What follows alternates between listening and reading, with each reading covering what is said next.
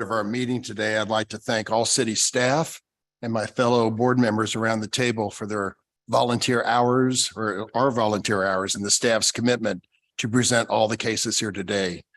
They really help us out a lot and very much appreciated. And to my fellow board members, thank you for your time. This is an unpaid position and we come here the second Tuesday of every month to hear your cases. So thank you, my fellow board members. So with that, welcome to the January 10th, 2023 meeting of the Board of Zoning Adjustment. And before we start to review the cases, I'd like to swear in all city staff members who are present and giving testimony today. So will everyone please turn on your cameras and or raise your right hands to be sworn in. We read your. Yep, Jared Clements. Oh, wait a second. Let me do it first. So do you solemnly swear or affirm to tell the truth and nothing but the truth in this hearing today? Please identify yourselves. I do, Jared Clements. I do, Joe Rexwinkle. Ruth Tommy, I do. Matthew Barnes, I do. Anyone in Zoom, Jared? Yep, we have three members of city staff via Zoom. Okay. Redonda Coleman, I do. Going? Jim? James Duddy, I do. Thank you. Justin? Justin Smith, I do. Perfect.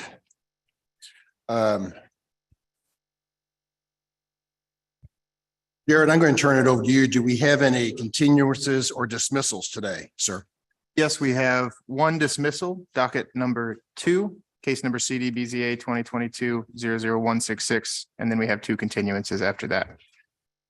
Case number 5, docket number 5 and docket number 7.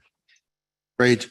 Do we have anyone either in person or in the audience who's here to object to those continuances and or dismissals?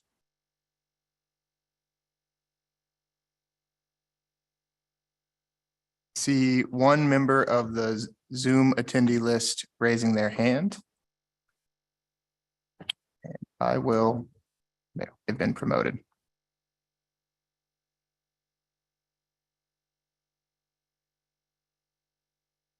Or actually, they lowered their hand, so I assume they don't want to speak. Okay. Board members, can I have a motion regarding these continuances and or dismissals, please? So moved. Thank you, Ms. Mixdorf, second by Mr. Gorence. All those in favor, please say aye. Oh, no, I'm sorry. Hold on. Jared's got to call the roll. Jared. Sure. Randy? Aye. Amber? Aye. Mark? Aye. Taylor? Aye. Moran? Aye. Lawrence? Started over. Aye. Perfect. Those are continued and or We need dismissed. we need to start it over with just voting members. So who's Who's the, everyone but Randy and Amber, I believe. Okay, so so just voting members. Ebbets? yes. Stiller? Aye. Moran? Aye. Lawrence? Aye. Mixdorf? Aye. Perfect. Thank you very much. And Jared, again, I heard case number 2. What was the other one? Was it 7? 5 and 7. 5 and 7. Thank you. All right, let's start with our first case, which is docket number 1. Case Mr. number. Ebbets, do you mind if I quickly read Oh, yeah. Yes, I'm sorry, please, for the Zoom No problem. audience. Sorry. just some notes about the hybrid meeting today. For those online, note that there are 2 categories of people participating in the meeting, attendees and panelists. Right now, the only panelists are the commission members and city staff and our court reporter. If you're an applicant or a citizen who's interested in a case, use the raise hand function when your case is called, and staff will promote you to the panelist position. When that promotion happens, you'll need to accept it. You will also temporarily appear as though you've been kicked out of Zoom. You don't need to panic. You'll reconnect shortly. If you are joining us via the app on a phone or a computer, please change your screen name to reflect your legal name. Understand that if you're calling in with a phone number, you cannot adjust your screen name, and you will also not be able to use the raise hand function in Zoom. If you are joining by telephone, you can use the raise hand function when the case is called by pressing the star followed by the number 9. At the time of promotion, the chair would like for you to turn on your camera and microphone if possible. so that the commission can see and hear when it is your time to talk. Your microphone needs to always be on mute unless you are giving testimony at the appropriate time. Also, a reminder that the chat box is only for questions about the agenda. Merits of each case should not be discussed in the chat box. For those in person, please approach the microphone when it is appropriate to give testimony. You need to have your exhibits ready on a jump drive and email the exhibits if admitted to your planner. If you are in person, there is no need for you to be on the Zoom meeting as well. Joining the meeting in both manners causes a lot of unnecessary feedback in the audio. That is all, Chair. Thank you very much. So again, we're going to call our first case, which is case number 43 with an address of 10211 North Everton Avenue. Will the applicant please come forward? And all those in the audience in Zoom, please raise your right hand. Those people in this audience, the live audience, if you'd like to kind of come forward and kind of sit near the front row. You will swear everyone in at one time. And then we will get testimony from you later.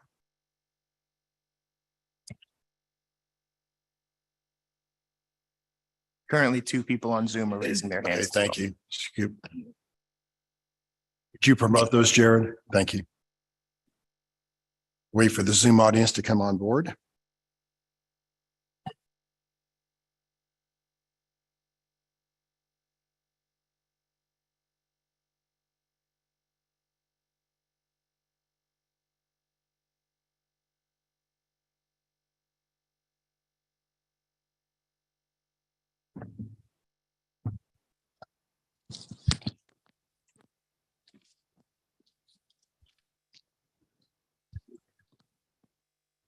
Coming online, Jared? There they are. You're joined up. I cannot see their names, Jared, in the audience. In the Zoom audience. Do you see their names? Let's see. So 1 second here. Connor in the tech booth, make sure that the Zoom presentation is set to all the different attendees. Okay. The members that are online are a John Guston, a Nancy Gorton, and a Patrick Butler, a Maria Theo Herodis.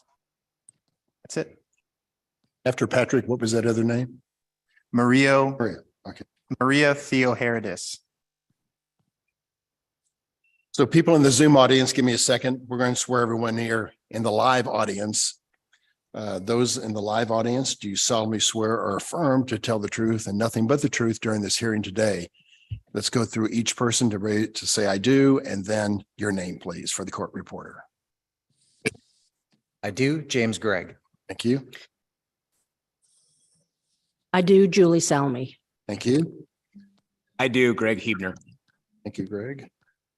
Oh, no, you're right. What about in the audience out here? You got to come up to the microphone so you can be heard. Come on up and just say your name and I do, if that's what you affirm. Lisa Montier, I do. Thank you. Anyone else in that front row who's going to give testimony? Nick Lawler, I do. Thank you. Going for testimony on that case. In this case, of course, this one case today, right now that we're on, For this case. this Heather- case only. Heather Versfeld, I do. Thank you, Heather. Gretchen Forrester, I do. Thank you. Penny Thomas, I do. Thank you. Courtney Deister, I do. Thank you. One more guy. Robert Elsie, I do. Thank you. And who's presenting on your side? Who's going to be the presenter? Okay, great. Have you looked at the staff report, which is on page 4,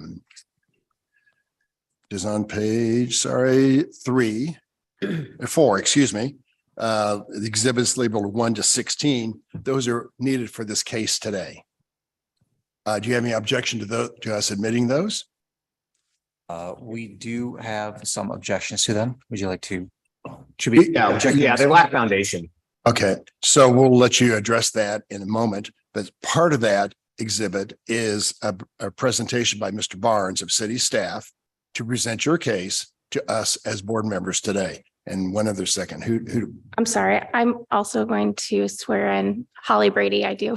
thank you, Holly. Okay, so Mr. Barnes, thank you.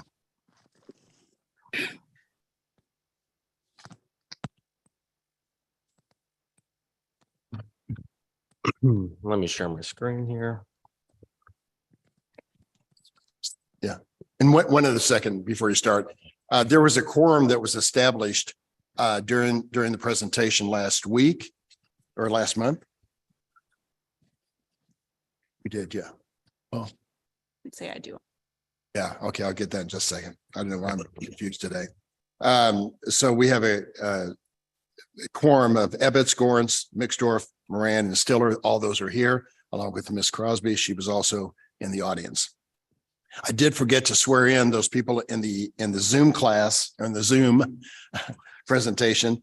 John, will you please, John, Dustin, Patricia, and Maria, will you please raise your right hand to be sworn in? Do you solemnly swear or affirm to tell the truth and nothing but the truth in this hearing today? Will you please say your name and yes or no to that affirmation? John Guston, I do. Thank you. Maria Theoharides, I do. Thank you. You have any other people in the Zoom? Nancy Gorton, I do. Thank you. Patrick Butler, I do. Great. We'll let everyone give some testimony here in a minute, but again, we want to hear from Mr. Barnes to present the case.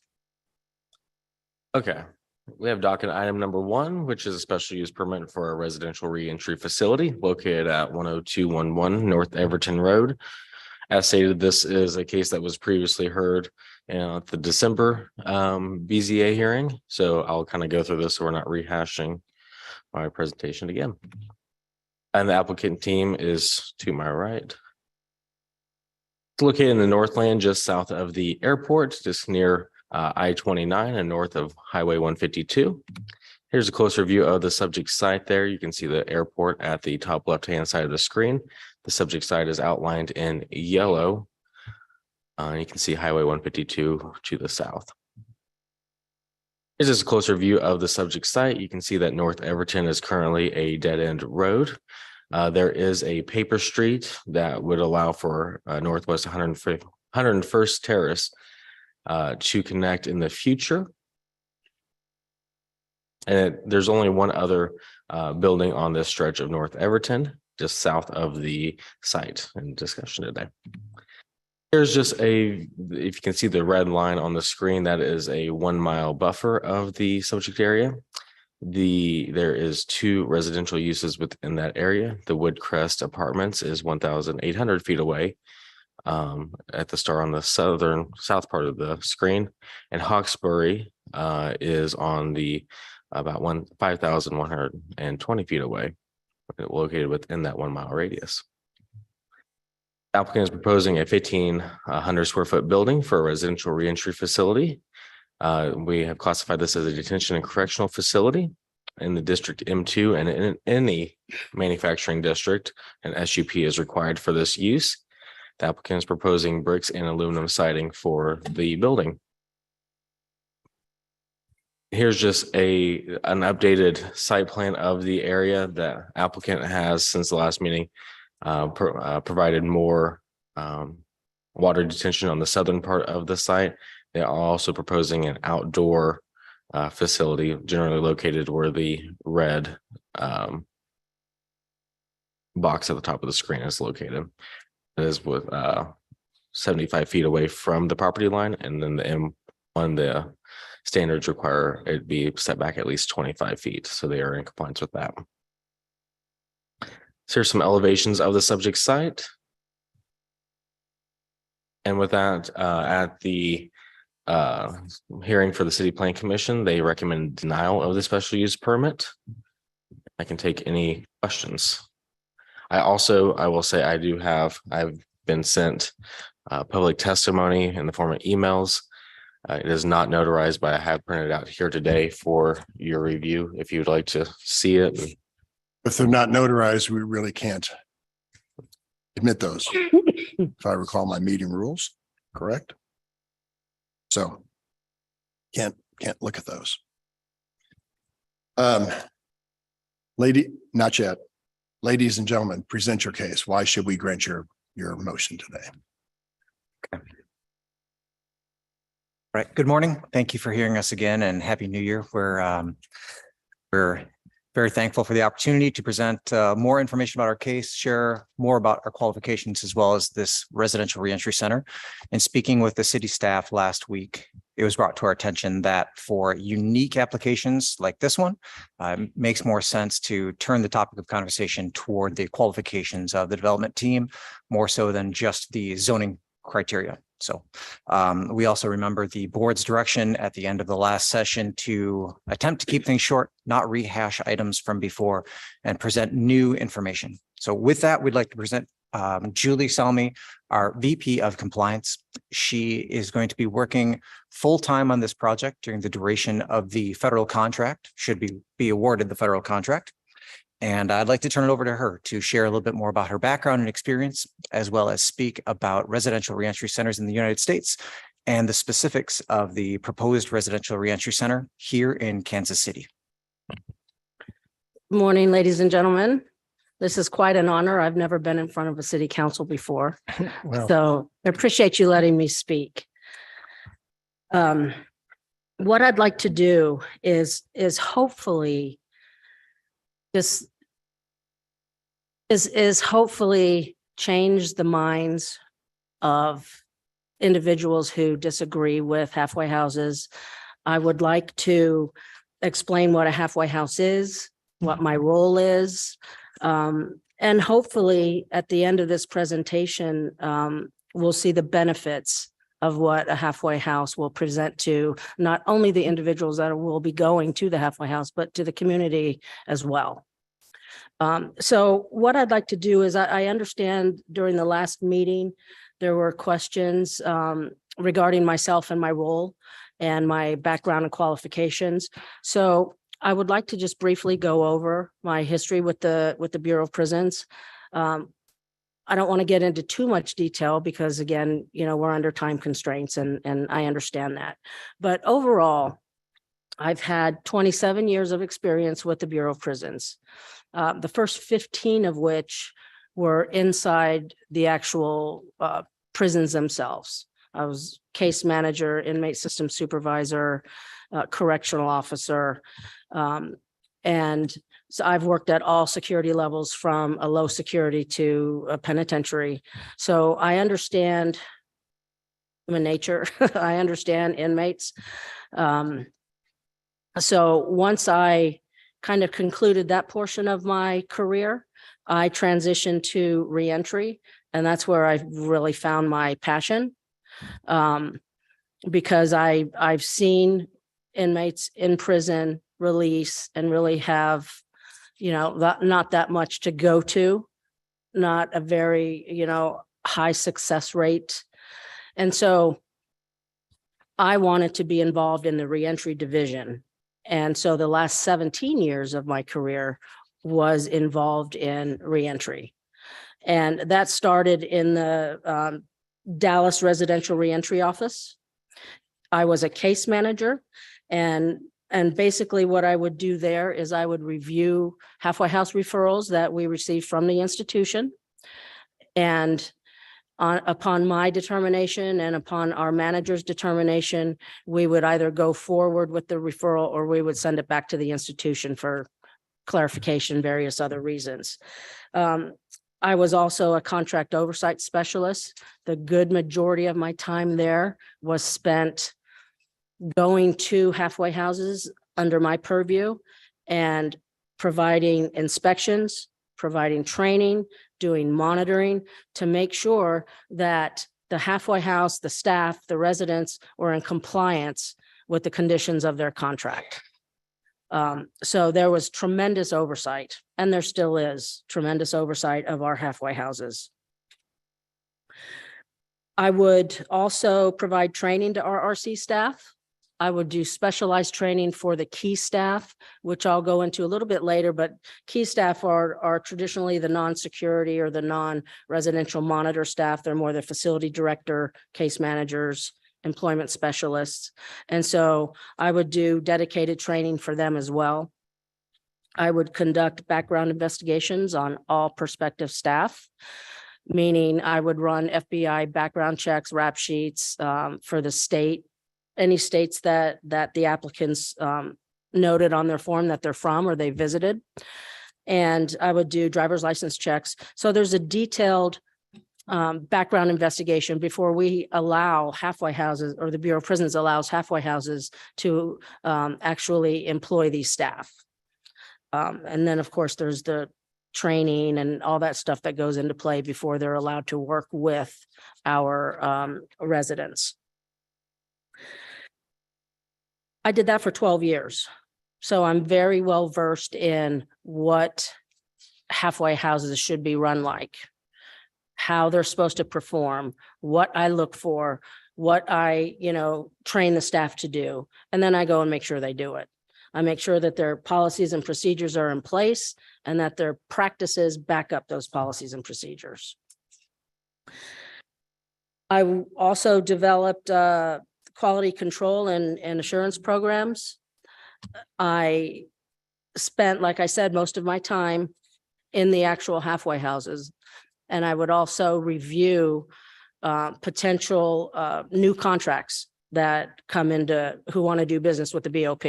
So I'm familiar with the process of community members or companies wanting to do business with the Bureau through an RRC.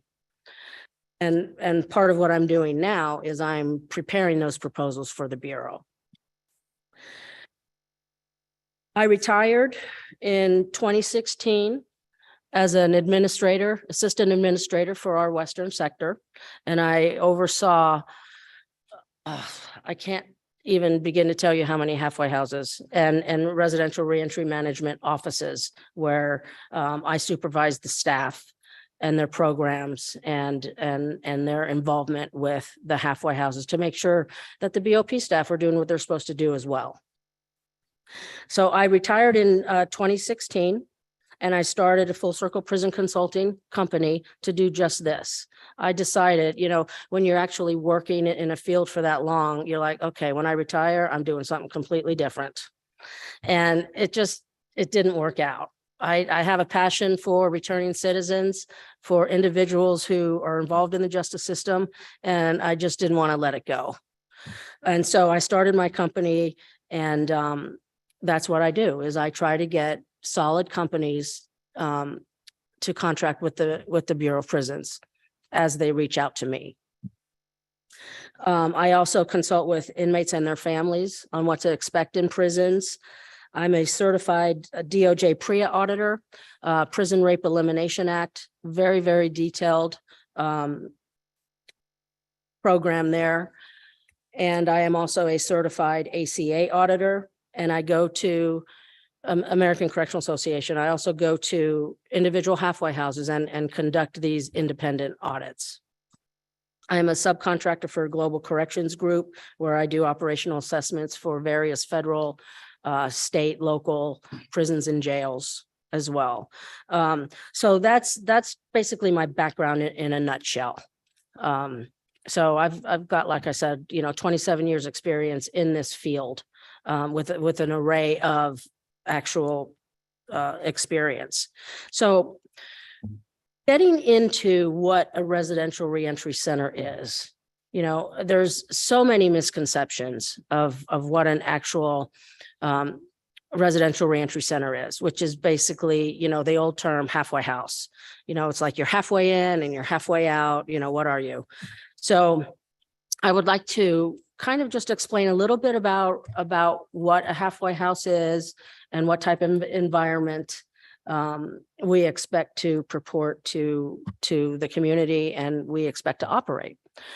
So basically, a halfway house, a residential reentry center, is a facility that provides transitional housing and services to inmates who are nearing their release. Some are all male, some are all female. The majority are co-ed adult inmates who are nearing the release of their sentence.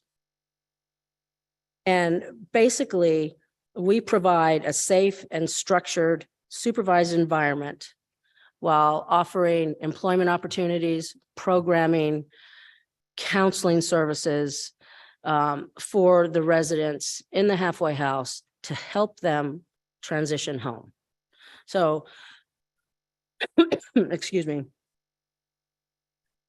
One of the questions that I was asked when I was working in the Bureau, and one of the questions that kind of changed my philosophy was, would you rather an inmate who's been down for 5, 10 years, or even less or more than that, released straight to the street with no services, with a gratuity amount from the Bureau and a bus ticket, and then boom, you're on your own. Go meet with your probation officer, or you're done with your sentence? Or would you rather them, while they're still in custody of the Attorney General in U.S. courts, go to a halfway house and get these services that will prepare them to reintegrate in the community with their families and transition home? And that's the goal of what a halfway house is. That's what we want to do. We want to provide the citizens of Kansas City with a place for these residents to go and get additional services for their successful transition. I mean, that basically is the bottom line. And without these halfway houses in our community, you know, the likelihood of recidivism is, you know, skyrockets, because, you know, with the courts, traditionally residents or inmates are supposed to release to their sentencing district. So anyone who was sentenced in Kansas City are most likely coming back here, back into their environment that got them in trouble, back into their environment where they had no support system, which they got in trouble to begin with. So do we want to have them go straight to the street? You know, my thought process on that is no. So again, why do we want to release an inmate to a residential reentry center? Because it provides, contrary to what some of the misconceptions are, it does provide an element of protection to the community, because these residents will be supervised, they will be monitored, they will be required to do programming, and we will know where they are 24/7, basically. And we're going to get into a little bit of the accountability with Mr. Gustin, with our electronic monitoring system, as well as what we're going to do at the halfway house in addition to that. So it provides a step down from incarceration. Like I said, you're not going straight home. You're not going straight to the streets. You're going to this facility to gradually have access to the community. And again, it provides programs that will help them to rebuild their lives. You know, you got to remember that a lot of guys and you know, guys generally, inmates who are incarcerated for a long period of time, there's an element of fear. There's an element of stress. There's an element of, oh God, what am I going to do? And we answer those questions for them. We help them with their stress. We help them with their fears and give them hope and a way to successfully be a member of our community again. So the process, I'll be brief on this. The process for referring an inmate to a residential reentry center encompasses several aspects. It starts with the institution, where they determine who is eligible and who's not. And they do a 5-factor review on this inmate, which basically is they look at the resources that the facility is going to provide. Is it going to be a benefit fit to the inmate? They look at the nature and circumstances of the offender's offense. Is he an extremely violent inmate? Does he have a huge disciplinary record while he's been in the institution? Is he an escape risk? Is he a deportable alien? Those situations, inmates are traditionally not referred to halfway houses. But the first thing, you have to meet the eligibility requirements time-wise, 10% remaining on their sentence. And then they take into consideration anything additional from the sentencing court or any new program statements or whatnot from the sentencing commission. Take all of that information, they send it to the warden. And the warden is the final say in an institution of who goes. So if he says, yes, this inmate is eligible, they send the referral to the local residential reentry management office, of which I was one of those staff members. At that point, we would take the referral, we would do a bunch of background research on it. We would weigh, the importance of this particular inmate and how long he's going to be in the halfway house. And then we determine, yes, he's good to go, or no, we've got some more questions. So we send it back to the institution. And then we get it right and we send it on to the halfway house. There is an expectation that the halfway house will accept the residents that the Bureau of Prisons refers to them. And there is an expectation that the halfway houses will be able to manage these residents. And we have 162, 2 or 3 halfway houses across the country, where all these, various inmates from various states go. And in the Bureau of Prisons right now, currently, there are almost 160,000 inmates. So of those 160,000 inmates, the majority, at 45%, are for drug offenses. And when you get into the more violent type, or what's the word I'm looking for? Nasty type sentences, the sex offenders, which are in the federal system are traditionally internet non-contact. They're 11% of the population, almost 12% of the population. So 45 drug, about 11% sex offenders. And then you go down and you look at the homicide rates. You look at murders, the aggravated assaults, the kidnapping. Out of 160,000 inmates, only 3.2% of those are the extremely violent. So very, very minimal percentage-wise in our federal prison system, which also means a very low statistical rate of those residents coming to our halfway houses. Although I will say that when you have residents or inmates who have served longer periods of time, those are the ones we actually want in a halfway house, because those are the ones that need it the most, the transitional services. And getting briefly into security levels, minimum security levels, camps, where there's no fence. There's almost 15% of those inmates are at minimum security. You go to low security and 35.5%. So the low security, the minimum security, which is at 33%, and then you have a high security at 12%. So the high security are the more violent, are the more lengthier sentences. And there's only 12% in our high security penitentiaries out of the whole Bureau of Prisons. So again, the transfer rate to a halfway house for those guys are going to be smaller than the low security, the medium, and the minimum security. So that's who's coming to our halfway house, basically. And when they get there, they don't just have free reign to do whatever they want, go wherever they want, whenever they want. So we have a categorized component system, which basically means we allow gradual access to the community. So when they first get there, they're going to go through an in-depth intake and orientation process.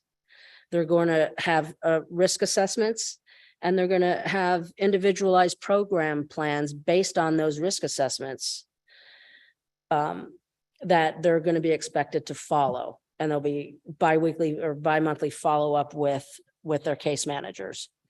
So when they first get there, they're going to be in the community corrections component, which is the least,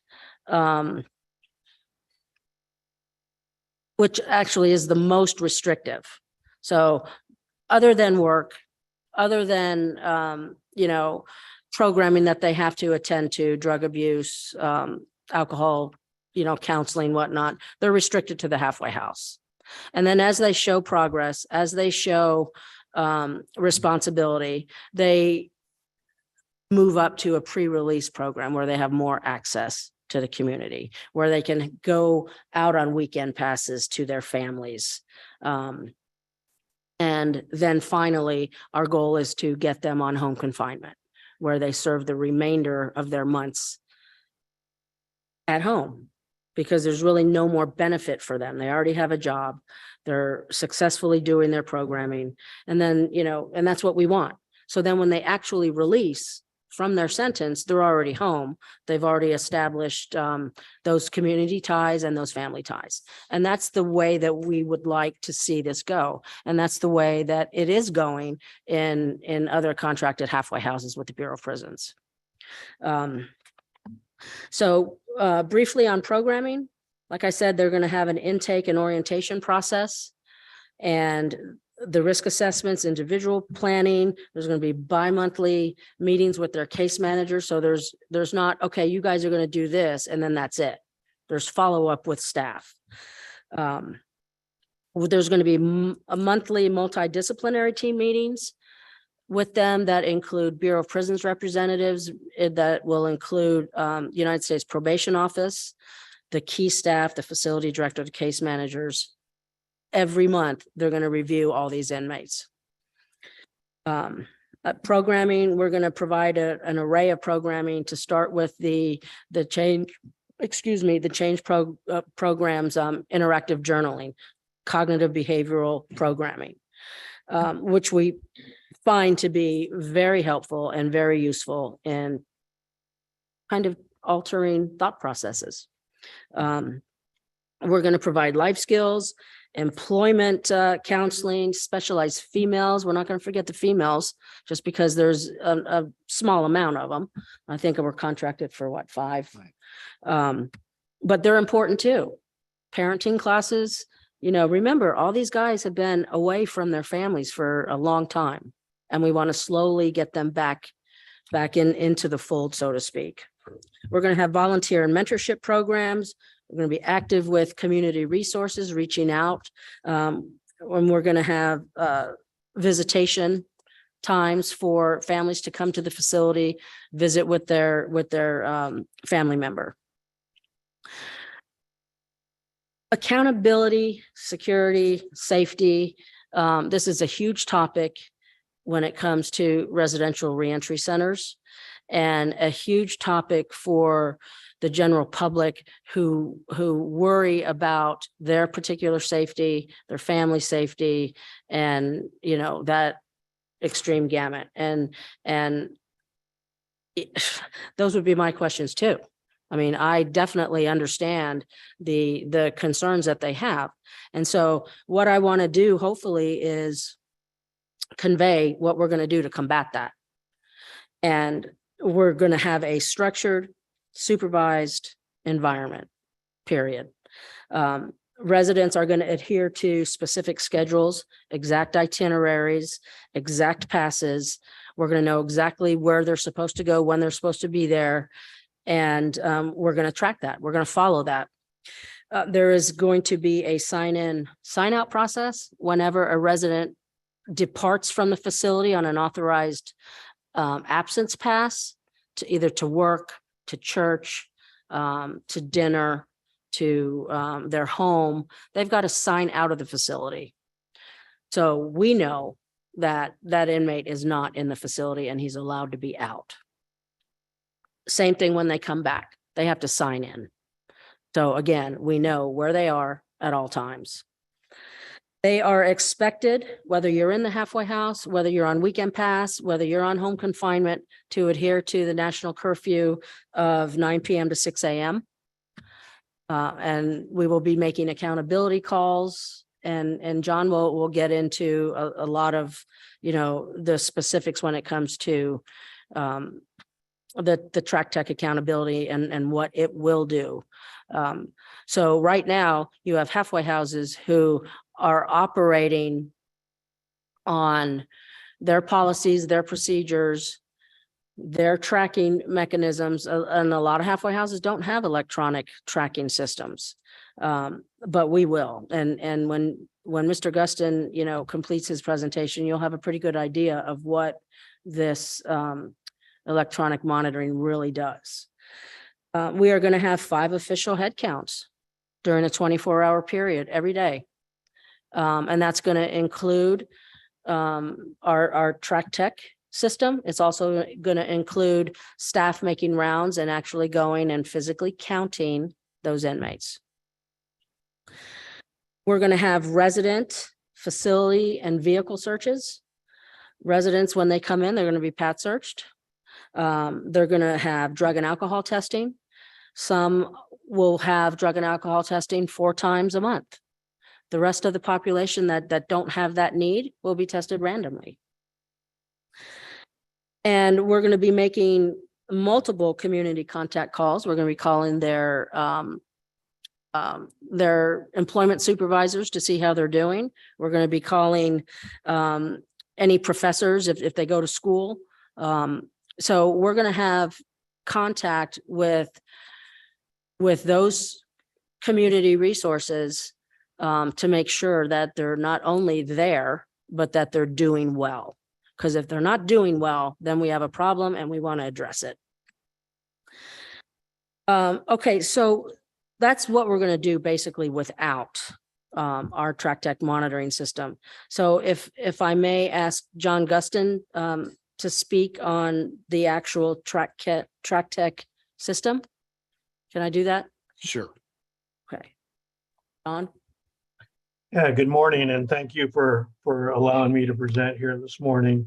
By way of a little bit of history on myself, I also have 32 years of government service. I retired a year ago, December. For the last 24 years of my government service, I worked for the Bureau of Prisons in community reentry programming.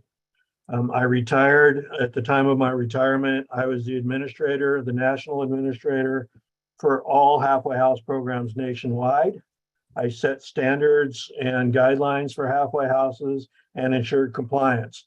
And we did that through all of our field offices. As Julie mentioned earlier, I had the honor of having Julie as one of my employees for a number of years. So having said that, one of the things that I looked at when I was ready to retire is how can we better community supervision and how can we better what's going on in the community? And I encourage all of you to, as you're considering this use permit, to go with the facts. The Bureau of Prisons has less than 4% recidivism from any of their halfway houses nationwide. Halfway houses have been shown to work. There are no studies that show a negative impact of halfway houses in the community. There is no evidence to support that halfway houses increase crime in the area. There is no evidence to support any of these biases or prejudicial type activities towards halfway houses. Halfway houses are incredibly beneficial to the community. They provide transitional housing and assistance to individuals that otherwise would come back to your area with no supportive structure. And I will tell you, if you have no support in your community, we're going to add to your homelessness population. We're going to add to the crime population because there's no support structure for these individuals. So with that, if I can, I'd like to share my screen. So Julie, I need you to stop sharing yours if you can.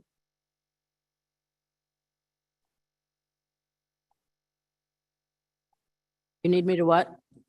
Stop sharing your screen, which you did. So I am now the Chief Marketing Officer for Track Tech.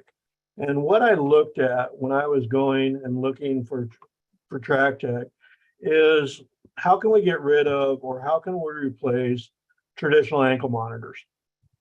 Traditional ankle monitors, for those of you that are familiar with them, have two modes. Either you're in compliance with the program or you're not. Traditional ankle monitors are also incredibly resource intensive. So I will tell you that of the almost 300 halfway houses, and Julie's number was an older number, so almost 300 halfway houses nationwide, none of them have the resources to appropriately monitor somebody on ankle monitors. Because again, it's very resource intensive to set in inclusion zones and exclusion zones and track where they're going and how they're going to a place. And they also have a stigma associated with them. When you see somebody on the bus or you see somebody in the community wearing an ankle monitor, you immediately think, okay, that's a sex offender. And usually they're not. Again, as Julie pointed out, less than 5% of the population of the Bureau of Prisons committed a hands-on or violent offense. The majority of our offenders are drug offenders. So with Track Tech, we really looked at providing individuals with tools that they need to succeed. And we looked at doing that through a tool that all of us have today, typical smartphone. But we provide a secure smartphone, and we give the smartphone to all the individuals in the halfway house. We give them a smartphone that requires that they unlock the phone and perform functions on it through biometrics. So either facial recognition, voice recognition, or fingerprint recognition to unlock the phone, and also for accountability and case management. So we provide the accountability case management. We are tracking the phone. Again, tracking of the phone is a lot more accurate than tracking of a GPS ankle bracelet. A phone allows you to track individuals through cellular signals, through internet signals, and also through GPS. And we use the trimodal method of tracking.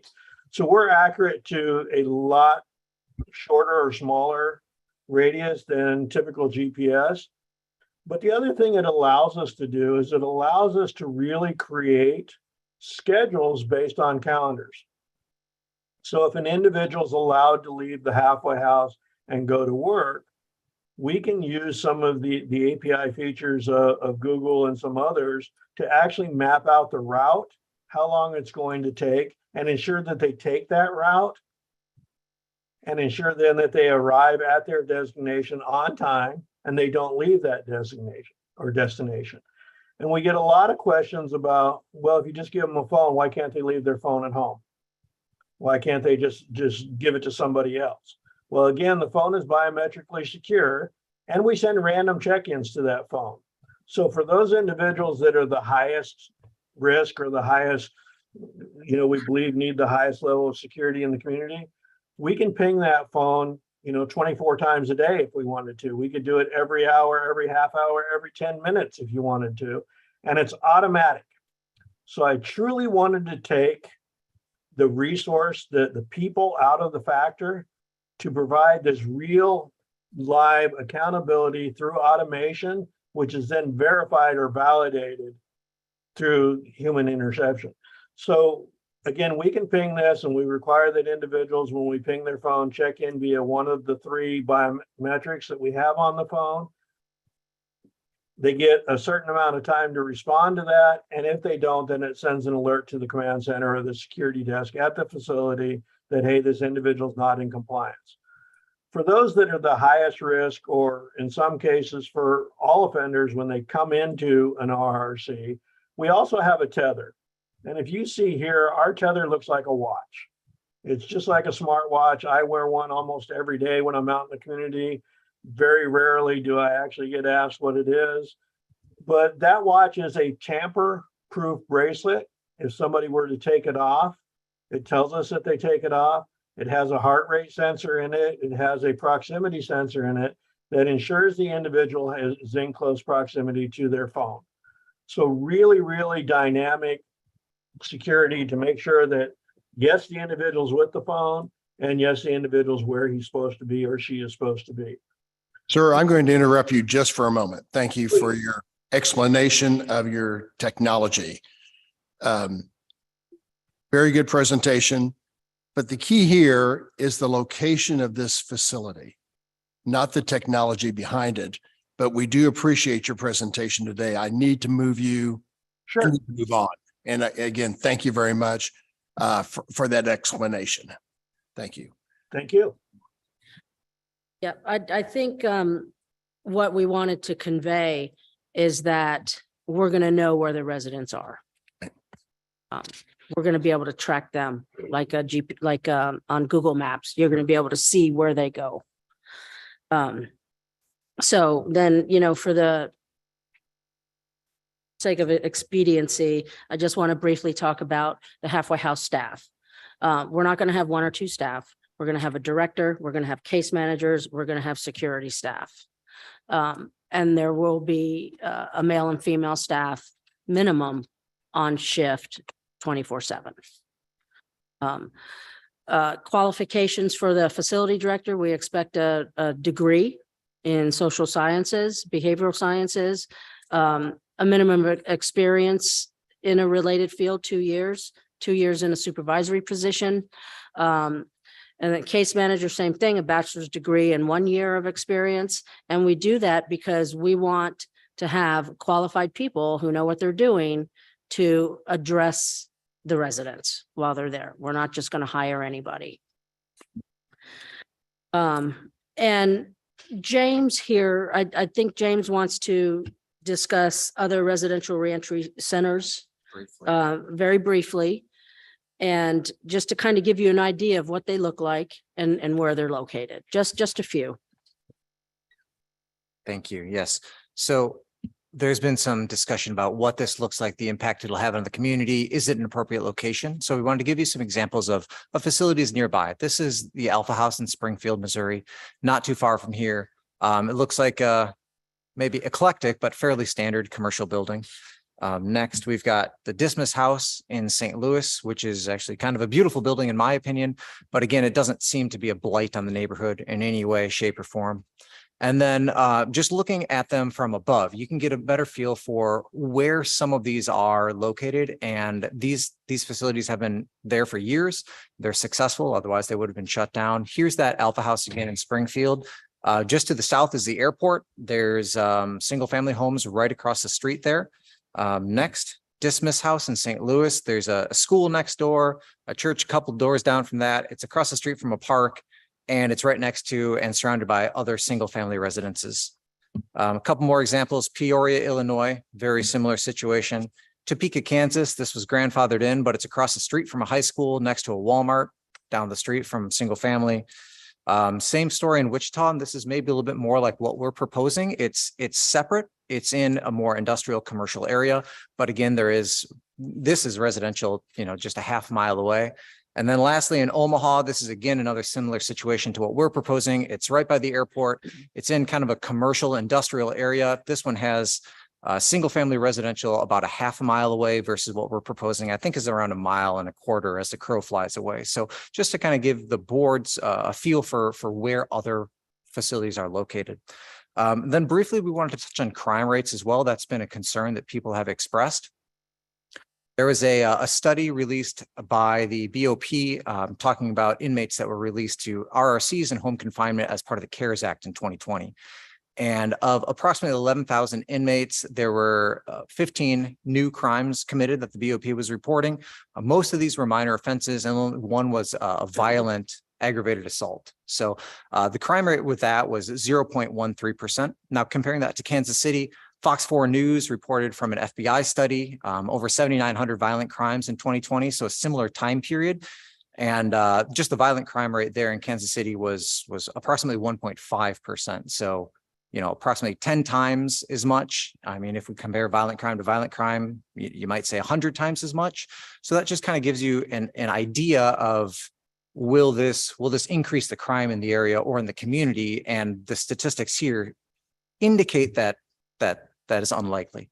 Then last, we wanted to add just a quote from our mayor here in Kansas City. Just this was December 7th on Facebook, talking about enforcement, prevention, and reentry are keys to stopping the cycle of violent crime in our city. He obviously knows that we need to do something different. And like Julie was talking about, we want to give these residents an opportunity to improve their life and not just end up on the street, not just end up as another statistic. So I think that really addresses our last slide here as well. So we thank you for your consideration and thank you for your time. Thank you. Let's hear from some other people in the audience. Oh, I'm sorry. First of all, let's have board members' questions of James, Julie, or anyone on the committee. Mr. Gorens. What percentage of these inmates get out and end up back in the prison system again? You have numbers on that? John, would you have an idea on the actual recidivism rate? Yes, I do. So national recidivism rates for the Bureau of Prisons sit at about 40% recidivism after 3 years of being released.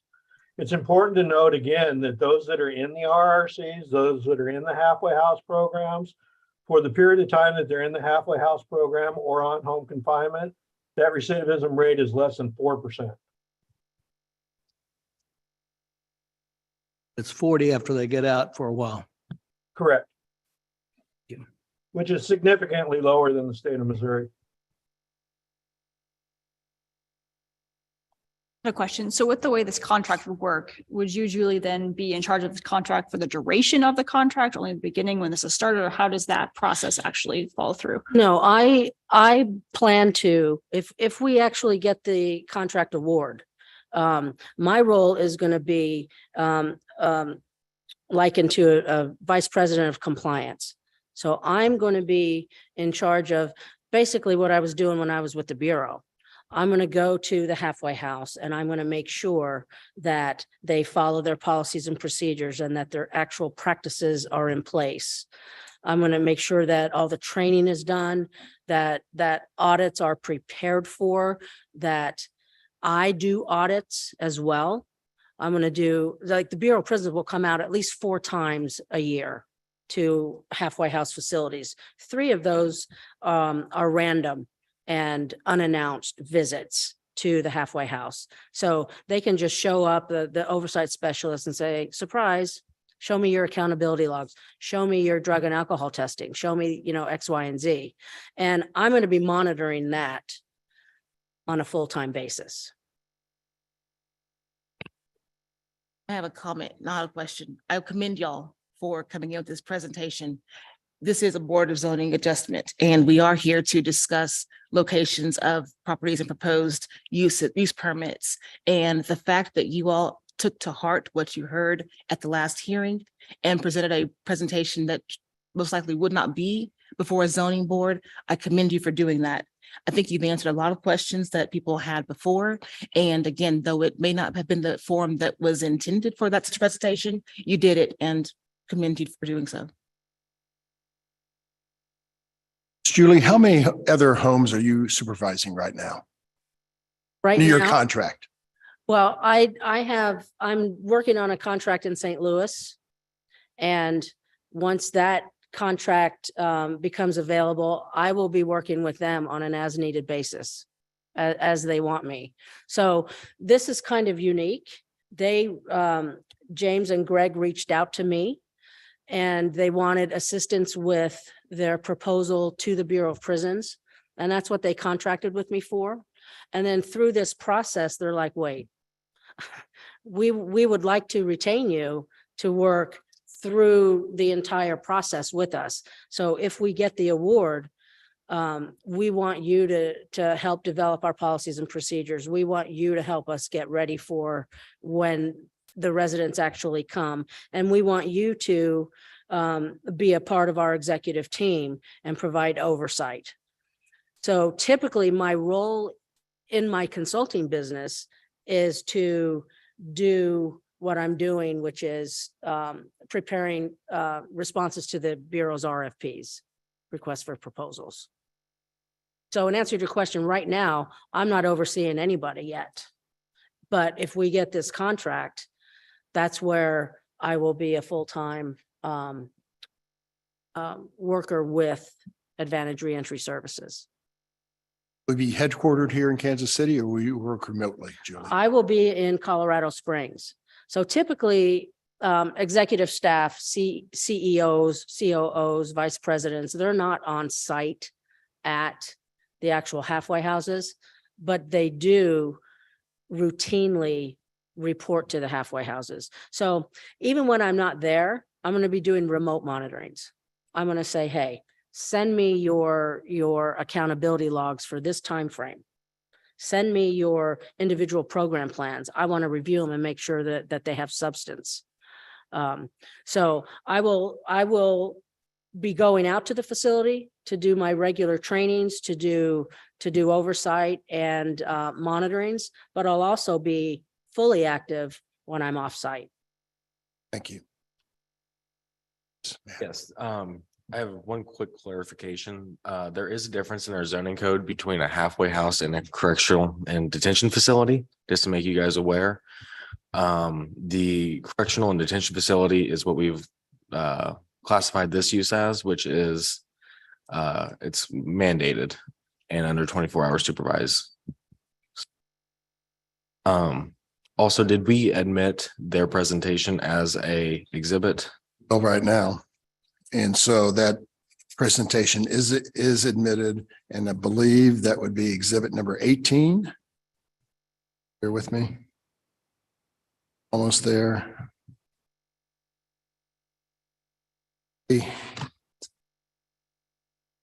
Yet I will. The stuff. 17. 17, that'll be admitted as exhibit number 17. Thank you, Mr. Barnes. Matt, I've got a quick question for you. CPC turned it down. Did they rehear it in January? It was just that one turn down in December. Yep, they have not reheard it. Yeah, thank you. The opposition would be reminded that as you come before us, don't repeat what the person before you just said. Just make unique testimony if you don't mind. Come on up to the microphone up here. Whoever wants to come up first. Yes, sir. I'd like to speak on behalf, if that's all right. Sir, we've heard a lot of testimony already, but please make your remarks brief. Come on up to the microphone. Thank you for allowing me the time. Support, sure. My name is Robert Elsey. I am the founder of an organization called In the Name of Grace. We have the contract to provide outreach for Oxford houses here in the greater Kansas City, Missouri area, as well as the entire state of Missouri. We provide outreach for currently what is 24 houses in the area. I would just like to speak very briefly about the success of transitional living and what it's done for our community. The recidivism rate at the Oxford houses is currently less than 1%. So about 40% of the folks in these houses were recently incarcerated, and the average rate of incarceration was up to 7 times. The structured transitional living provides them the ability to have a hand up, moving back into society as they learn to adjust to becoming productive members when they were previously dependent upon the system. Real quickly, a very brief story. A gentleman who, after 5-year incarceration in the federal penitentiary system for drug trafficking, he has been 18 months. He's moved out of his Oxford house. He now has saved up enough money, and he sees such a benefit in having these houses. These are single family houses right next door to you here and there. In fact, we met with a county prosecutor here in the city, told him where one of the houses was. And he said, holy smokes, that's right in my backyard. And it literally was. He said, I guess I need to know where that is since I send people there from our drug courts. So a lot of these folks are tethered, and they're living that situation. But the real secret to success is that they don't hit the streets leaving incarceration, or in their case, possibly recovery center. They hit the street, they have a job. They've learned how to manage a checkbook, take care of themselves. And hopefully what they're doing is for multi-generational change and stopping that cycle of the stigmatism that they endure. Thank you for your time. Thank you very much. Any other support people in the audience? Let's hear from the support, then we'll get the opposition. Thank you. Mahomes. My name is Lisa Montier, and since the age of 13, I've been beyond parental control. In 1996, I was 80132, and in 2003, I was 42550-180.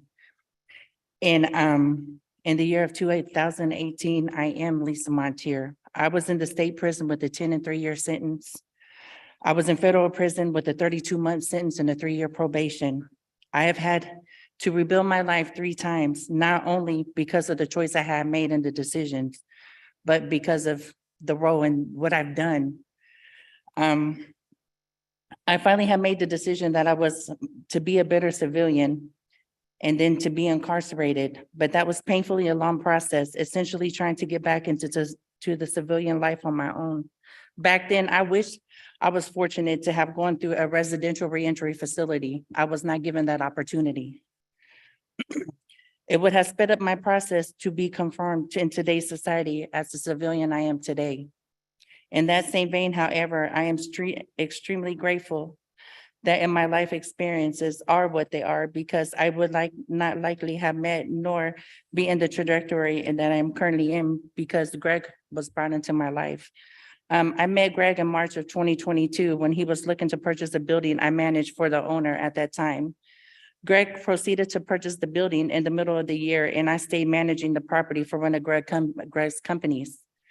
Greg saw the person I am and the person who I can and who I will become, and not the person I was. He has challenged me to grow more mentally over the past 6 months than I have in my prior 44 years of my life.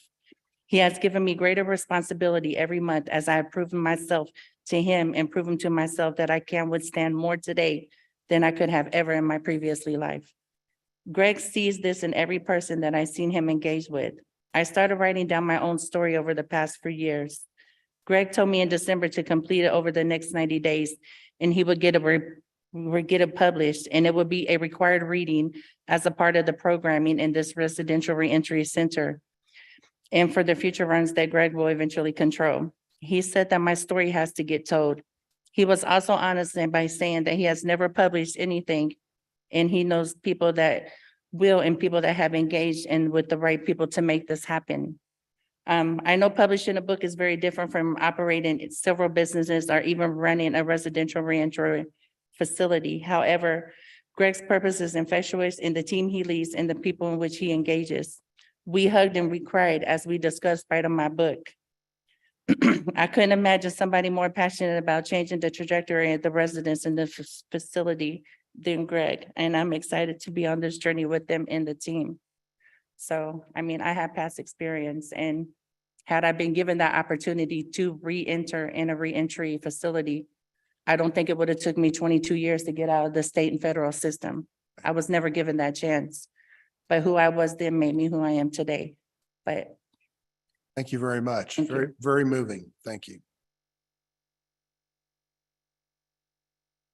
Anyone else in support? All right. Opposition, come on up.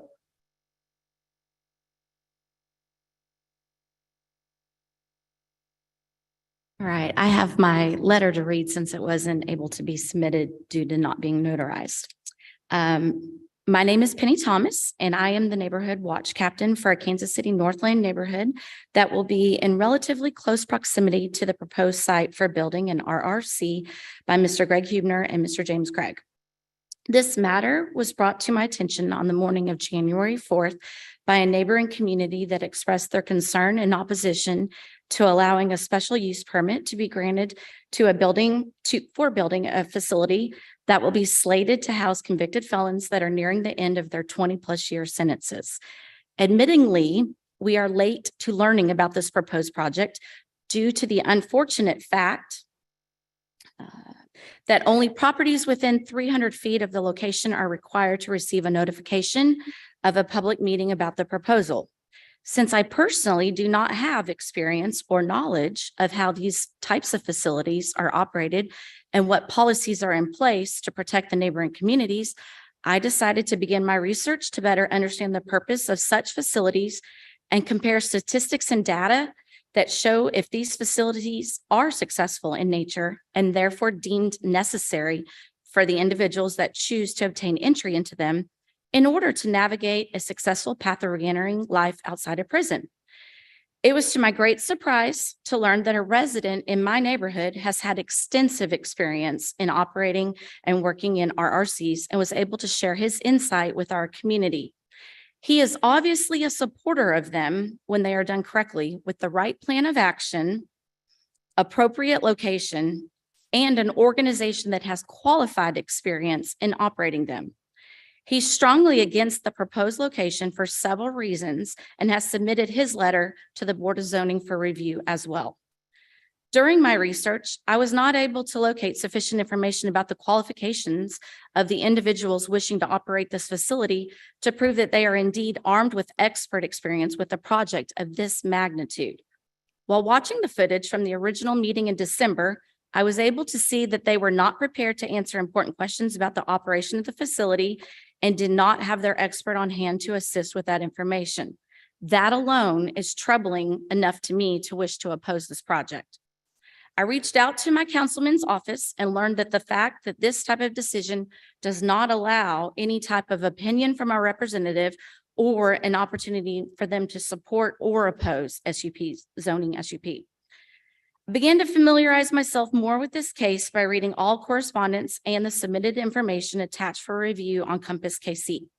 I was intrigued to learn that the City Plan Commission denied the developer's submitted plans at their meeting on December 6, 2022.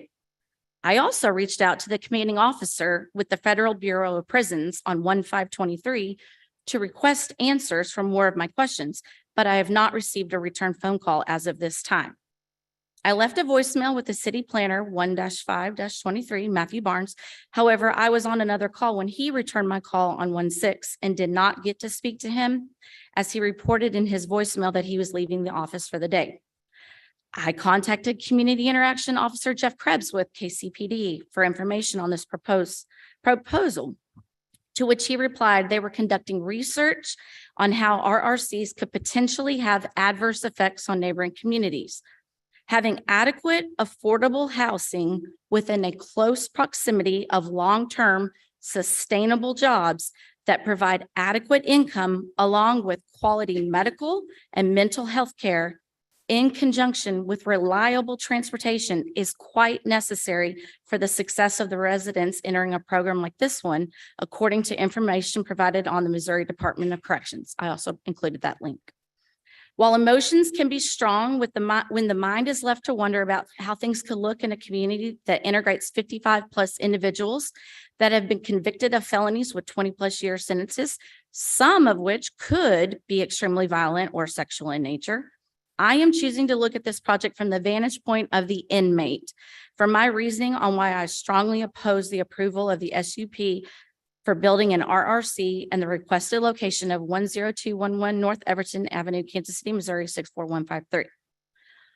While we all want to do our part to help others that may have suffered inequities in their lives or stumbled upon hard times, I am not of the belief that these matters are for anyone to handle without adequate training and knowledge of best practices in what could potentially become a dangerous and unsafe situation in the connected community. I'm not convinced that providing convicted felons with a Track Tech phone while they navigate the community in which my family lives and interacts is a sufficient tool to provide my family with a sense of security that we desire or deserve based on our choice of living here before the idea of an RRC was ever an option. As the father of daughters himself, I challenge Mr. Huebner to strongly consider whether or not he would agree to building this facility within minutes of his own community in Lawrence, Kansas.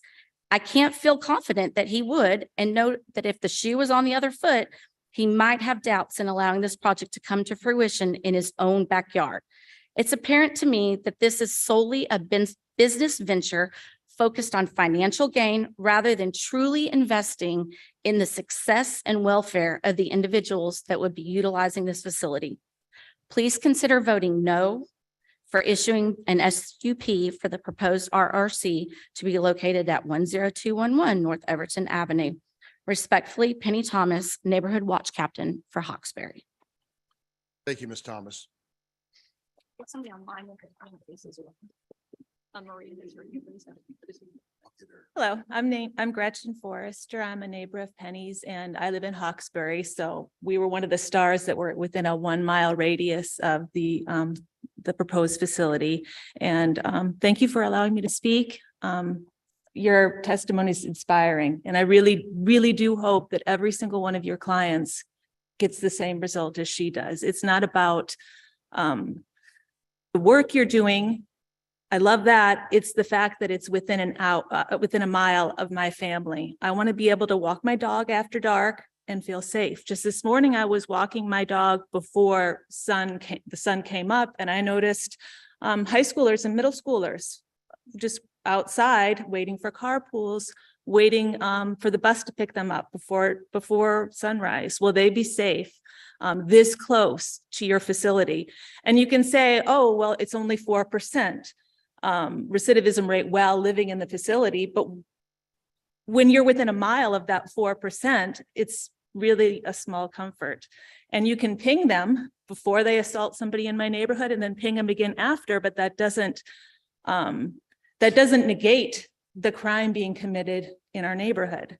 Penny mentioned a neighbor. Well, I apologize. I feel unprepared.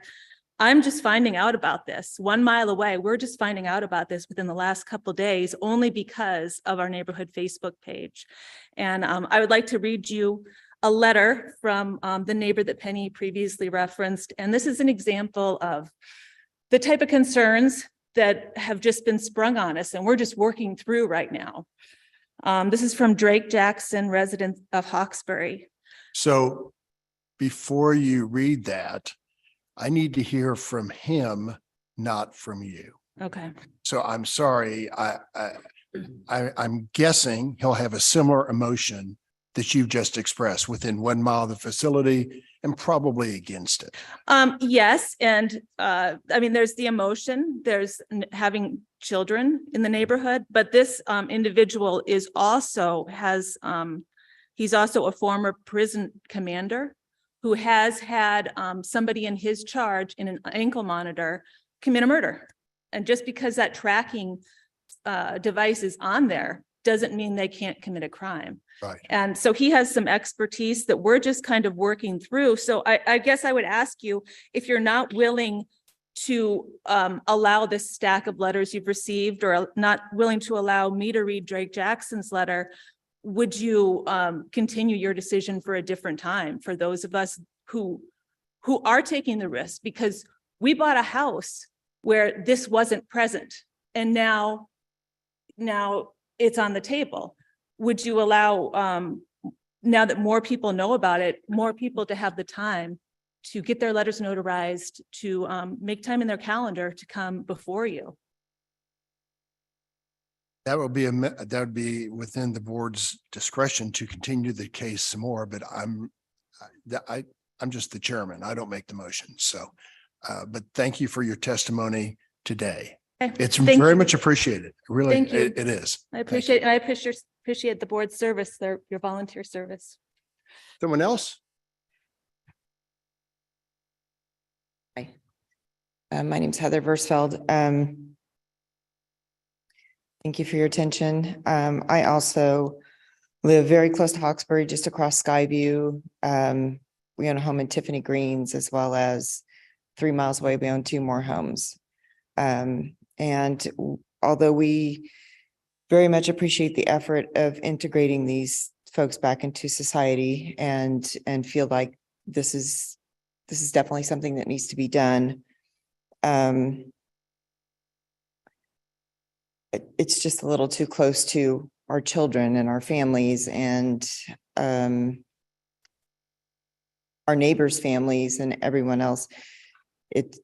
We just feel like it's not the appropriate place. And we also feel like not everybody may really rehabilitate in the way that this program is designed to do. And that would leave our families exposed unnecessarily. And as Gretchen mentioned, we bought these homes in advance of this facility going in, years ago, and there was no talk of it at all. So what will that do to our home value. We're very concerned about that. Very concerned. So our safety of our children and property valuation is two major concerns for us. Just want to bring that to your attention. Thank you. Thank you very much for coming before us. Yeah, we'll get the people online in just a second. Anyone else in the live audience who wants to come up?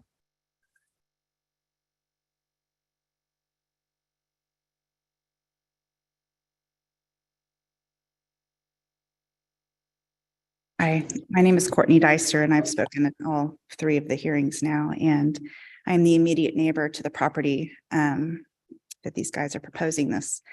First, I would like to mention that in discussion with Matthew Barnes, I was told specifically that these letters did not need to be notarized. And so I have 35 letters submitted, and I asked specifically, do these need to be notarized? And I was told no. So you can imagine my disappointment to get here this morning and all my work is for naught. Is there any way we can get those? It's not for naught, Courtney. I've been on this committee for many years and we do see opposition letters. So there'd be, I think this board understands that there's opposition, and to have 35 different letters presented before us is nice, but I think your testimony right there is good for right this second. Okay, well, several of those letters have some very valid points that I wanted. Well, bring those to me right now. I mean, just tell me in your words what some of those points. Well, are. I have prepared my argument. Thank you. And I would like to read this to you yet again. I appreciate the experts they've brought in, but I think we have seen that this has been a progressive growing plan. They have not been prepared. They have brought in paid consultants who are clearly qualified in their roles. These paid consultants will not be part of the day-to-day operations. They'll be living in Colorado Springs or wherever. I'm not convinced that James Gregg and Greg Hubner have any experience. They say they do, but they cannot tell me where, when, how, no details. So I am basing my request that you guys deny this, and I would like to state my opposition. First, this is a very high-risk facility operated by inexperienced real estate investors. I'm a real estate investor myself. I would never in a million years pursue something like this because I have no experience. I don't know how to do this. Mr. Gregg and Mr. Hubner have demonstrated over and over their lack of knowledge in running a facility that will house 55 felons who are right out of prison. When asked, they can't get evidence, their experience and their answers to simple questions about security, et cetera, are not only vague, but constantly changing. They come like they know what they're talking about today, but she knows they have not spoken, as you can tell. My husband and I met them shortly after the last hearing to see if maybe we could get more clarification on their experience, like maybe we were missing something. We left the meeting even less impressed with their answers and more unsure of this project. They can present experts and manuals all day, but that doesn't mean they know how to run a prison. I can present you with a manual on how to run a nuclear power plant, but that doesn't mean I know how or should be trusted to run one. The expert they have here today is a paid consultant who won't be a part of the day-to-day operations. We shouldn't be looking to her expertise. She won't be running the facility, but as part of the team, as they've said. At the very least, we should be asking James and Greg for their expertise. And since they plan to be the operators, they will ultimately be responsible as the owners. Their expertise and experience is what matters, not a consultant's. I believe this body should be looking for vetting them. Secondly, is my belief that the proposed facility does not meet the following approval criteria the board is instructed to follow when approving an SUP. And I presented a letter, I hope you got that one at least, stating where I believe it doesn't fit the criteria. And I'll just read off. Criteria 88-525-09-B says it must be in the interest of the public convenience and will not have a significant adverse impact on the general welfare of the neighborhood community. I've reached out to local business owners, HOAs, preschools, gymnastics facilities, the KCPD, and neighbors around. Everyone I've spoken to believes this will have a significant impact on the general welfare of the neighborhood and community, and they adamantly do not want this in this area. This is evidenced by the 14 signatures on the petition I submitted last time, the 35 plus letters I've sent in from neighbors, and the testimony that we've presented today. I'm not sure what greater evidence you need to prove that this will have a significant impact on the community. Criteria 88-52509-D says it must be compatible with the character of the surrounding area in terms of operating characteristics, such as hours of operation, outdoor lighting, noise, and traffic generation. This facility is a 24-hour residential facility. All surrounding businesses operate during the day and are not open after hours. The hours of operation for a residential facility do not match the surrounding areas. The operating characteristics such as people in and out during the night leaves room for worry that businesses aren't safe when the owners aren't in-house watching. A residential facility is a completely different entity than a business and does not fit within the character of the area.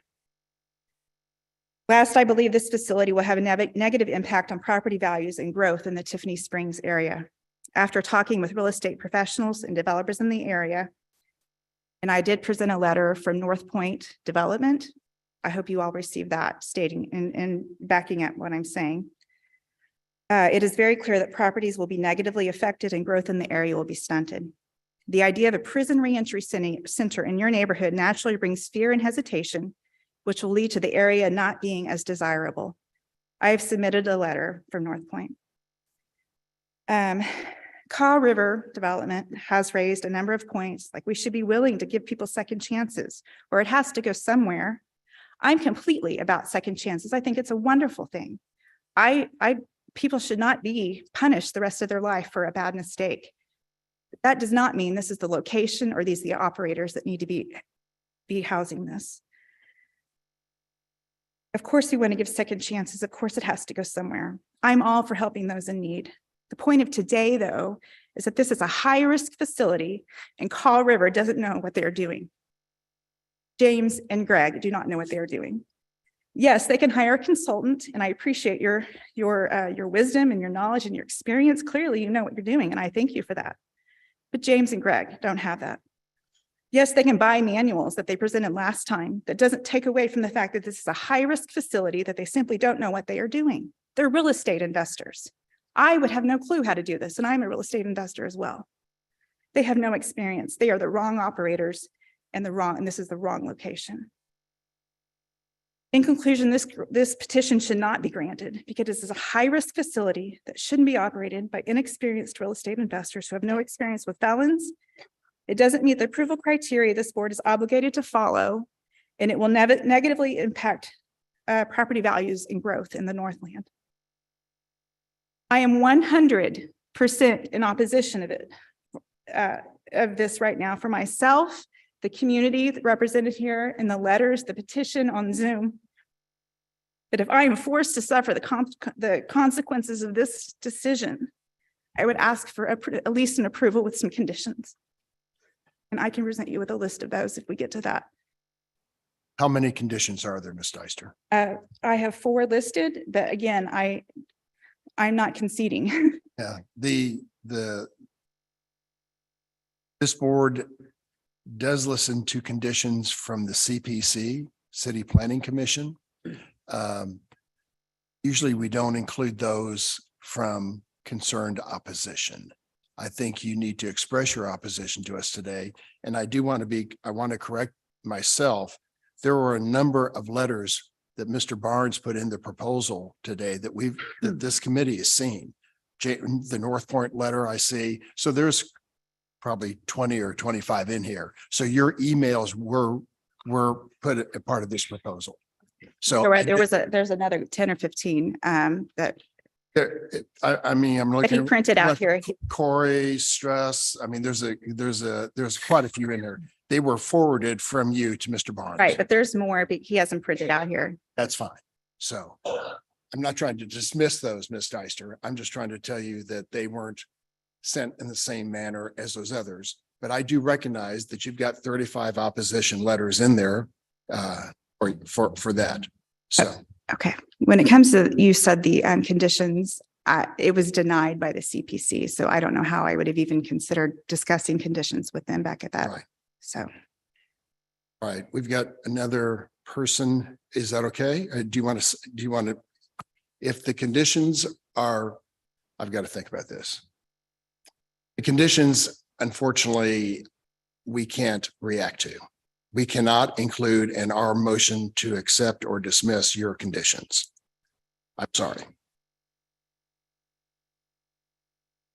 Do you have any other testimony? We have a lady behind you and we have someone in the Zoom audience, and I'm rolling against a forced break I need to make for city staff.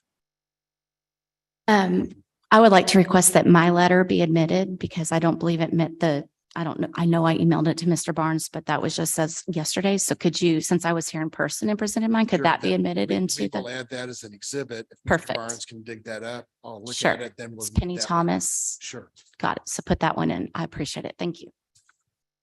I want to get one more person in opposition. Have I sworn you in yet, ma'am, as you approach? Yeah, I came late. Okay, sorry.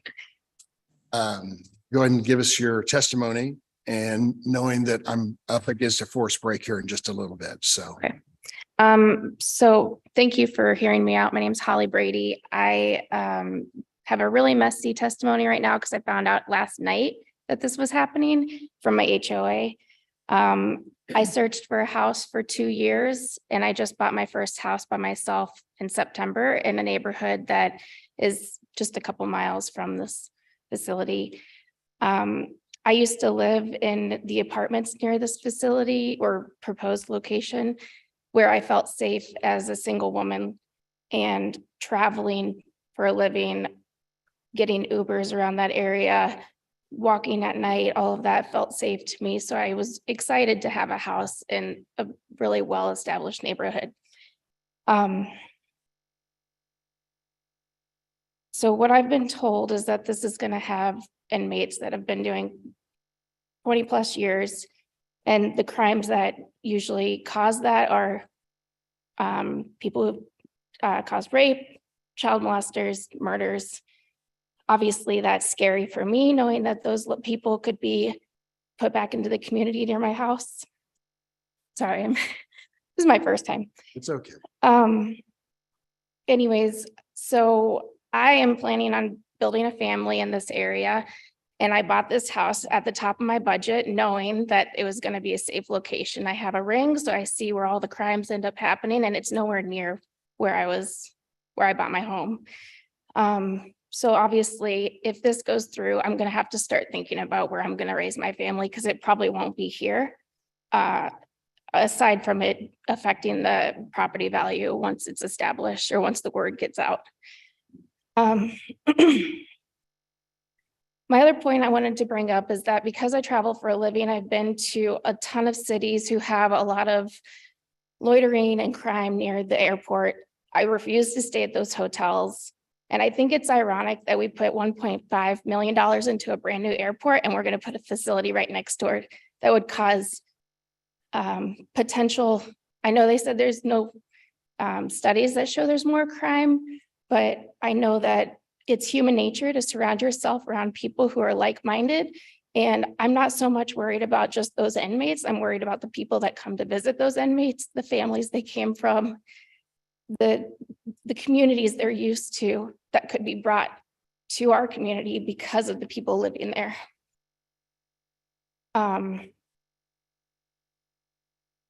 So I just want you to possibly think about we're trying to grow Kansas City and bring more tourists here. We're putting a lot of money into our airport and the new bars and all that stuff. And I know that I would probably be deterred to come here if I knew that it was starting to get a little bit more scary locally. Just a couple quick more points. You said that there would be a minimum of 1 female, 1 male. Sorry. At all times in this facility. Well, from my understanding, there's 55 inmates. I don't understand how you're going to watch 55 inmates and how you're going to prevent anything from happening. And the guests that are coming there with a minimum of 1 or 2 people the whole time. I have an elementary school right next door to my neighborhood and a little water park. And I just know people are creatures of habit, and even if it's not your inmates causing issues, it could be the people coming to visit them too. So I pose this, and I do support them coming back into the community, just not in this location, not near the airport, not near North Kansas City. Thank you very much. Thanks. So this board's forbidden to discuss testimony and this case outside this room. So we've got to take a forced break, but we're not discussing your case in the back room. All right, we'll be back in 15 minutes. Thank you. And people in the Zoom audience, we will come back to you. I apologize, but it's a forced break. Thank you.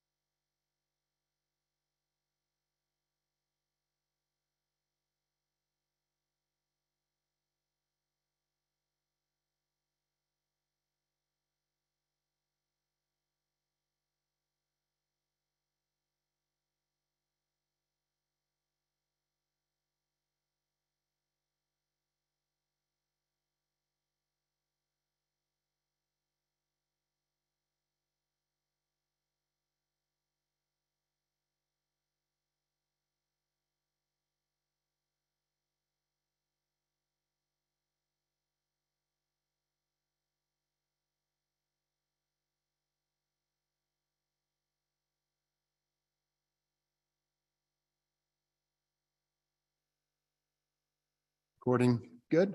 Okay, thank you. After our break, we're coming back to discuss further on case number 43 with an address of 10211 North Everton Avenue. I want to get the Zoom people settled, and we devoted a lot of time to this case, and it's an important case. I don't want to diminish that at all, but we're starting to hear somewhat repetitive testimony. So how many people in the Zoom do we have? I see one lady lit up and With hands raised. Nancy, and I can't see the other person. So let's start with you. I'm sorry, I don't have you, Maria? Yes. Maria? Okay, Sorry, thank you. I know I have a hard last name. My name is Maria Theoharides, and I too am a resident of Hawkesbury. I also am a business owner. I own Mid-America Law Firm here across the street from Zona Rosa. And I am a concerned, not only resident, but business owner. And I would like to make sure that everyone knows that I too am opposed to the approval of 10211 North Everton Avenue. I concur with everything everyone has previously said, but I think I bring a different point of view. I too just found out about this and made sure I'm actually in my law office right now, taking time out of my day because that's how important this is to me. I come to you with just as much experience as all the consultants here today, which it also sounds like is a little bit more than the business owners who are proposing this. My background, which I think is very important for the team to know and the board to know, is I was a prosecutor here in Platte County. As a prosecutor here in Platte County, I prosecuted felonies, child crimes, murders. When I went into private practice, obviously, I needed to make money, so I was a defense attorney. I chose not to take on the murders and the child offenders because that's just not what I agree with. As I practice more and more, I specialized in my area of practice. And one of the things is I really focus on mental health. That's important because here in Platte County, we have Veterans Court, we have Drug Court, and Mental Health Court, okay? And the proposed life skills that Julie is discussing really is a mental health issue, okay? Now, these courts that we have developed that are pretty new here in Platte County do not cover felonies. And there's a reason for that, because there's a higher recidivism rate. In addition, I am the vice chair of the board of Tri-County Mental Health and the incoming chair here in July, which is the major resource here for Platte, Clay, and Ray counties in regards to resources. That means life skills, that means caseworkers outside, that means housing outside. And I will tell you, we are fully staffed to the best of our ability. We are a CCBH facility. Not only on top of that, I represented the Platte County Public Administrator. If people don't know what that actually is people that we work kind of hand in hand with law enforcement, which we are in great need of in Platte County. We do have a KCPD kind of right where this is going to be built facility, but I'm sorry, that's not manned. The Platte County Sheriff's Department, they respond to cases in Jackson, not necessarily in Platte counties. So, I mean, when I used to prosecute, we used to say, if you're going to do it in Platte County, don't do it because you will go to jail.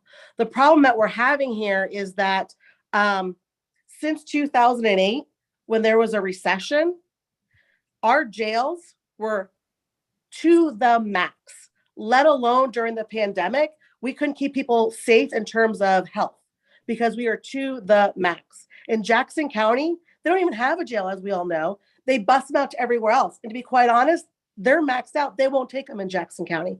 I still, in my private practice, do some defense work, but it's not felonies. And the sad thing is that all the professionals here were discussing that it reduces recidivism. The problem with that is it doesn't eliminate it, okay? And the percentages that were used today to discuss how it's not going to be as bad if we locate this facility here. And let me tell you, the title of community correction centers and residential reentry centers are kind of one and the same. They're used interchangeably, okay? Number one, we don't have the resources in the Northland for people that are already in the community that haven't committed felonies. We don't have transportation. We don't have great jobs up here. We don't have housing here, okay? The housing market here in the Northland, as we can all know, are 300 plus. The average is you have big homes here. You have people that have moved out to the suburbs, and now the city's kind of moving up, right? So the actual Bureau of Statistics nationally is actually over 49, almost 50% of offenders return to prison within 3 years after release. 50 some odd percent, I think 55 or 56% within 5 years. That's a problem. I work directly with people that are both in mental health issues and not they've committed a felony possibly that are trying to get out, and they haven't pleaded guilty or not guilty due to mental health, okay, that are on trackers. Trackers flat out don't work. We all know that. Again, the person, I forgot his name and I apologize, presenting, he specifically said his title is marketer. That is a business term. Okay. The fact of the matter is, if this is built here, not only do we need to listen to the opinions of the residents, which are concerned about their property values, safety of their children, right? But the other issue that we do have here is there is not much to go on for them to be successful outside of what will be provided allegedly, in theory, per Julie, if she gets the contract, which is key. Okay. If she gets the contract, which she does not have the experience, as she's mentioned, to actually implement the whole of what she's presenting, maybe in bits and pieces, but not as a whole. Also, she's not going to be here. Now, there's going to be a manager. I saw her tree but caseworkers, high, and I mean high. You can't keep caseworkers, whether they're in the jail system or caseworkers in the mental health system or just regular caseworkers for resources. You can't keep them. They also go back to school as social workers. Platte County specifically is the lowest paid for social workers. So when, let's say they're successful in reentry, they have no resources because the Northland doesn't have the resources. So now we have this building that we're presenting that doesn't have the resources for these people. Maria, I've got to hold you. Hold on just for a second. Oh, okay. So Sorry. no, you're good. You've expressed your opinion. I've got to move on. I've got to move on to another person here. So we've heard our cases usually only last sometimes an hour. This is going on 2. Not that that's bad. This is a very important case. I don't want to diminish that, but I need to move on. Sure. And you've expressed your testimony very, very effectively.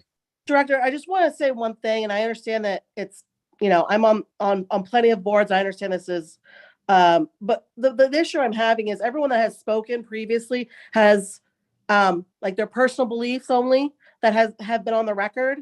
It's only been a personal belief or what they believe is happening.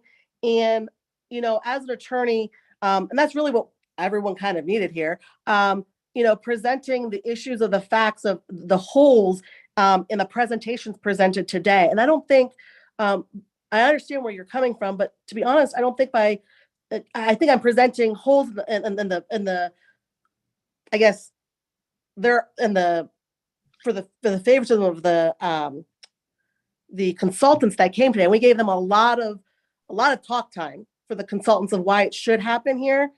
And I wasn't at the previous one, but I think I understand your position, but I also disagree with it because quite honestly, you usually have to give equal time for each side. And I don't know what the first half of the cases were, but I'm hoping that you have the actual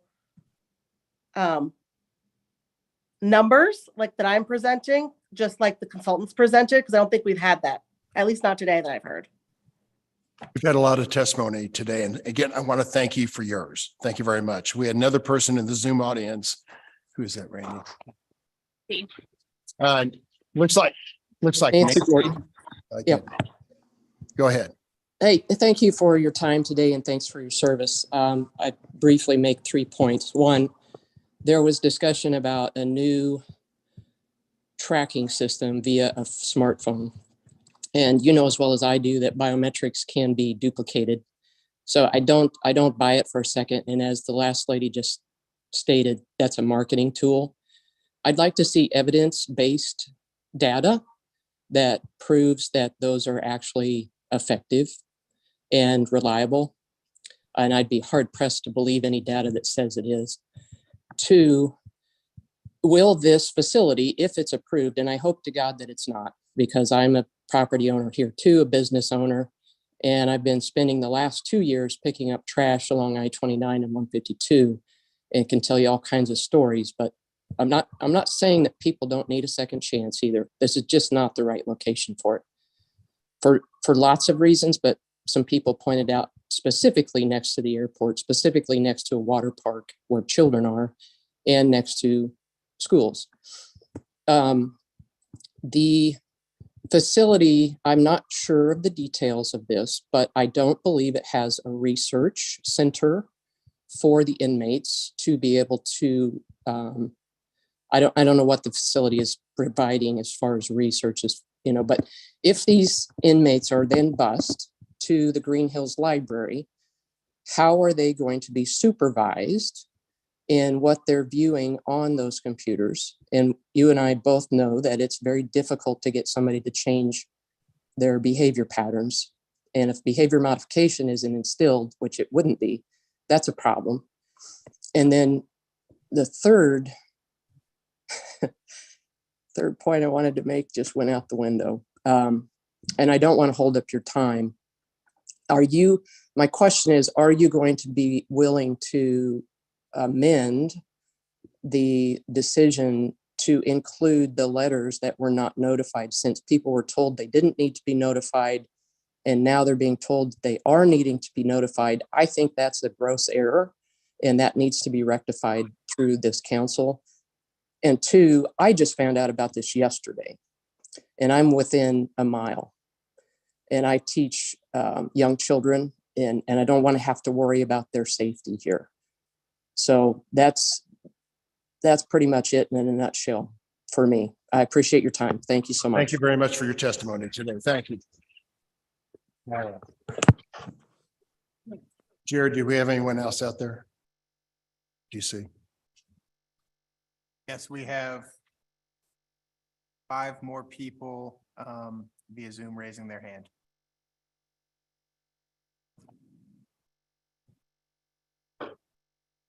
I'm torn that we're not getting any new data from anyone right now. And we have a committee member that's got to leave here in 30 minutes as well. I'm going to give the proponents the last word here, but not yet. I just promoted a few people. Yeah, Ashlyn Valentine online has new. Okay, Ashley? Hi.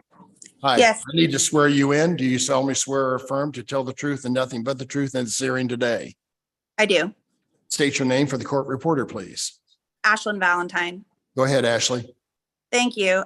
Yes, so I also am a neighbor in Hawkesbury. I can't be there in person today because I have a newborn son. But ultimately, I have just a couple of things. I spoke to one of my neighbors. He's a former prison commander, director of the large maximum security prison and program manager for a federal reentry center in downtown Kansas City. So he has substantial experience. And so I decided to solicit that expertise about the location of this proposed facility. Overall, this location is not near affordable housing or long-term employment opportunities that would benefit the inmates, as the proponents are saying or suggesting that that's the goal of this overall facility. The location is dangerous, as the people that otherwise would not live here would have unsupervised access, as multiple people have stated, to children and valuables. And reentry facilities, as much as they're saying they cannot closely monitor the inmates. They're spot checked with ample opportunity to recommit a crime.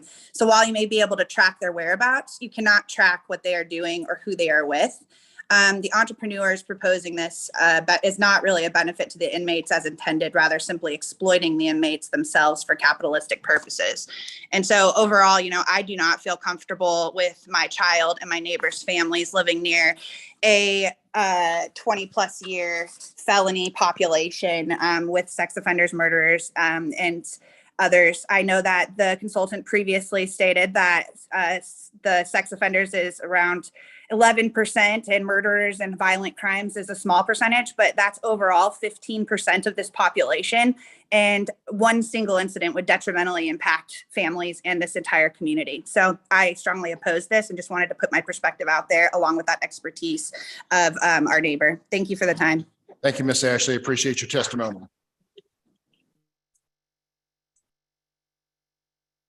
Jared, anyone else? See two other There's people. two people with their hands raised in the Zoom audience, a Lauren Hilton and a Natalina Ellers. Okay. Turn them both on, will you? I'm going to swear them both in at the same time. You. So there, I can't see the name. Do you see the name? Says Lauren Hilton. Say it again. Says Lauren. Okay, Lauren, there's a Natalie out there too. That it? Who's the one on the left? Yes, I am. I just not turn my video on. I don't have high-speed internet. Okay, I'm going to swear you both in. Do you solemnly swear or affirm to tell the truth and nothing but the truth in this hearing today? Yes. Lauren, Yes, I do. Lauren, state your name. Lauren Hilton, and I agree. Yes. Thank you. Natalie? Say your- Natalina Ellers, I do. Thank you. Lauren, let's start with you. Please keep your remarks brief as we're on a time crunch. Thank you. Yep. Adding to some previous persons that were on before me, just about the transportation capabilities in and around the area proposed. There is no sidewalk on the main street in that area and no bus transportation within 1.1 miles walking distance. That closest bus stop is directly in front of a youth child preschool center. Very high concern. I oppose the location. Thank you, Lauren. Miss Natalie. Yes, sir. Thank you. Yeah, you're on, you're not video, but go ahead and keep your remarks brief, please. Thank you. Yes, sir. I live in the Tiffany Springs neighborhood, which is the neighborhood that encompasses this specific location. And we were supposed to have been notified back in September. And when that registered mail went through, seen that it never got delivered. So it is still yet to be received by our neighborhood. And we just found out about this again last night, like most of the other folks did. Anyways, my perspective on this is a little bit different. I am a retired Kansas City police officer, commander, who has worked, who has been in a command position at 4 of the 6 patrol divisions in Kansas City. I have worked with countless halfway houses and reentry centers, both managed well and many that were managed poorly.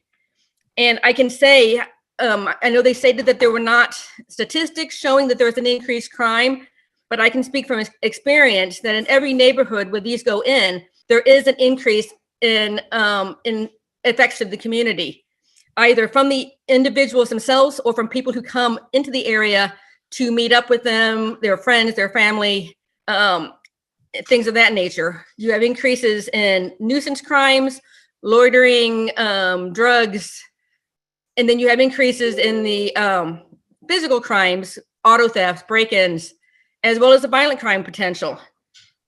We're also looking at putting this into the heart of our KCI hotel and convention district.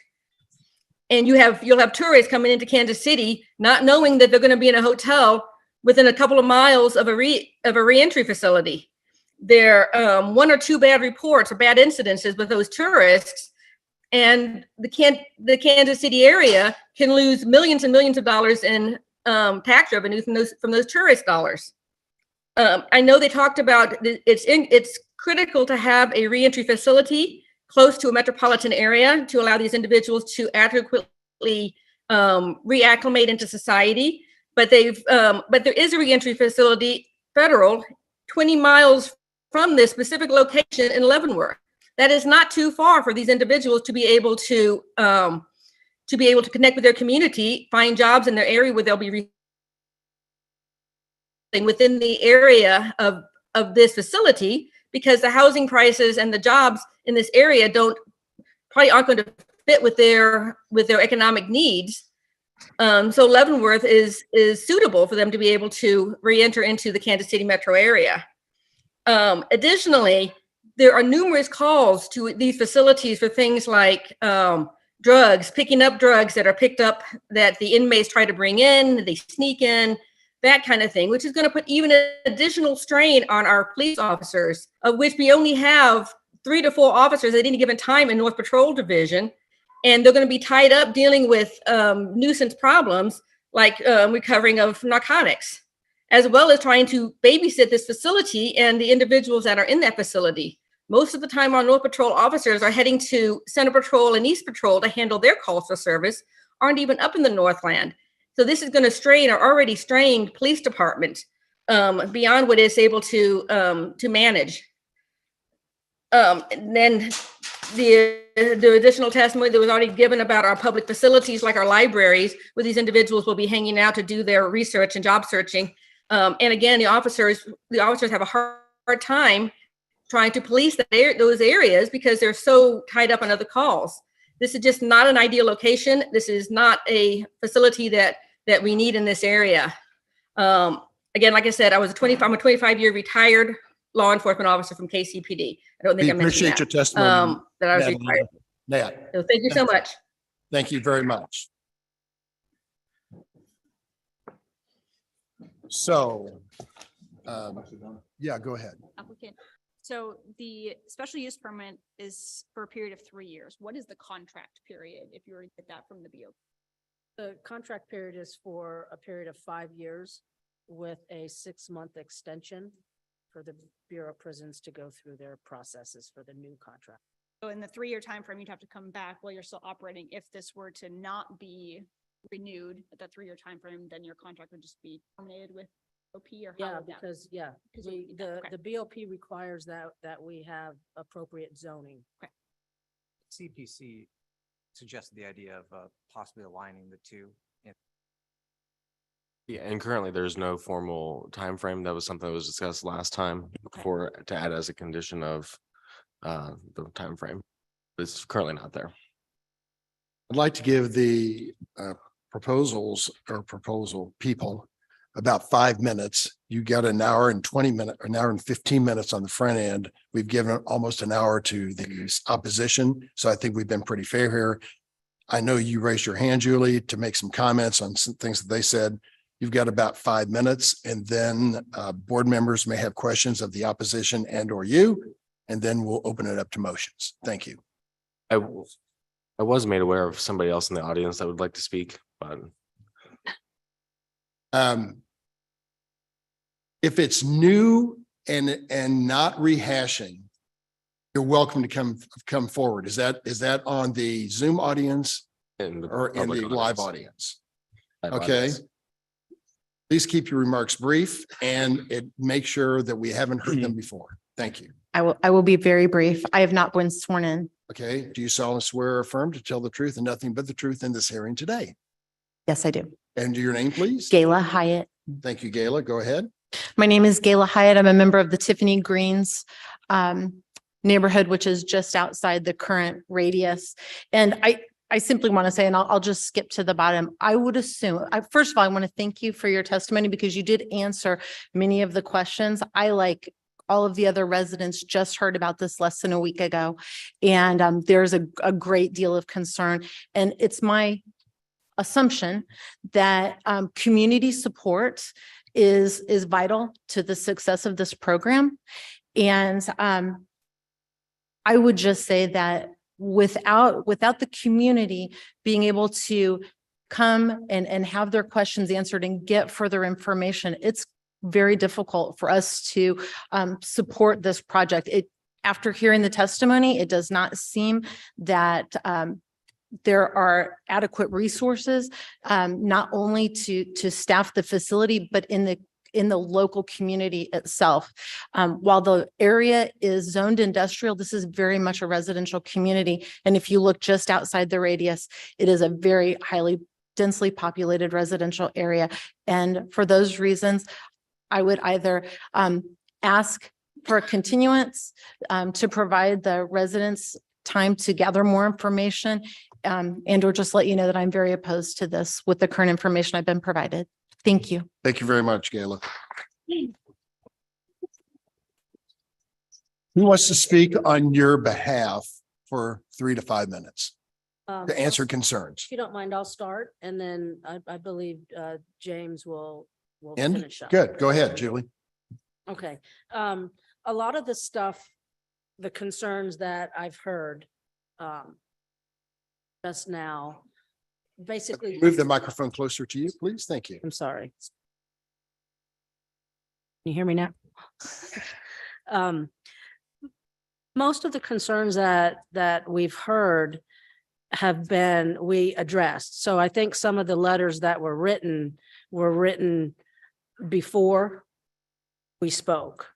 I think we addressed the misconception of the 20+ year sentences for those being the majority of the inmates who are going to be at the halfway house. That's just simply not correct.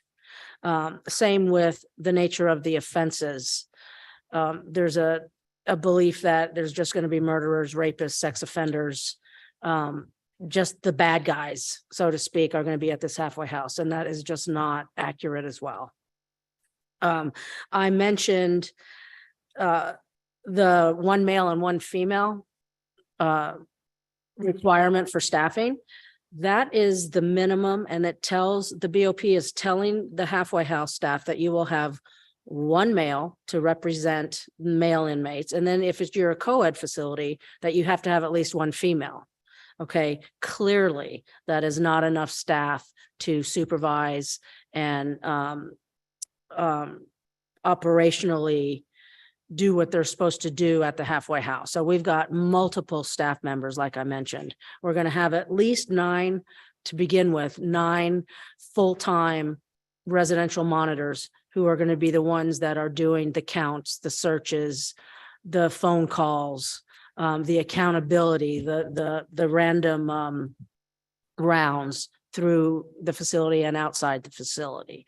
So I apologize if it was construed as we're only going to have 1 male and 1 female, but that demonstrates that we're going to have 24-hour coverage at a minimum. And then there was an issue with, I believe somebody was talking about transportation. Residents will be allowed to have their own cars if they have them. If they don't, and they need transportation to go to the bus stops, and there's multiple bus stops that we could transport these residents to, we're going to have a van service. We're going to start out at least with 2. 1 is probably sufficient, but we're going to start out with 2 vans, and we're going to provide transportation to those who don't have it to the bus stops. So typically the BOP requires or wants a bus stop within a mile of the facility so they can walk. But in this case, I believe they're over a mile. So to address that, Greg and James want to have a van service, which I absolutely agree with, because otherwise, how are they going to get around? So we will take them to the bus stops or take them to the local transit center, so they can go their way. And, finally, I just want to talk about the electronic monitoring system.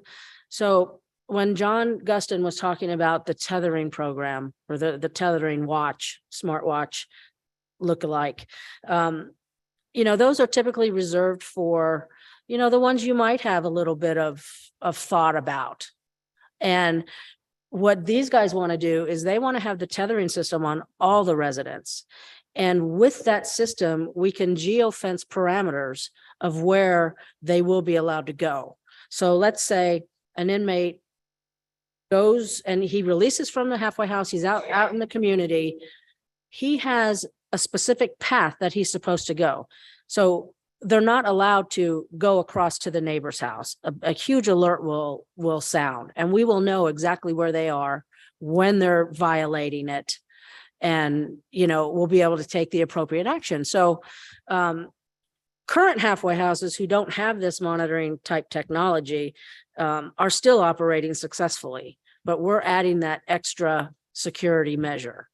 So we're going to program for inmate X, inmate Y, inmate Z, where they can go and where they are not authorized to go. So they will not be authorized to cross into the residential areas. They will not be able to go to the businesses next door. All that's going to be geofenced. And so that's basically, I just kind of wanted to respond to some of the issues. Thank you. And James, you've got the closing remarks. Yes, sir. Briefly, I know that the board mentioned that this is a zoning issue, and maybe we got off in the weeds about the operations of a halfway house. But looking at the zoning, if we compare it to similar facilities in other communities nearby, they're near airports. They're closer to residential areas than we're suggesting. They don't have a 6-lane divided interstate between their locations and residentials. And to be quite frank, we've looked for other places in Kansas City to have this. When we started the search 18 months ago, we had a beautiful building just off of Independence Avenue, brick and timber, new windows. It was going to be fantastic. But the zoning doesn't allow it there because of the way that a halfway house like this is classified as a detention facility. So we've done our best to find an area in the city that allows for this zoning with the setbacks, with the lot size, et cetera. So if we look at it from a zoning issue, as I believe someone mentioned, that is our belief that it does meet the zoning requirements, and we believe that we can operate this in a way that will be an asset to the community. Okay. Thank you. Board members, any other questions of anyone? I just have a question. Mr. Barnes, could you show me a map so I could see exactly where this is in relation to the Tiffany Springs neighborhood, the Hawkesbury neighborhood, and the airport? Those are the 3 things that have raised today. Let me pull it up here 1 second. Okay, I looked at the maps in the packet, but they didn't go out quite as far. They didn't show any of those. I don't know, Matt, if it's easier for Jared to just share his screen since you're not on your own computer there. Oh, you got it. Okay.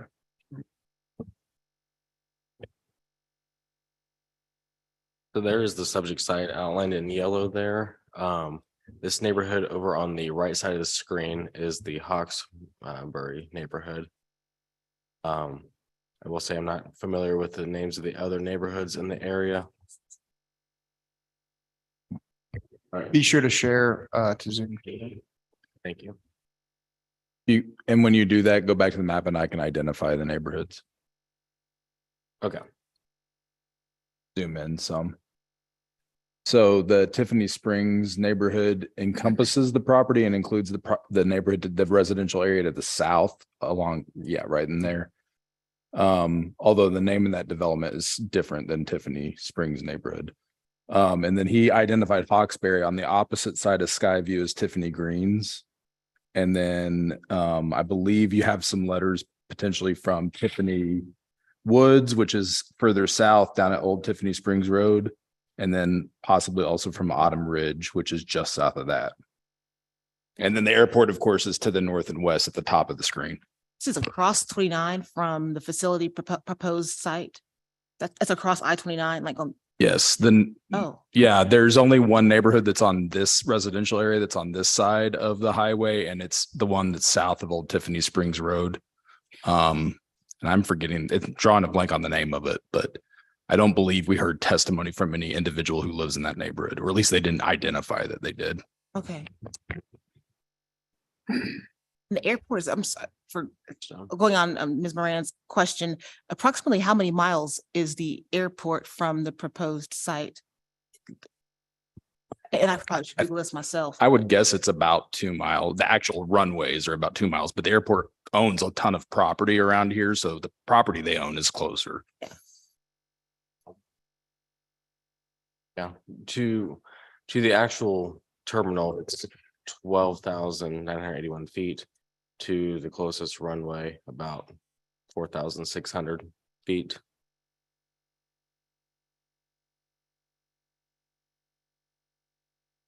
Just one last comment. Sure. From my architectural experience, worked with the Bureau of Prisons on projects, I understand their process. And I know this is the first step in getting any approval with them. So if they don't see you fit to run this facility, they will not grant you your application to run it. That is correct. So looking at it from a location standpoint, I think in my mind, the location makes sense. It's near some transportation as well as kind of being removed from a lot of the residential areas. I just want to provide that commentary. A question of staff. Go ahead.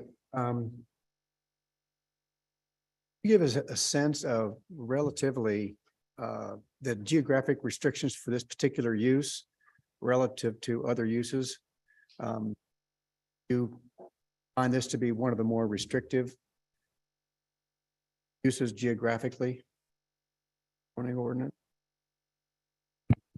Give me a couple minutes. I can do some research. I don't know if anyone else has a question that someone else can answer, or if I can give a little bit of a summary. For these uses, it cannot be within 1,000 feet of any residential zoning district or 1,000 feet within a residential dwelling unit, school, library, museum, cultural exhibit, community center, park, boulevard or parkway.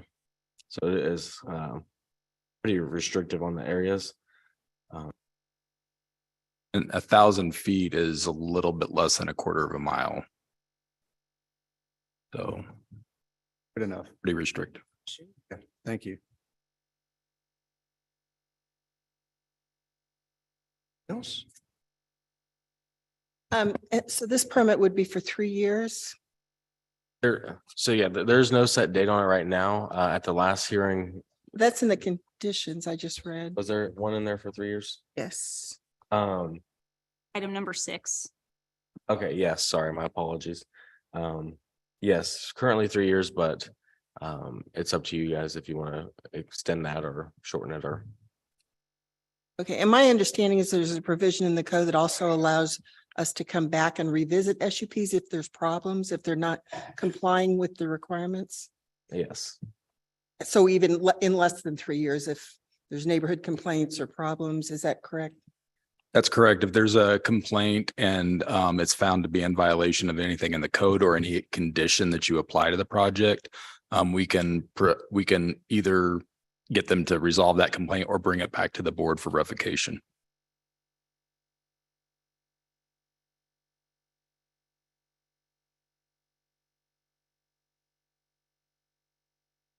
And James, I didn't mention this earlier, but there's a number of conditions labeled 1 to 22. Do you have any problem with those as being part of your plan? That's on page of the staff report. That's the conditions from the city staff. Yes, correct. City Plan Uh, Commission? No, this is city staff. Okay. Yeah. No, we've discussed with them and I believe we've addressed many of them, had some conversations with other city departments as well. So I Okay. believe those are all. Thank you.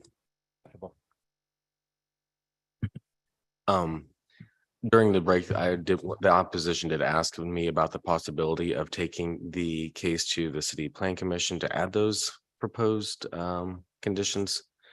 Taking it back to that, but. You're referring to the conditions that Ms. Deester wanted to add? Yes. Okay, yeah. I mean, I think you guys, I know you said you may not want to add them, but you can add conditions if you want to, beyond what this commission recommended. We've got 22 conditions on here. So are the ones she was proposing in here? No, I have not really reviewed them. Okay. The ones that she has proposed.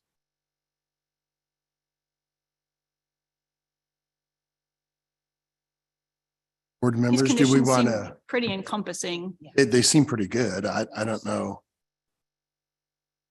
Else Ms. Heaster would want to include.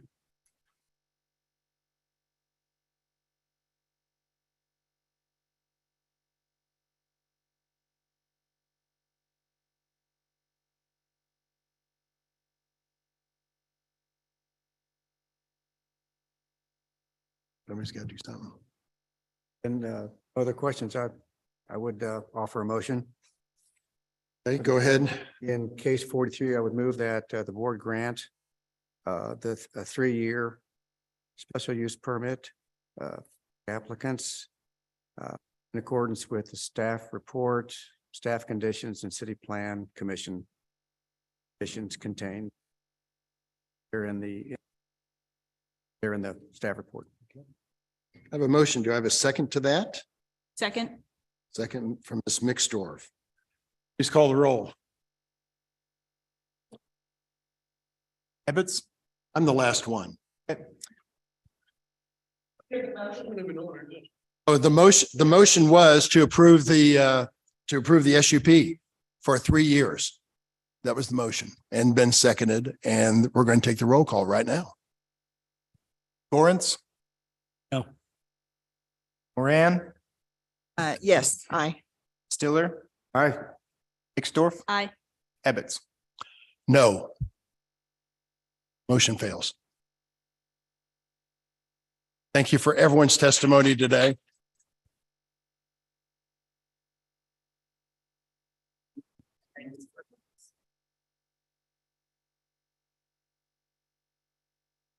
Maybe they can go someplace else. Oh, well. Thank you for the challenge. Thank you for the opportunity. Yeah, no, thank you for all your testimony and everyone in the room. Thank you. All right. Thank you. Thank you. Quarter to 12. Yeah. I gotta go. Okay. So get one, but you're here, so Yeah. I'd rather just not complicate Yeah, the process. that's good. All right, let's, we're going to take our next case. Any discussion, please go outside. Thank you. I'm gonna grab it from here. It did fail. It did not fail.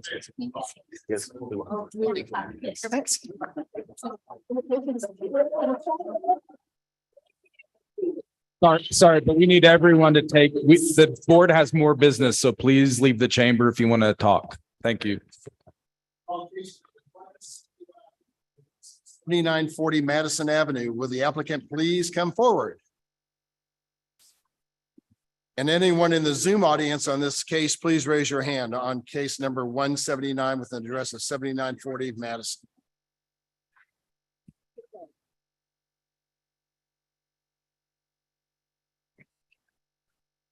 Ron, as you know. Thank you, Randy. See you next month. Mr. Chair, I believe that the applicant for this case will be attending via Zoom. I'm promoting them currently. Thank you. This is which one? I'm sorry. We're on case number 3. I'm missing the pages too, but I'll get to them.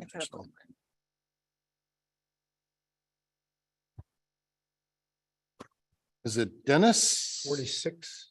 Page 46, thank you. I believe it's Liz. Okay. Hello, Liz, are you online with us? Turn on your camera and your microphone, please. Mute and start video. Okay, Hello? Elizabeth, I see. Do we have anyone else in the audience, Jared, who might be part of this? We have another Elizabeth Leshper. Is that also you, Liz? Yes, that's my husband at home on my computer, but he's never done a Understood. Zoom call. I'll So promote I him to apologize. panelist now. Okay, we'll promote him. And once he lights up, we'll have you guys swear, I'll swear you in and away we go. See, oh, it's another Elizabeth down there, isn't it? Yeah, Hey, Dennis, turn on your microphone and camera, please, and I'm going to swear you in. tell him it's on the Zoom button. Poor guy.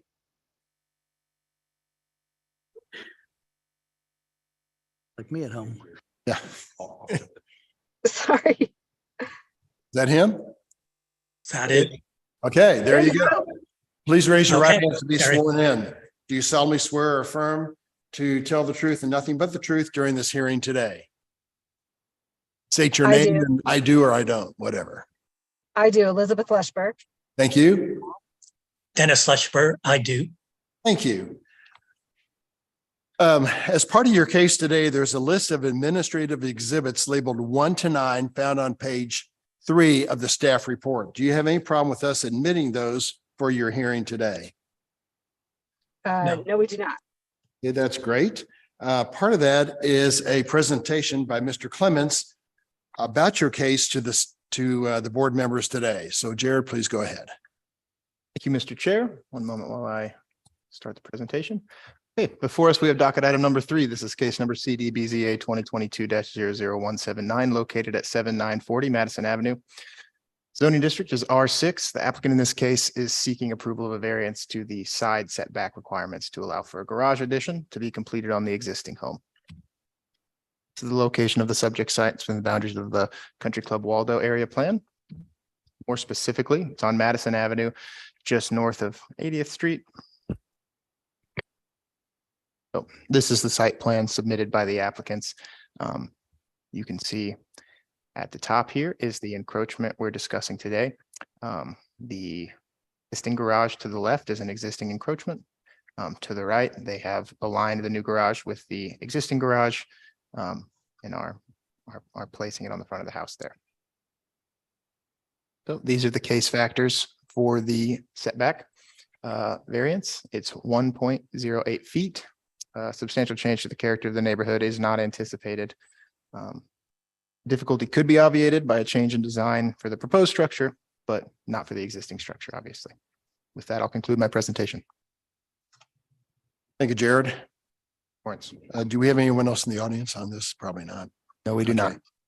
Question for, Oh, sure. go back to the photo a second, which, Absolutely. are there 2 entrances? Front and back, or just? On one No, more. there's only going to be one entrance. Okay. We're just adding on to the front of the garage. So instead of it being 1 car, it'll be a tandem 2 car. So either Elizabeth, Liz, or Dennis, why should we grant your motion today? Tell us why. So the proposed set is actually, we're wanting to make a 2-car garage, but this keeps it the most inside the setbacks and everything. It actually adds on to the existing garage. It's not going to be any closer to the neighbors than what is already currently there. And that's really it. Oh, it actually also helps with the fact of the drainage in the backyard.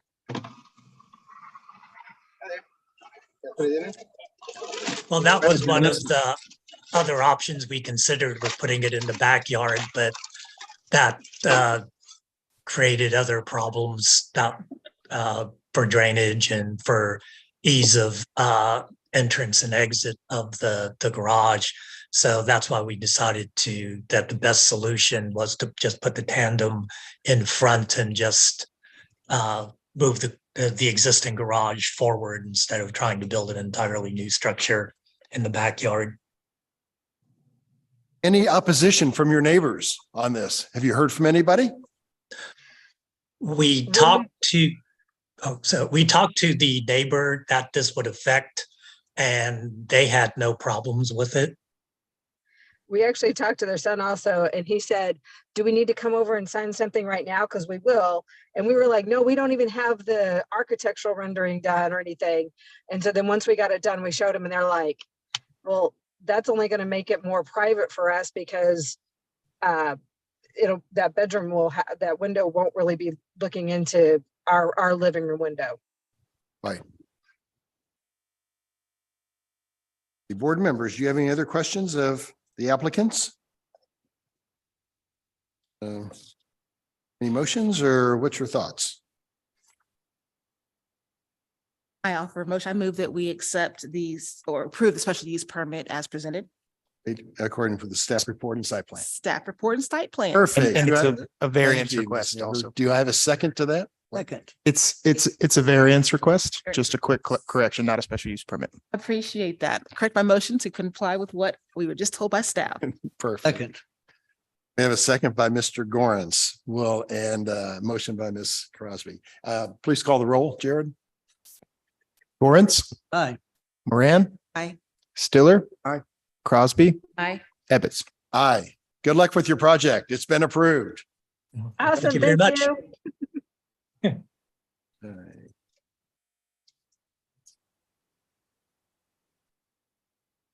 You want to go to the next case, or you want to, we okay? Jared, we okay for? It's easier. On the next case, do we have people in the audience on case number 192 at 4622 Penn? Support or opposition? Support. We're the. Okay. applicant. Anyone else? I'm just trying to see how smooth or slow this case might go. All right, so let's call case number 192 with an address of 4622 Pennsylvania Avenue. Will the applicant please come forward? 92.9. Larissa, where's, oh, there you are. Hi. And just one moment while I get my Got a page presentation number? pulled up. Oh, yeah. Hold on. We're trying to find the right page number here. We'll be there in just a second. There it is. Sure. It's number 69 is the beginning page. Anyone in Zoom that you see, Larissa or Jared? No one in Zoom currently thank raising you. their hand. Gentlemen, please raise your right hand to be sworn in. Do you solemnly swear or affirm to tell the truth and nothing but the truth in this hearing today? I do. Please state your name. Robert Welker. Thank you, Mr. Weltner. Nick Lawler. Thank you, Nick. As part of your case today, gentlemen, there is a list of administrative exhibits found on page 3, labeled 1 to 9. Do you have any problem with us admitting those exhibits? I don't know if I've seen those exhibits. They're standard exhibits, the Board of Zoning Code. Oh, yes, some of the yes. Things. Yeah, We have no they're problem. standard. One of those is a presentation by city staff by Miss Larissa. And Larissa, you have the floor. All right, one moment. All right, this is docket item number 4, BZA 2022-00192 on 4622 Pennsylvania Avenue. The applicant is seeking a sign variance to install a wall sign on the subject site, and it's on the south facade of the building. This is the location of the subject property. There is a current multi-tenant commercial structure on the site. And, excuse me, the subject property is located in District UR.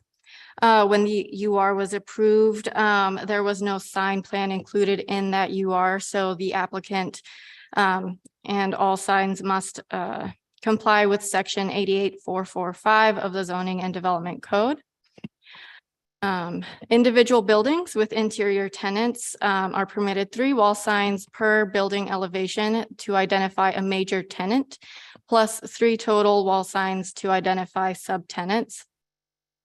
Those include wall signs, awning, canopy, projecting, and marquee signs. The subtenant signs may not exceed 12 square feet. And this is the proposed signage on the site. So the applicant is applying for a variance to allow for a 94 square foot sign for a subtenant. That is an 82 square foot deviation from what is currently allowed.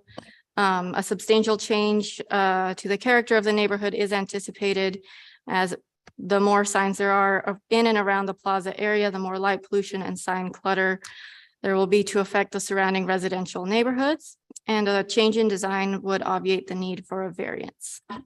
And that concludes my presentation. Thank you, Larissa. Who's speaking, Robert or Nick? I am. Okay, Nick, why should we approve your variance request today, sir? Actually have a presentation if I may share. Okay, that will have to be admitted as an exhibit. Is it a PowerPoint? Yes. Okay, so that will be exhibit number 10, and that is admitted. Go ahead.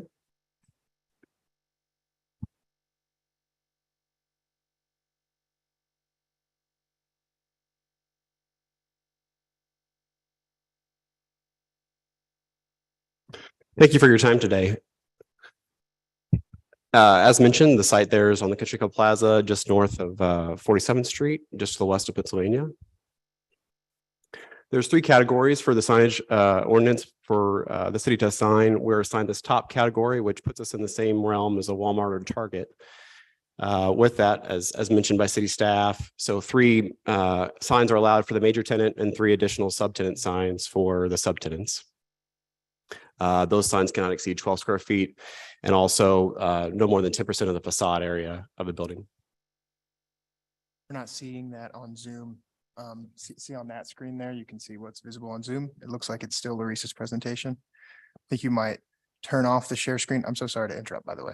Turn off share screen and then reshare the screen and make sure that it's the screen and not a window, if that makes sense. Good. Perfect. And then the total square footage of that signage, including the subtenants, can't exceed 10% of the square footage of that south facade. So as mentioned today, we're in front of you to ask for a variance to go from 12 square feet to 94 square feet. That total square footage of the facade signage would only be 354 square feet. And again, we would be allowed 3,600 square feet by the ordinance technically. So we're well under 1% even with our additional sign. Staff said there's a concern that there might be a substantial change to the character of the neighborhood and that more signs in and around the plaza, there'd be more light pollution and the sign cluttering affecting the surrounding residential neighborhoods. Here's a picture of the Country Club Plaza, and you can see there's already quite a bit of light down there. Obviously, you've got the Christmas lights every year, parking lot lighting, parking garage lighting, street lighting. Our proposed sign is going to face south, so it's not facing those residential neighborhoods. And we don't feel that one more sign is really going to change the character of the neighborhood. You can see there's some very large signs on some nearby office buildings just to the left. And looking at the criteria, looking at the zoning ordinance and this variance request with section A, B, and C, we wanted to make sure we address those today. Related to A and C, primarily about the hardship. So obviously there'd be some wayfinding difficulty with the 12 square foot sign on this high-rise building. So again, the purpose of this sign is for wayfinding. It's to make sure our visitors that are traveling by vehicle and by foot can see where we are. It's also important for the folks that we have come to our office every day, whether they're new clients or maybe a vendor that's never visited us before, to be able to know where we are and look up as they drive on the plaza and say, oh, that's where I'm going. To be able to see that on the 12th floor, I think is very important. It's also really important for our branding. We're hoping to move from Leawood, Kansas, back to Kansas City, Missouri, and having this sign on the building, is part of that as a company. We also are over 100 and 150 people that we're bringing to Kansas City. So those high paying jobs, it's important for retention and recruitment. We have college students that we're interviewing every year, and we want to make sure that they can be something that, oh, hey, that might be a place where I'm going to work at. And seeing that sign up there is a part of that brand and part of that retention and recruitment for our staff and future staff. Again, there's 2 existing signs on that south facade. Talking with the city, I think CrossFirst was actually deemed the major tenant. They occupy 1 floor of this multi-tenant building, and there's the RSM sign and the block real estate sign that are a little over 30 square feet each. So I think either through the approval process or maybe even some other variance request, those signs were already granted to be larger than the 12 square feet, even though they are considered subtenants. And again, with our additional sign, we're still under 1% of that south facade. So as I mentioned, there's that CrossFirst sign there at the top. Again, considered the major tenant, the RSM sign on the left, and the block real estate sign there at the bottom, who owns the building by the lobby there. That total existing square footage is 260 square feet. And essentially our proposed square footage is only 354 square feet. Hypothetically, since CrossFirst was deemed the major tenant, they could have had 3,600 square feet of signage. So this would be allowed by the ordinance. They do not plan to have any additional signs, and we are located in a mixed-use building. So you've got 8 floors of office space here. CrossFirst occupies 1 floor. We will occupy 1 floor. So there's not really a major tenant. We're not the Walmart. We're not the Target. We really are just another tenant in this building, and we would like to have a sign as well. Kind of covered this all already, but again, our sign would be similar in character to the RSM sign and the CrossFirst sign. Again, the total square footage of signage on this facade is very minimal at 354 square feet of the total square footage being less than 1% of that facade. Here you can see the 12 square feet on top and the 94 square feet on the bottom. 12 square feet being very hard to read and kind of defeats the purpose of having a sign to begin with. On the left, it's kind of a night rendering. You see our sign there, you can barely see it. couple floors below Cross First, and then you can see our Hayfair Walker sign there proposed on the right, much more legible, easy to find. So in summary today, technically 6 total signs would be allowed on that south facade. Only 4 are being proposed with our 1 additional sign. The total proposed square footage, again, for this signage is less than 1% of that south facade square footage. So when 10% is allowed. And again, signage is used for wayfinding. And so with the height of this building, having a 12 square foot sign up on the 12th floor is going to be really hard for people to find us. And so it just kind of makes common sense to go ahead and have a larger sign that's legible from the street. Thank you. Thank you, Mr. Lawler. Board members, any questions for either staff or the applicant? Mr. Chairman, Oh, go ahead, Mr. Gorens. is the block sign, is David office there or is it just for lease from him? Block Real Estate, actually, Ken Block and his partners are on the 7th floor. And so they are up a few floors from that lobby space, but it's mainly a leasing sign, to make sure that people know who to call. I'm down. I don't think it will come down, but it's also their headquarters. So they occupy that entire 7th floor. Okay, thank you. I'm glad you're not proposing the 10% for your law firm. No, that'd be pretty drastic. Board members, any other questions or comments or motions? Or opposition, sorry. We had no one in the audience, either the Zoom audience or this audience. Any opposition on this case? Nope. Yes, Mr. Gorens? I don't see we'd heard anything, so I'd like to Go ahead. suggest that we approve it with the ordinances and the, Site plan and staff report. yes. So the motion's been, oh, I'm sorry, in case number Oh, I'm sorry. 192, is that right? You'd like to make that motion to approve the request for variance in accordance with site plan and staff report, if I heard you correctly. Good. Thank you. Do I have a second for that? Second. Thank you, Miss Moran. All those in favor? Oh, no, I'm sorry, the roll call. Sorry. Gorens. Aye. Moran. Aye. Stiller. Aye. Crosby. Aye. Ebbets. Aye. Okay, the request passes. Good luck with your project, sir. Thank you very much. Thank you very much. We're at noon, time for a lunch break. Joe, I can't remember, is it a half hour or 45 minutes? What do you need? 30 minutes. 30 minutes. 30 minutes. Okay, we'll meet back here at 12:35 to continue the rest of the cases today. Thank you very much.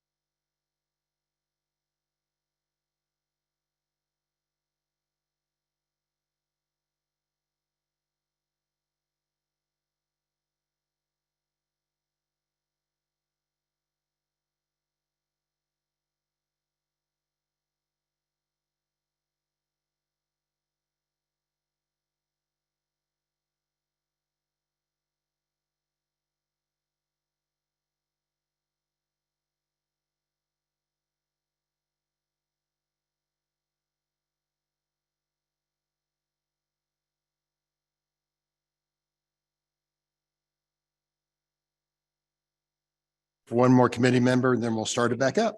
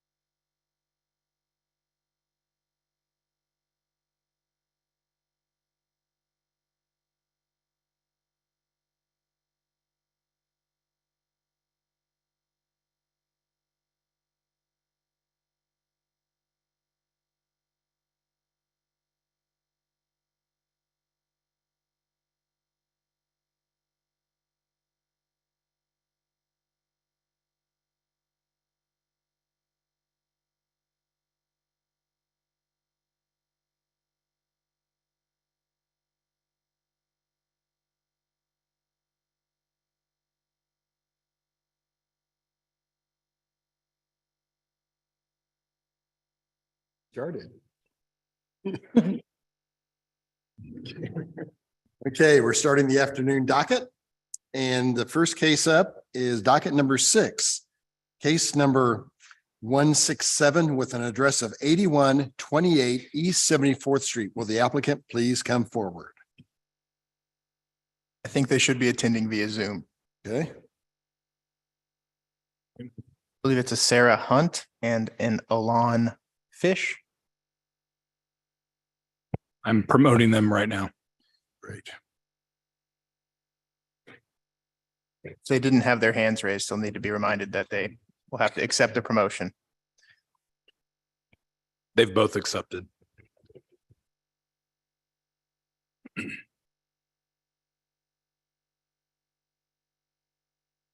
That number 6 is on page 94. Page 94, is that where you're going?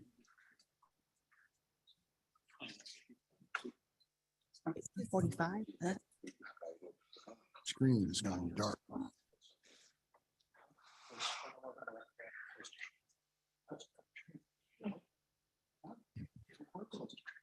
There yet? Anybody? On the cart. Yeah, 1 second. We're trying to. What? I think we're on page 84. 84. 6.1, 6.2. Hey, Jared, where'd you go? Are we calling both cases? Yeah, they're companion. They're companions? Sorry for the confusion. Yes. 6.1 and 6.2. Okay, thank you. I think we're pausing briefly for some technical.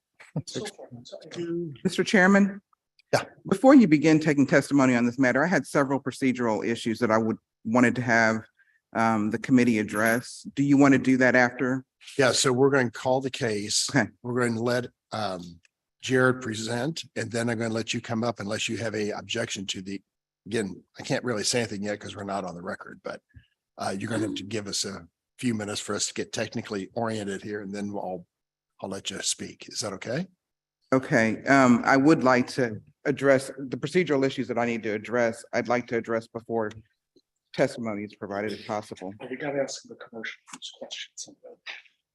I keep you during the report, but do you consider? 1 second. I understand.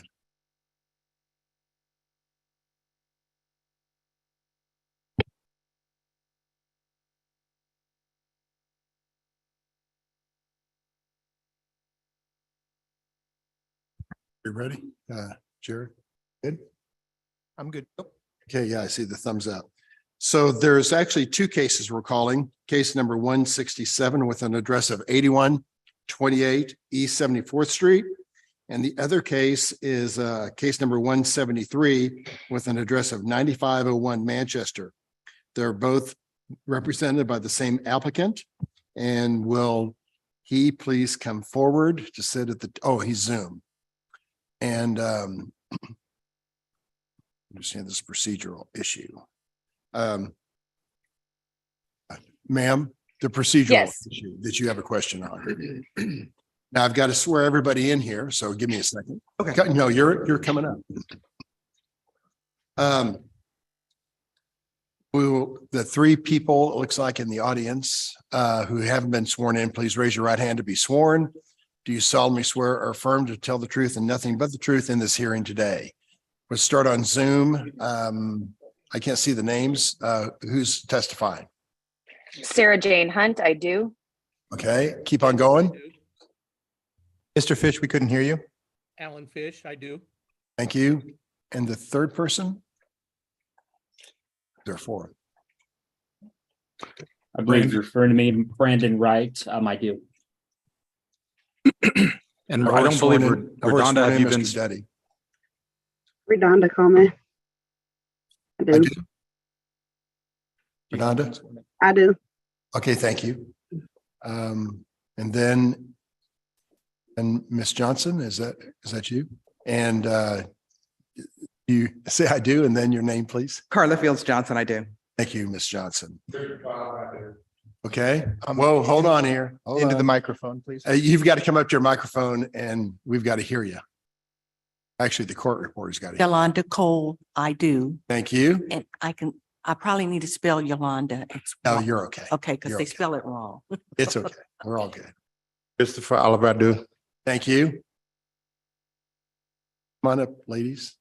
Bobby Proctor, I do. Thank you. Mary Barnett, I do. Thank you.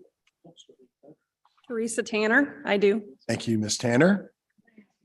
All right. Is that everyone? I think it is. Miss Johnson, you had a question on procedure.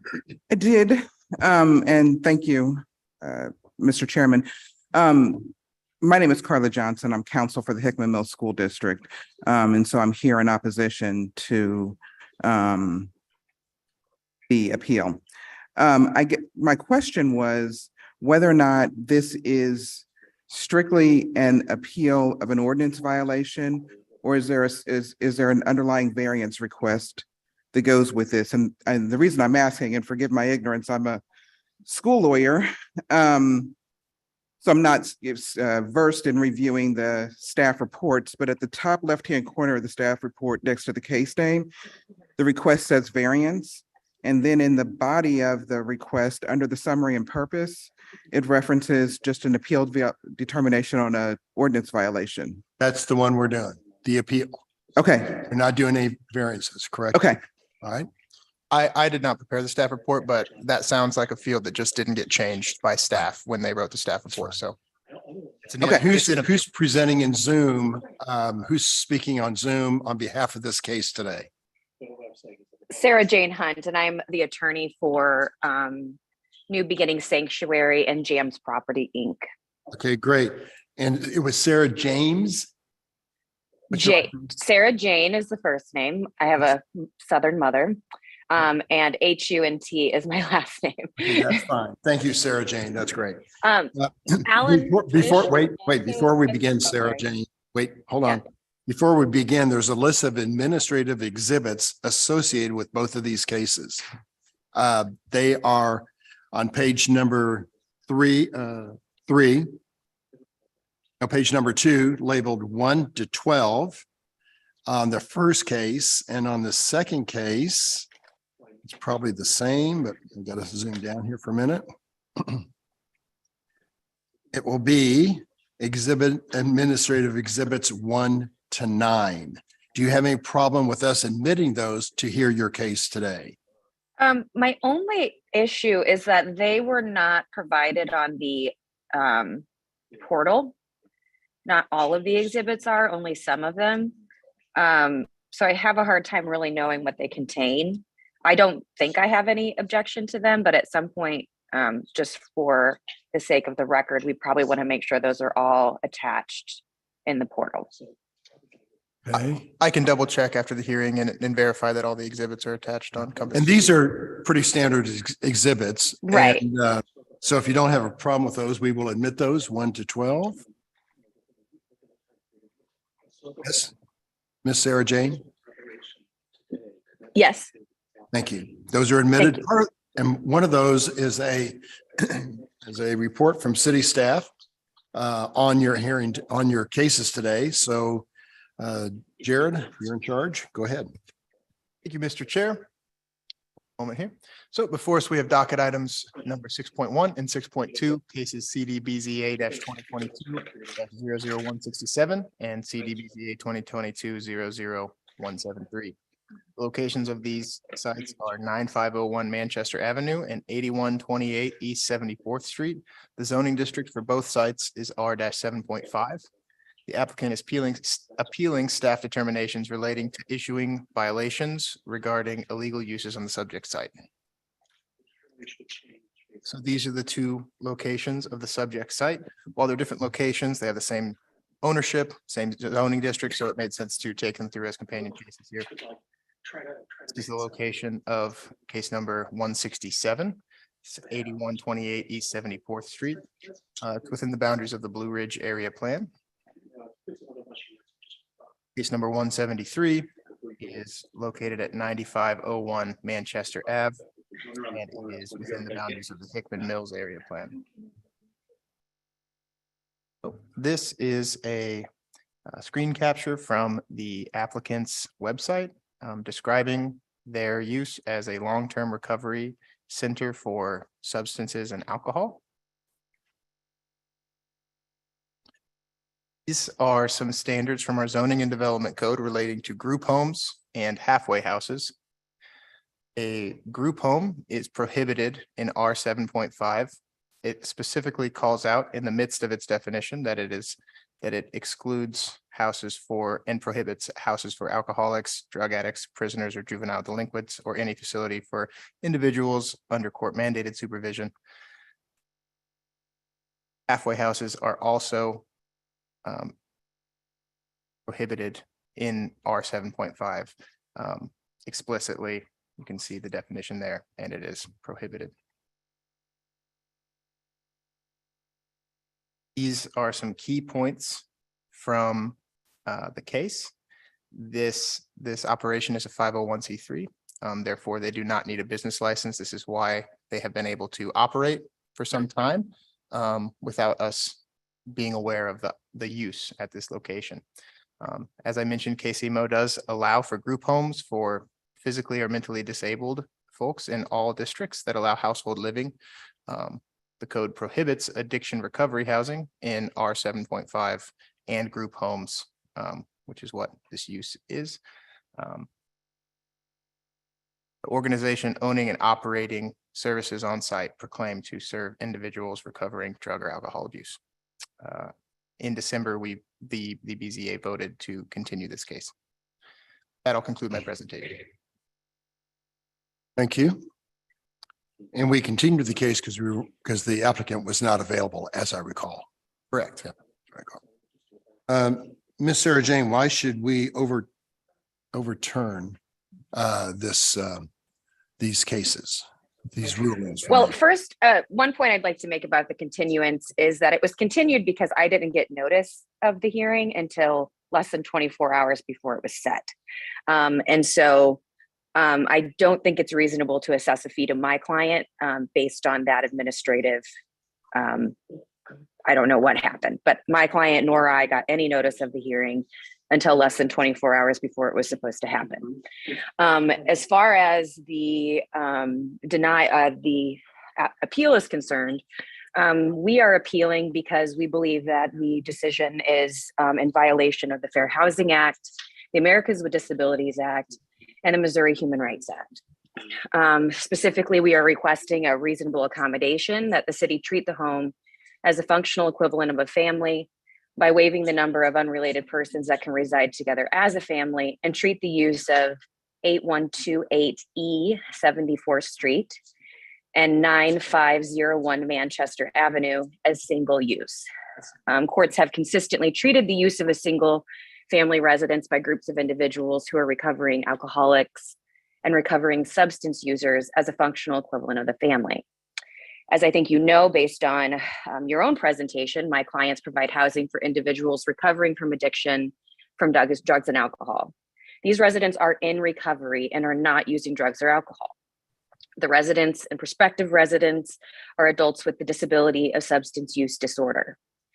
This order affects multiple major life activities such as caring for oneself, sustaining healthy relationships, concentrating, making decisions.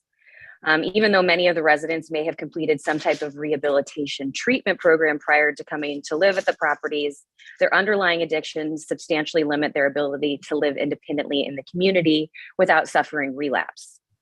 Because of those factors, these individuals are considered handicapped, which is unfortunately an outdated term, but still the one used by the Fair Housing Act, the ADA, and the Missouri Human Rights Act. And they are therefore covered under those acts.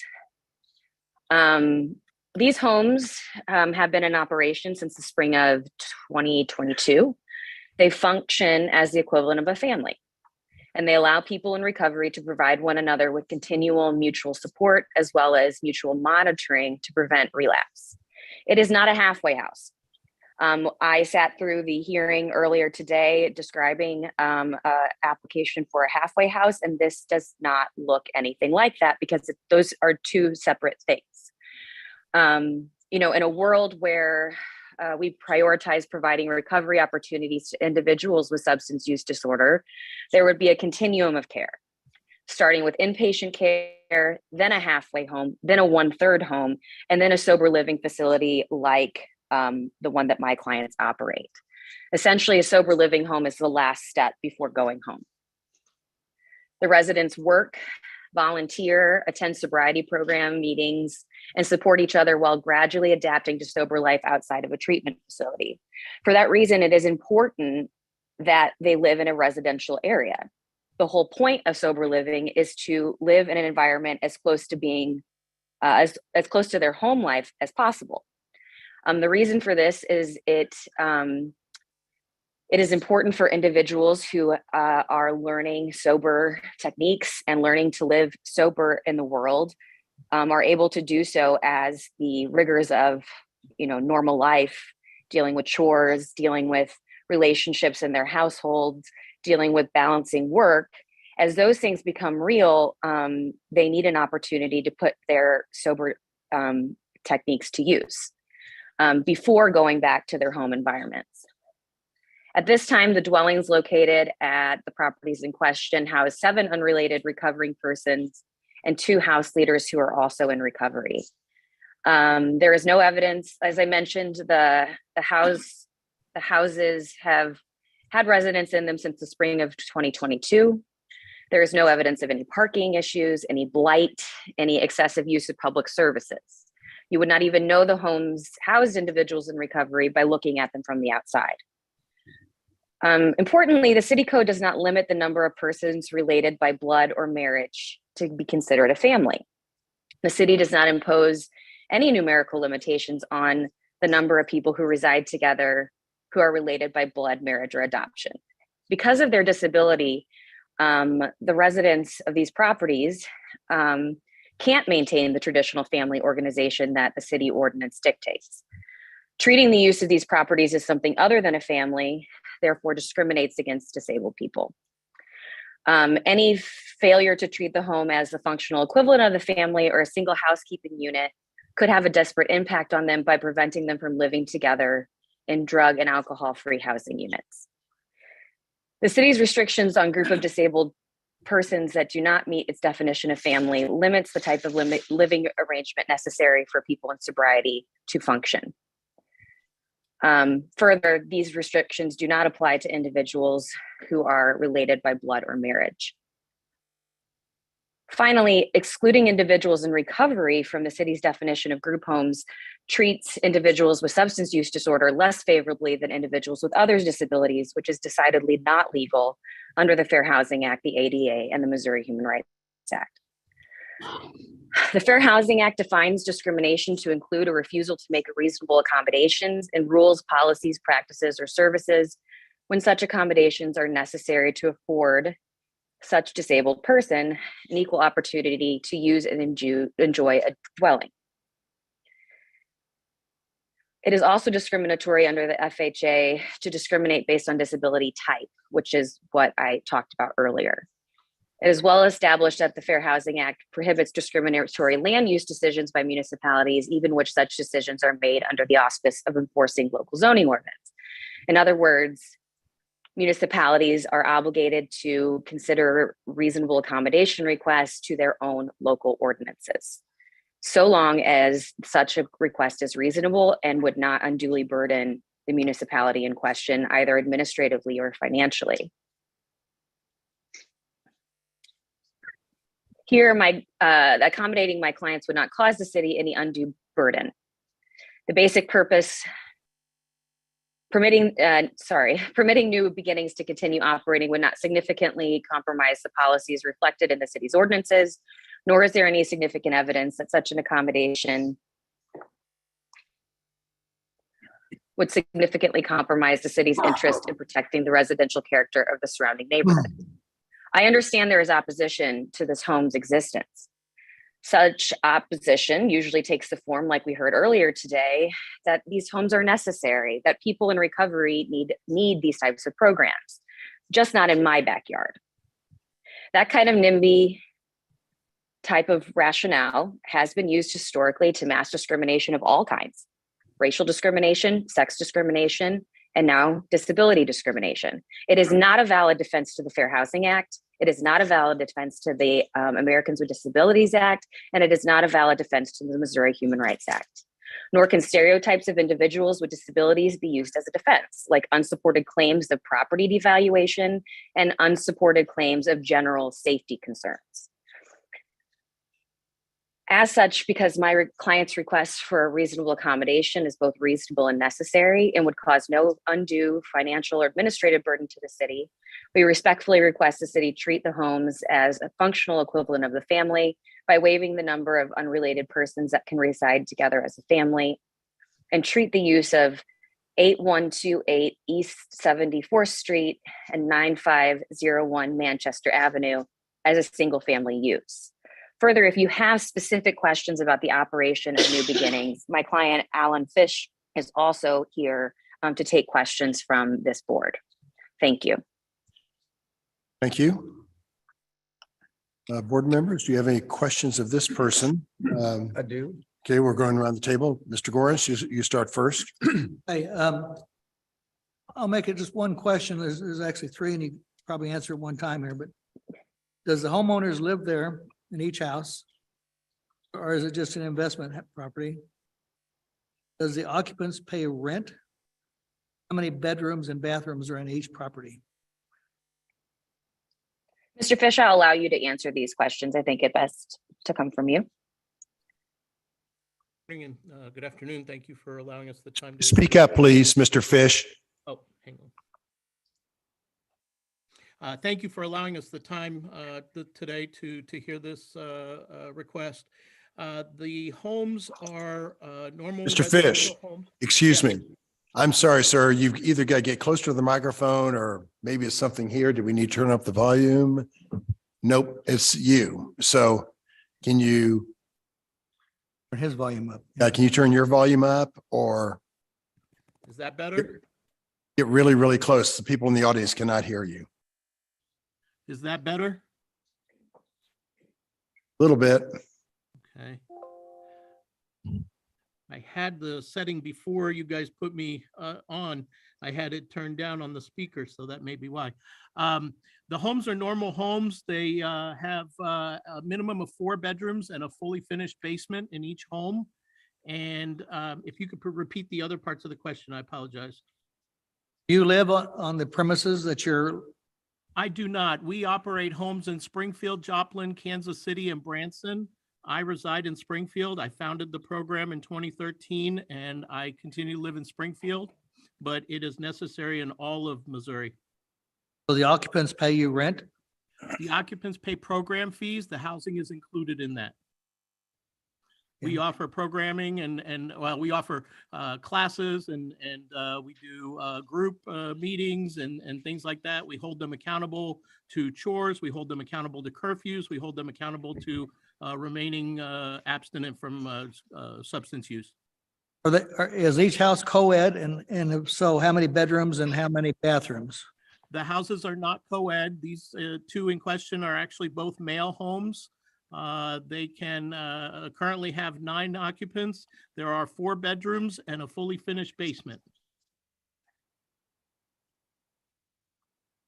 Question from Benny? I had a question for the applicant's counsel.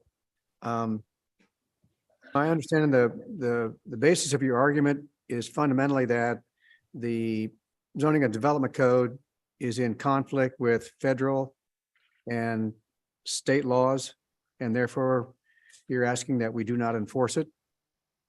I'm asking for a reasonable accommodation under those laws because yes, I do believe that it is parts of the code are in conflict.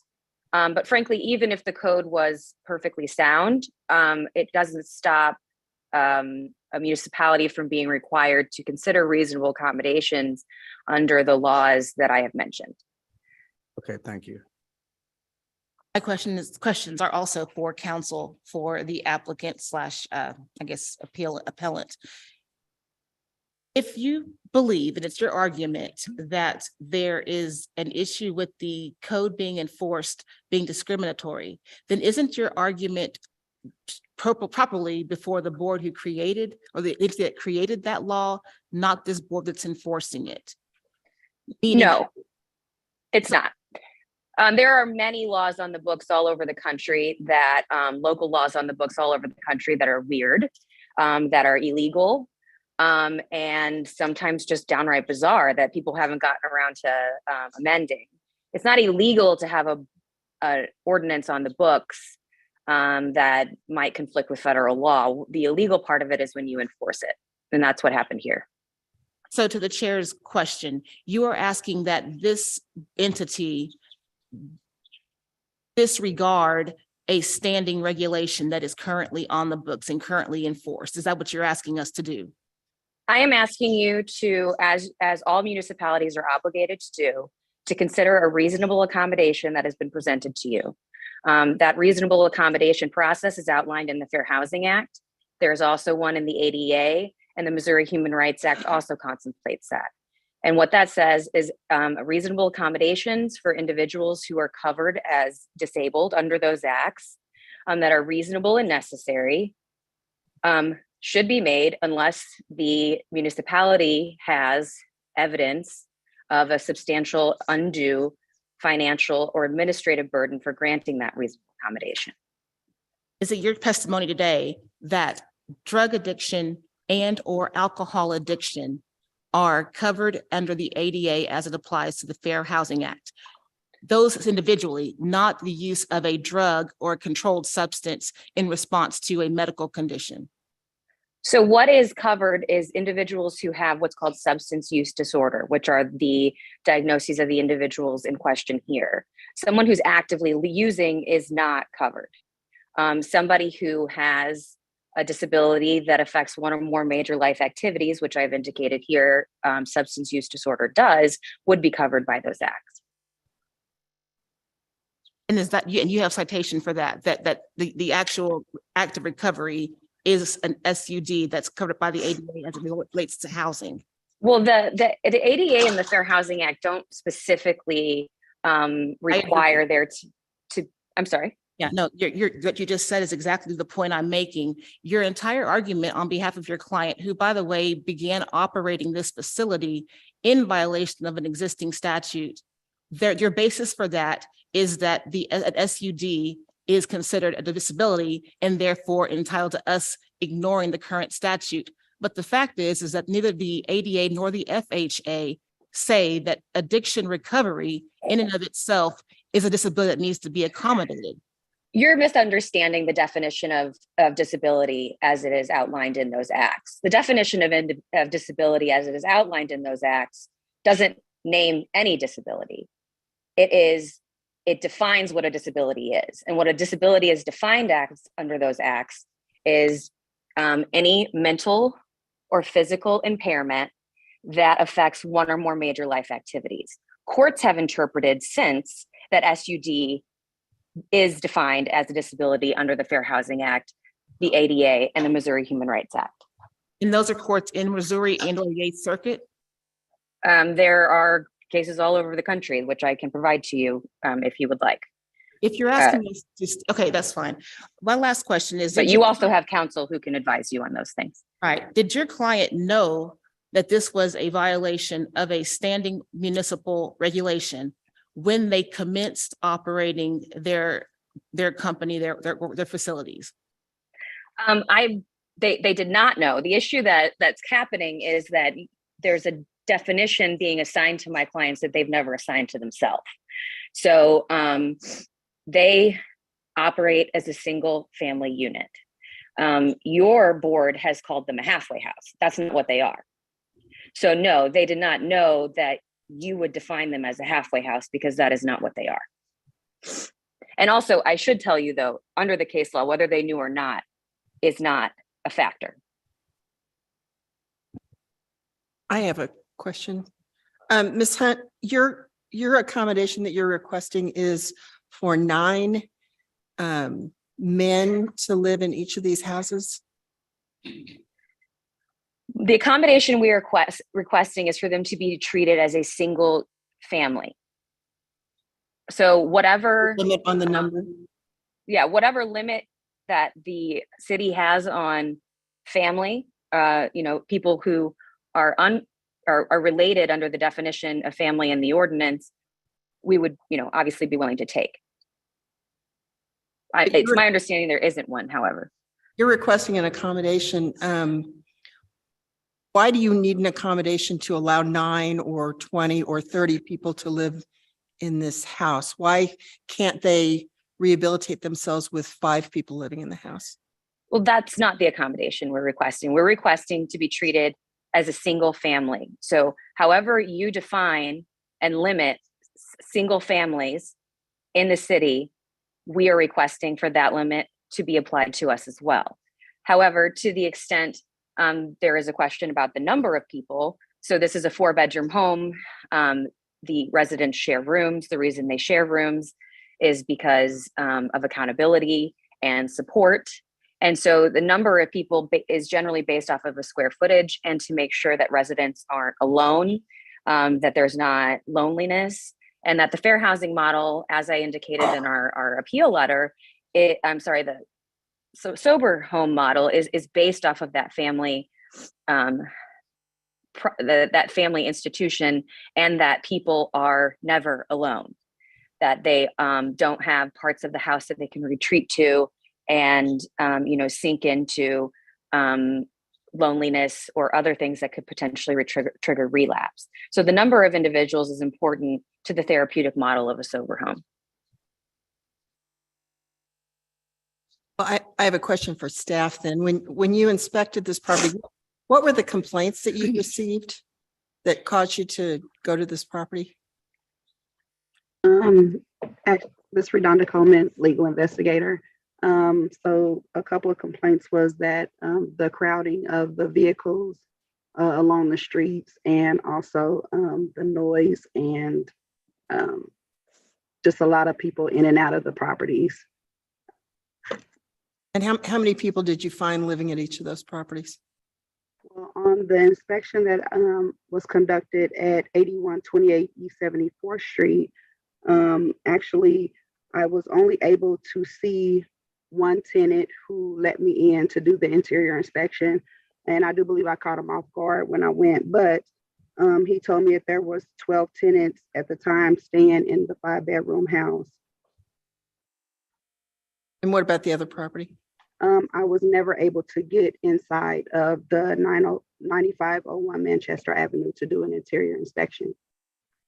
But the owner is telling us that there's only 9 people living in each property? Yes. Mr. Fish, how long do they stay in your program typically? We are a 12-month program. I have people that have been with us for 3 and 4 years. Typically, it's 3 to 6 months. If they make it past the 6-month mark, then they're very likely to succeed and complete and stay past that. So your home on East 74th or Manchester, in your normal examples, are they there 6 months then, and then they transition out? Is that what I hear you say? That's about the average, but we have, the goal is to keep them there longer, but the average is about 6 months, correct?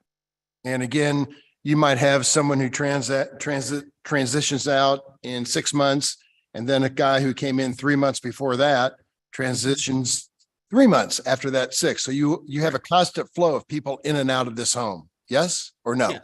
Yes.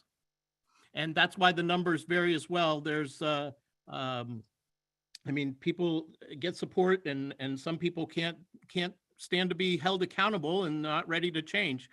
Some people are and willing to make that commitment. So we try to do our best to help everybody, but not everybody always is accepting of the change. So to me, that, I don't know, I'm not a legal person, but it seems to me like if you have people transitioning in and out all the time, it's not really a family. It's more like a rental unit. So, yeah, in the same home, but Mr. Fish, how many tenants are in 8128 and in 9105, if I'm not? Currently, there are 7 clients and 2 house leaders. We have the capacity for up to 12 beds, and we are NAR certified, National Alliance of Recovery Residents certified for 12 beds per property. But we try not to keep 12 people in the home. Usually if we get to that number, we're opening up another home. So, you know, we don't, we try and keep the number at 10 or under. Currently, there are 9 at each. 9 in each, Mhm. at each location, and then Correct. 2 staff at each location? No, that's including the staff. How many staff are at each location today? 2, 2 per staff, okay. How many tenants are 7 at clients. 7 clients at 8128 and 7 at clients Manchester, at correct. 9105? Yes, And it's your testimony that these people, that the clients do not have set terms, meaning that they could stay for 1 day, they can stay for 3 months, they can stay for 12 months. Is that correct? that is correct. That number can increase tomorrow, Correct. number of tenants, up to 12 each. Up to 12 each is what the maximum is for NAR certification. But we are willing to comply with what your definition of family is. I've got one last question for council, and then I think I'm done. For the sake of argument, if we were to consider, take your testimony at its word and say that the residents here have disabilities, and our current municipal code allows for a single family home to house up to 8 people with quantifiable disabilities in a single family residence. How then, if we accept everything you say as the truth or the way we should apply this, then how do you get around the idea that your client just testified that each house currently has more than that number with the capacity to go above? They're still out. Well, I would tell, that would be where the problem is in your code. If you are allowing people with non-disabilities to live up to 10 or unlimited, and you are limiting people because they have disabilities, that's where we have a discriminatory issue. Gotcha. Right. Any other questions? We may ask the opposition to come up to the microphone in just a I have minute. questions about the parking, but I'm guessing that some of the opposition will address that. So. Well, I'd Lady? also like to, I would Go ahead. like to point out that my clients have never been cited for any parking issues. They've never been cited for any noise violations, which were investigated by your staff. All right, thank you, Ms. Hunt. Hi there. Hi. We have someone in Thank the you. microphone. Go ahead. My name is Yolanda Cole, and I am a longtime residence owner in the Bannister Homestead subdivision. I, along with other longtime residence owners of Bannister Homestead and Bannister Acres, and when I'm saying long time, over 25 years of ownership and tax paying, are present in person and on Zoom to request the illegal halfway group home, however she wants to word it, at 9501 Manchester cease from operations and that the inhabitants leave immediately. We were never informed I emphasize never informed.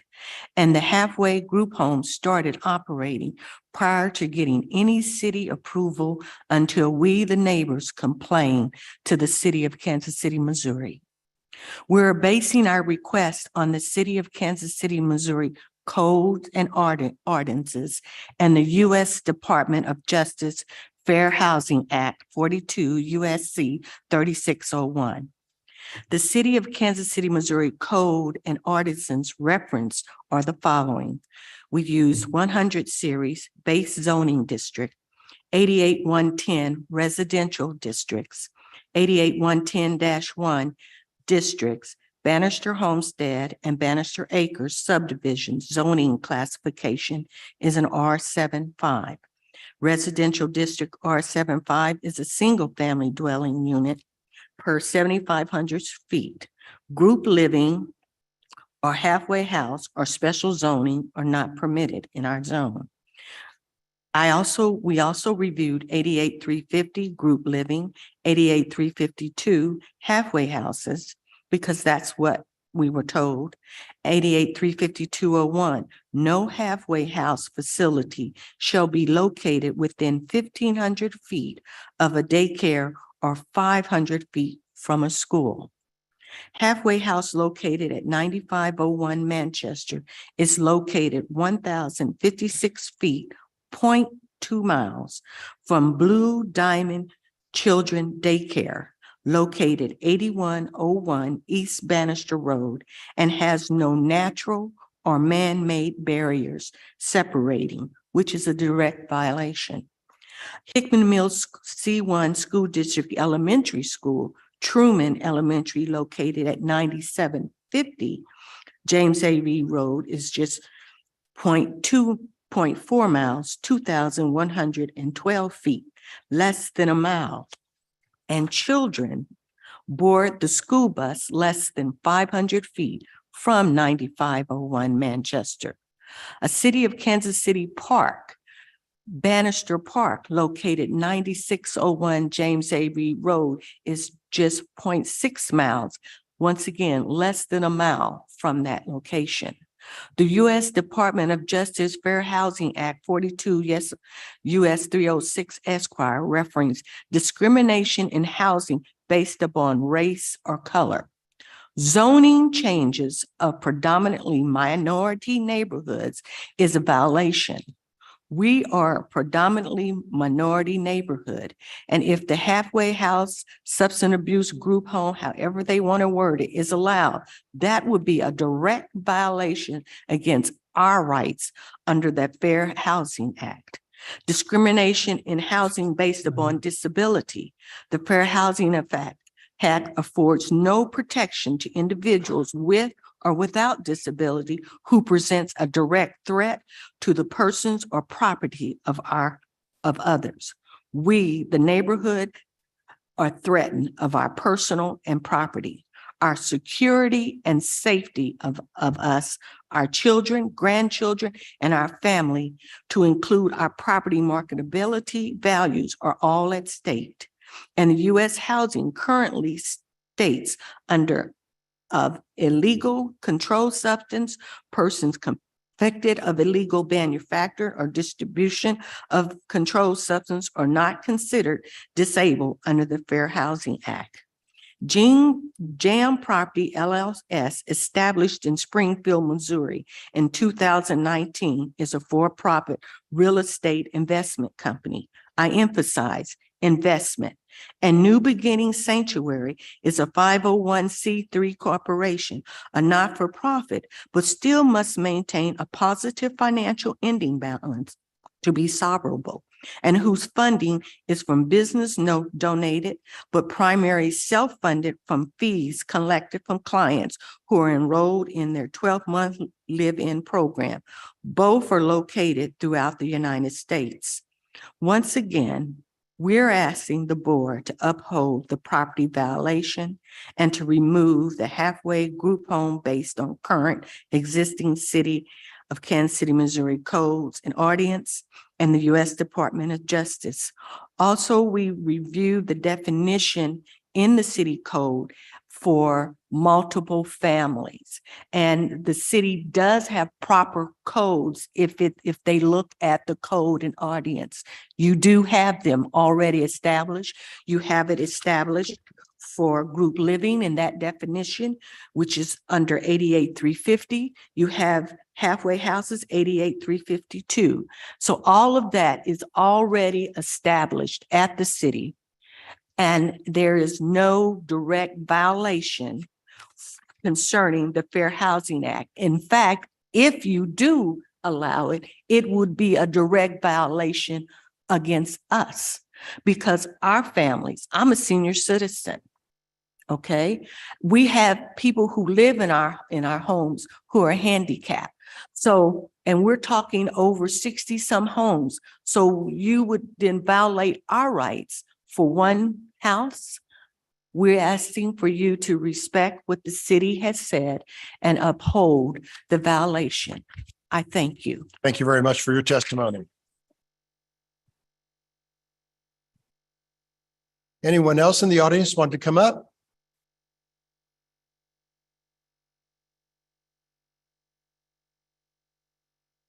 Good afternoon. Good afternoon. I'm Bobby Proctor. And I just have a little bit to say. I am with the Bannister Acres neighborhood. And I hope that you all receive the notarized letter from Bannister Acres President Margaret Huff that was sent. So I hope each one of you have that letter. It was sent off last week. I'm also on a committee with Hickman Mills United Neighbors. We are also against this house. And it's every time that someone buys property and look like it's in the 5th district, they want to put something negative there. They come around and they say, well, we already bought the property. So that means that I bought the property and I should be here. That is not so. I have lived in that area for 27 years. There's great homes over there. There's great people over there. I raised my kids and my grandkids in that neighborhood. And so did a lot of other neighbors. So I just want to say I'm against that as a resident. And I hope you all can understand that. So did anyone get our letter? That's what I want to. Is that from Margie Yu? Margie Huff. Yes, it's a part of our packet. And we did receive it. Thank you very much. You're welcome. Thank you. I apologize on the name, misspelling or mispronunciation. Good afternoon. Good afternoon. My name is Mary Barnett, and I want to make a statement about what I saw at the house at 9501 Manchester. Went up and knocked on the door, and there's no covering on the door or the windows. And there were cots or beds lined up in the living room throughout the dining room. That's what I could see in. So I know that there are more than 9 or 10 people living in the property. So I know that that is not correct what you're being told. I can tell you firsthand that there are more people there that should be. And also that they moved in without notice, and they moved in against the codes that the city have already in place. Our deed restrictions on our property has a special deed restriction that says that no special use permits should be allowed. Thank you. Thank you so much, Ms. Barrett.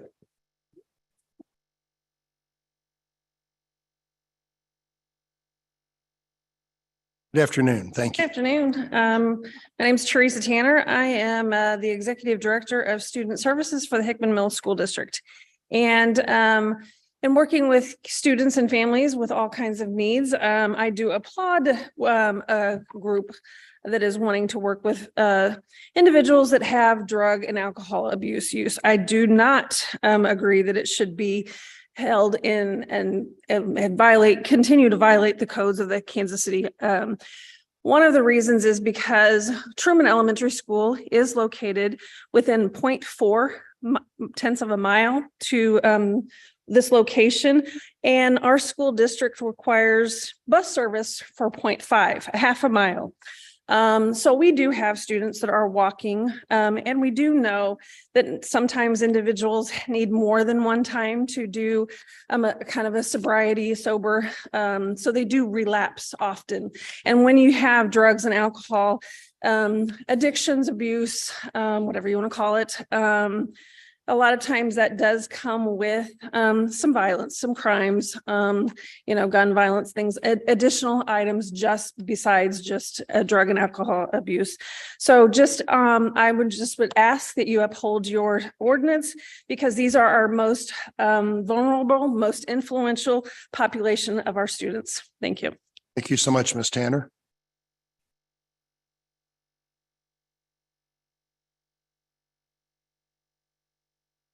Good afternoon, sir. Good afternoon. My name is Chris Oliver. I'm a 28-year resident of the neighborhood.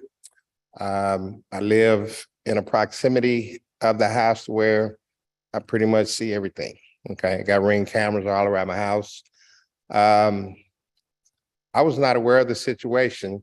I thought the house was a frat house when I first noticed. I knew the gentleman that lived in the house. He passed, left it with his wife. She sold it.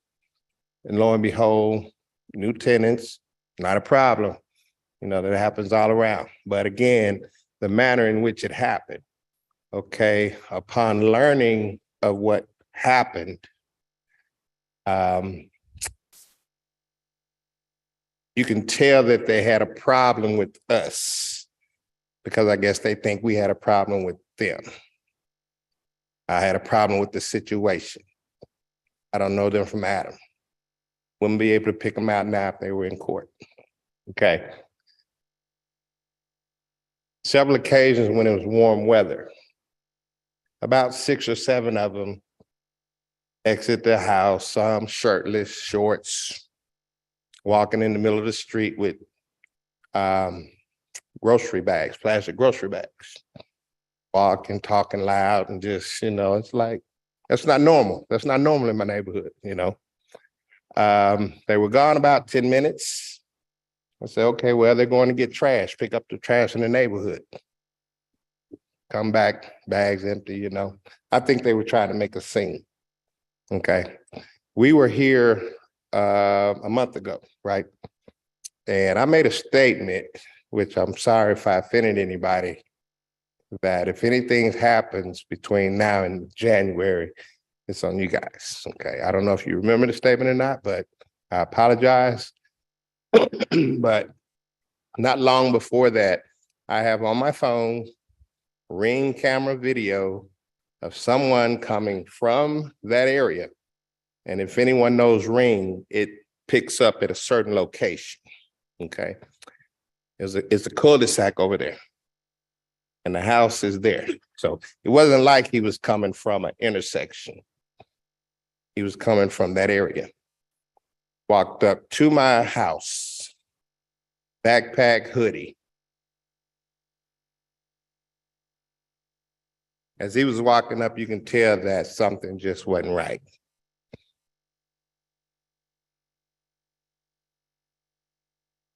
Backing up, acting real weird. Real weird. I mean, I can understand now. And again, I'm not saying that the gentleman was from over there. He's visiting somewhere there. I don't know. But it was concerning enough to me where I now have my daughter parked in the garage with my wife's car. I park outside because I'd rather have her in the garage rather than outside when she come home. Okay. In and out traffic all the time. They got loud cars that wake me up in the morning.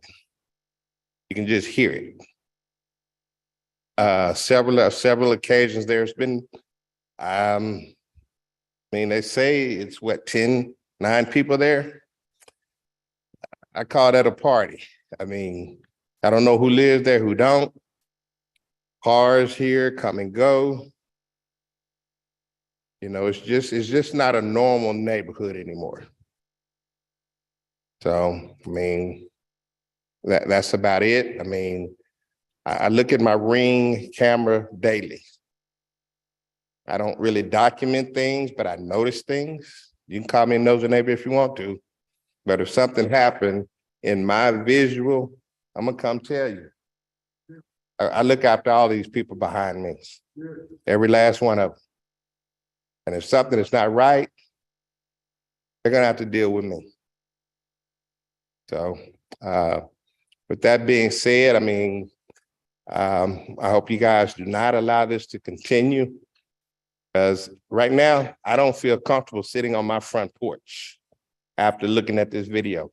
I wish I could let you guys see it because it will freak you out. It really would. So thank you for your time. Sir, are you by the house on Manchester or the one on East 74th? Where's your home near? I'm on the corner of Manchester and Bannister. Okay. So you're near the 9501 Manchester Avenue home, yes? It's from here to that exit Yeah, sign. gotcha. All right, thank you very much for your testimony. Thank you.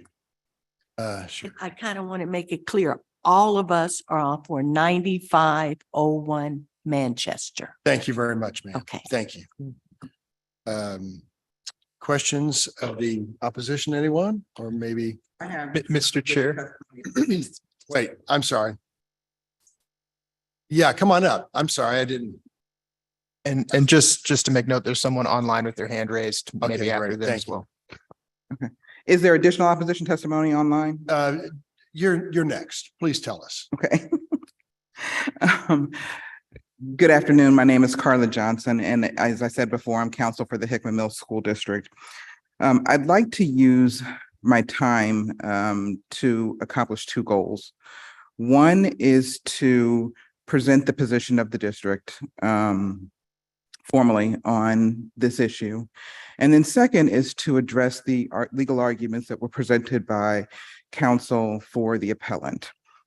I reviewed the website and I saw that there was a change in the process for submitting exhibits.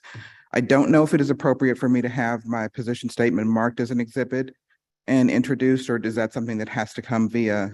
No, you can present that to us. So it's a statement from you on this issue, correct? Correct. It's on my firm letterhead, but it's. That's fine. If you want to pass that on to Mr. Clements, we will admit that as an exhibit in I this don't need it. I've case. got it.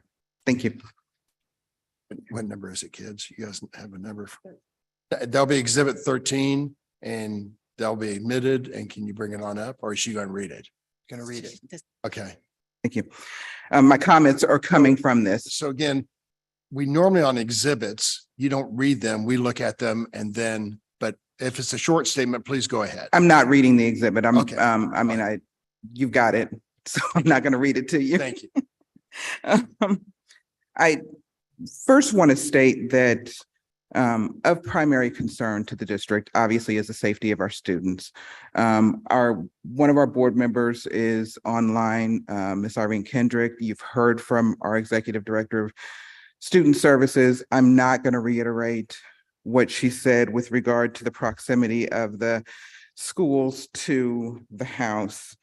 But I will state that the district strongly opposes the use of the property at 9501 Manchester as a halfway house or group home for individuals recovering from or suffering with drug or alcohol addiction.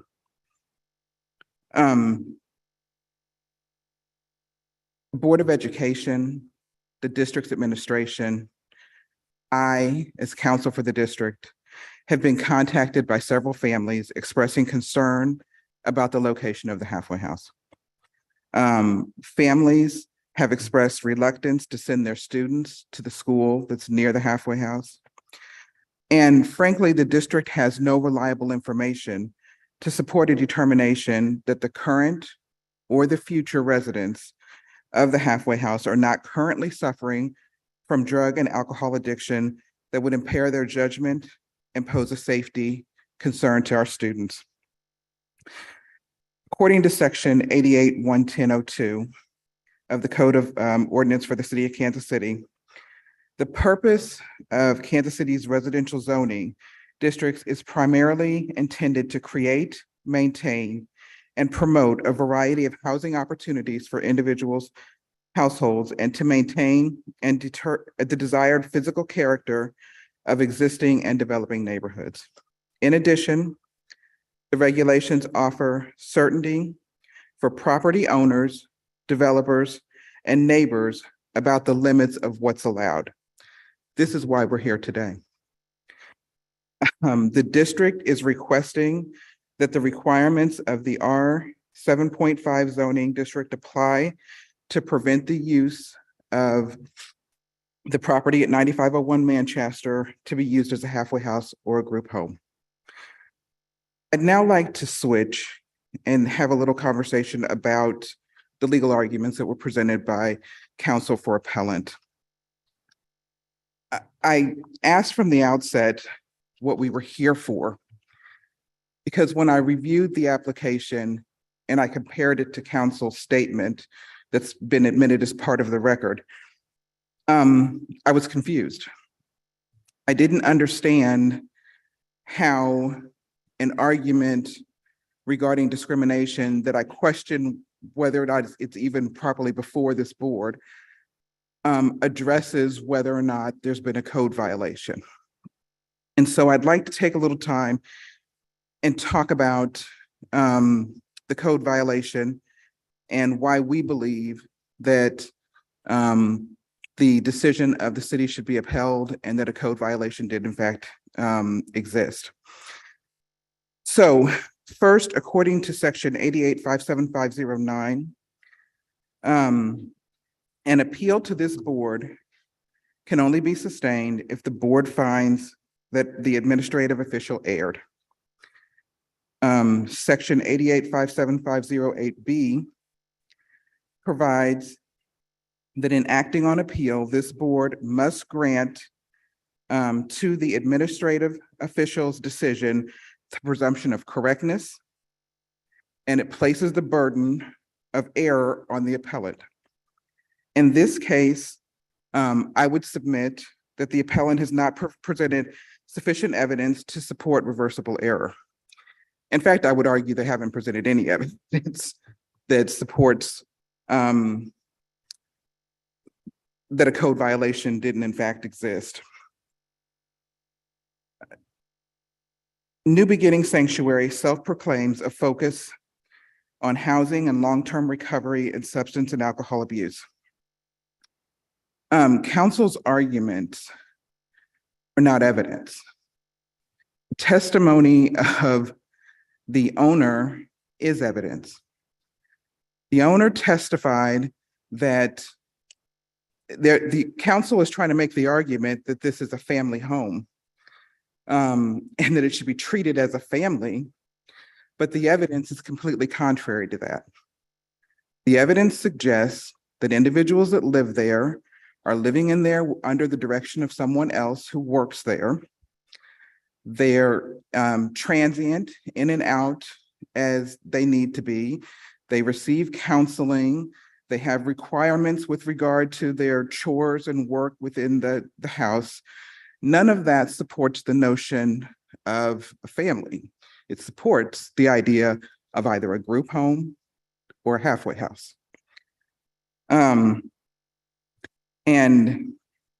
so there's no evidence, there was no evidence that I've seen in any of the exhibits that's presented, in the application by staff, in the testimony here today, that supports the notion that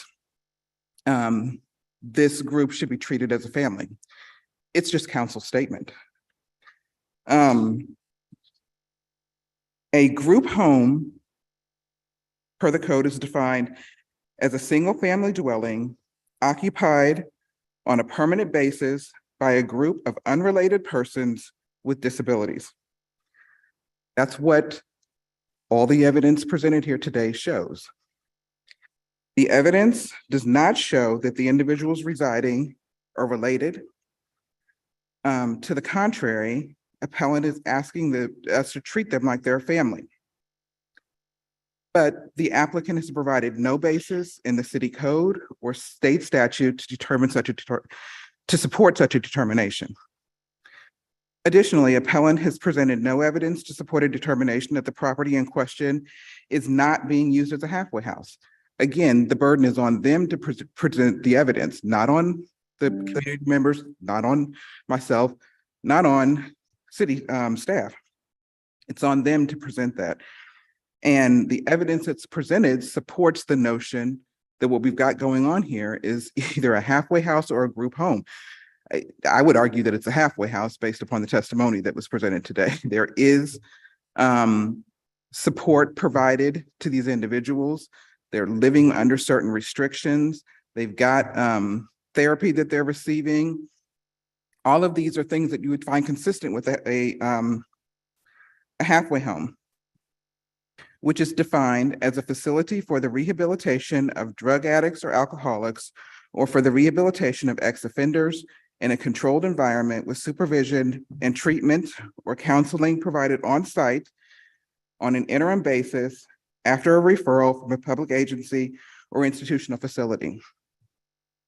What they're asking the community, the members of the community, the residents, the students, is to accept whatever they provide with regard to these individuals.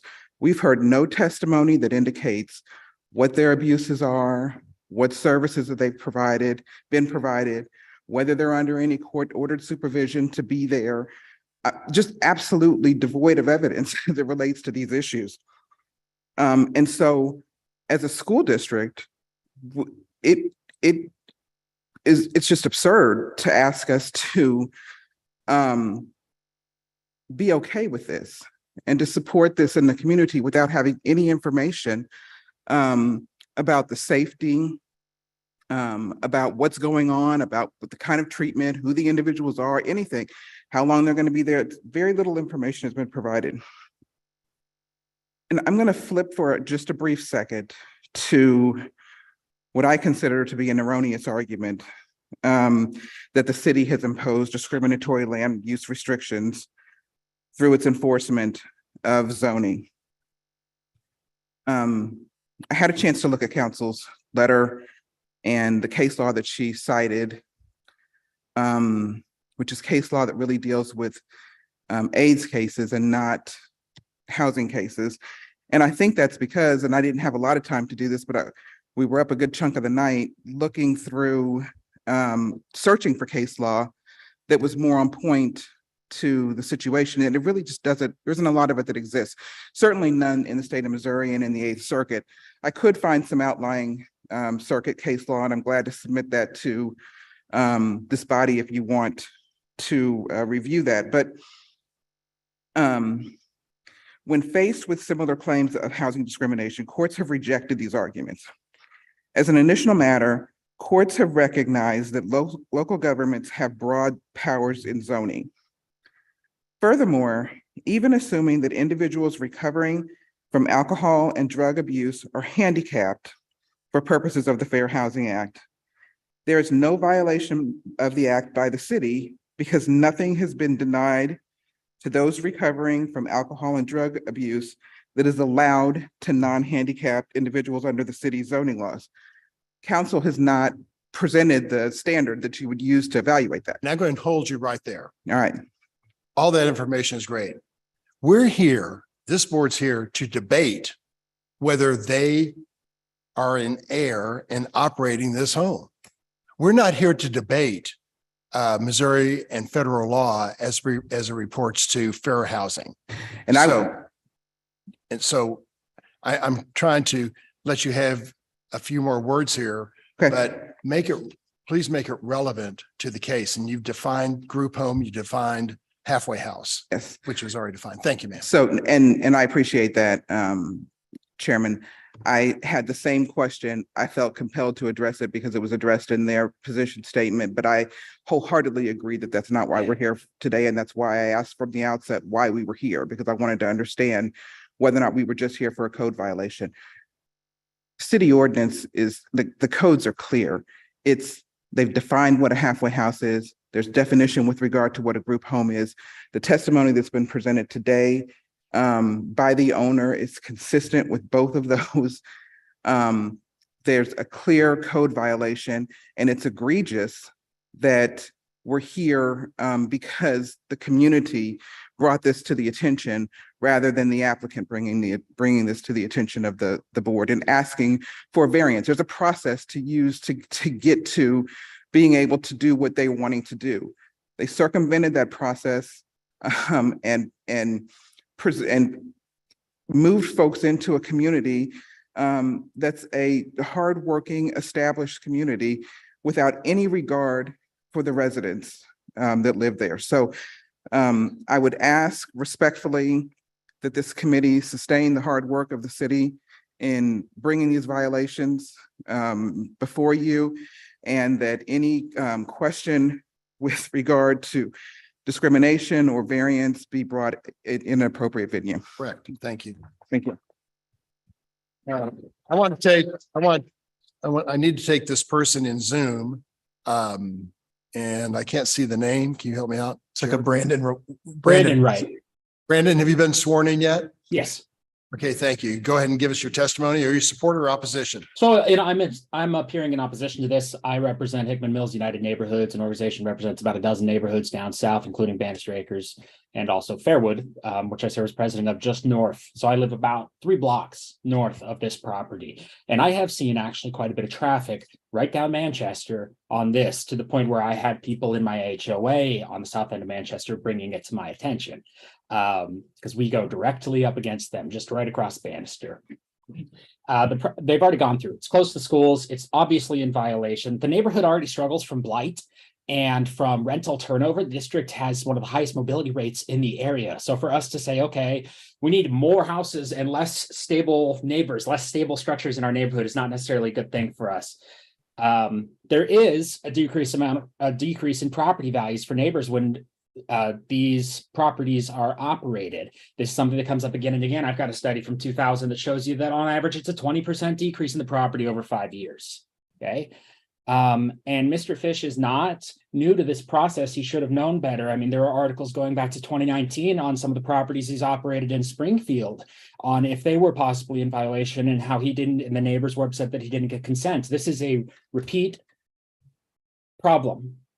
And for us to sit here and just kind of be like, oh, well, she used the magic wand of reasonable accommodation, doesn't really seem to hold up against this violation. And with that, that is all I have.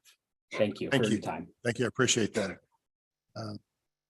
Mr. Chair, I'd like to motion. Okay, sure. Go ahead. I'd like to move that the board go into a closed session for legal advice under section 610.021 parenthesis 1. All right. Do I have a second to that? Second. Please call the roll on this motion. Gorens? Aye. Moran? Aye. Tiller? Aye. Crosby? Aye. Ebbets? Aye. We'll be back in about 5 minutes or so after we get some legal advice.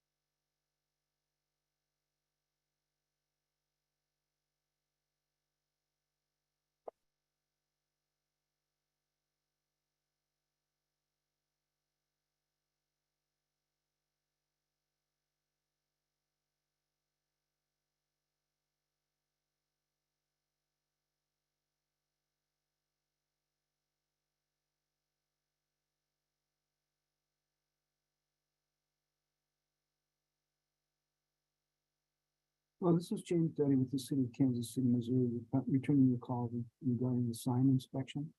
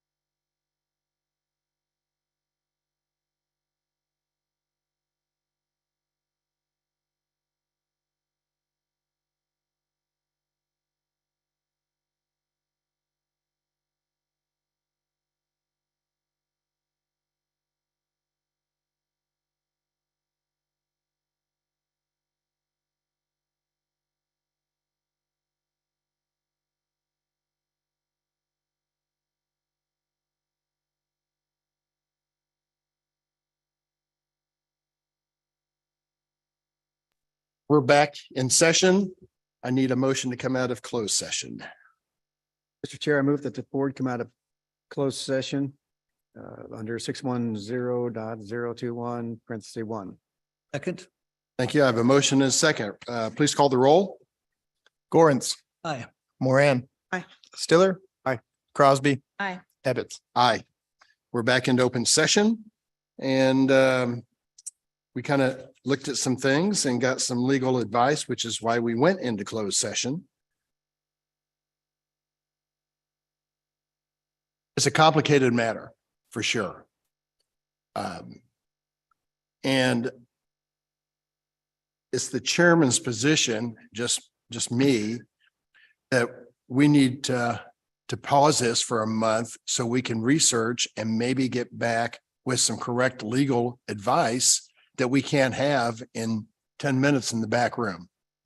So I understand the neighbors and the neighborhood's opposition, or, what they're trying to do here. I understand that. But we also understand the other side's legal opinions and what they think it should be. So in the meantime, we may have to pause it. But to Mr. Fish and Ms. Hunt, are you back online with me? Yes. Yes. Okay, thank you. Would it be a problem if our inspector came back out unannounced and looked how many beds were in this room over the next 2 to 3 weeks? Do you have a problem with that? Either Mr. Fish or Ms. Hunt during normal operations? That'd be 9 to 5, Monday to Friday. Well, before Mr. Fish answers, I think the problem with unannounced is you're probably going to find the place mostly empty in the middle of the day. There are rules that individuals have to be out and working or in the community at various times. So, I mean, that's fine, but that's not going to give you an idea of how many people are there. Because they What about won't be- counting of beds, Ms. Hunt? Sure, you can count beds.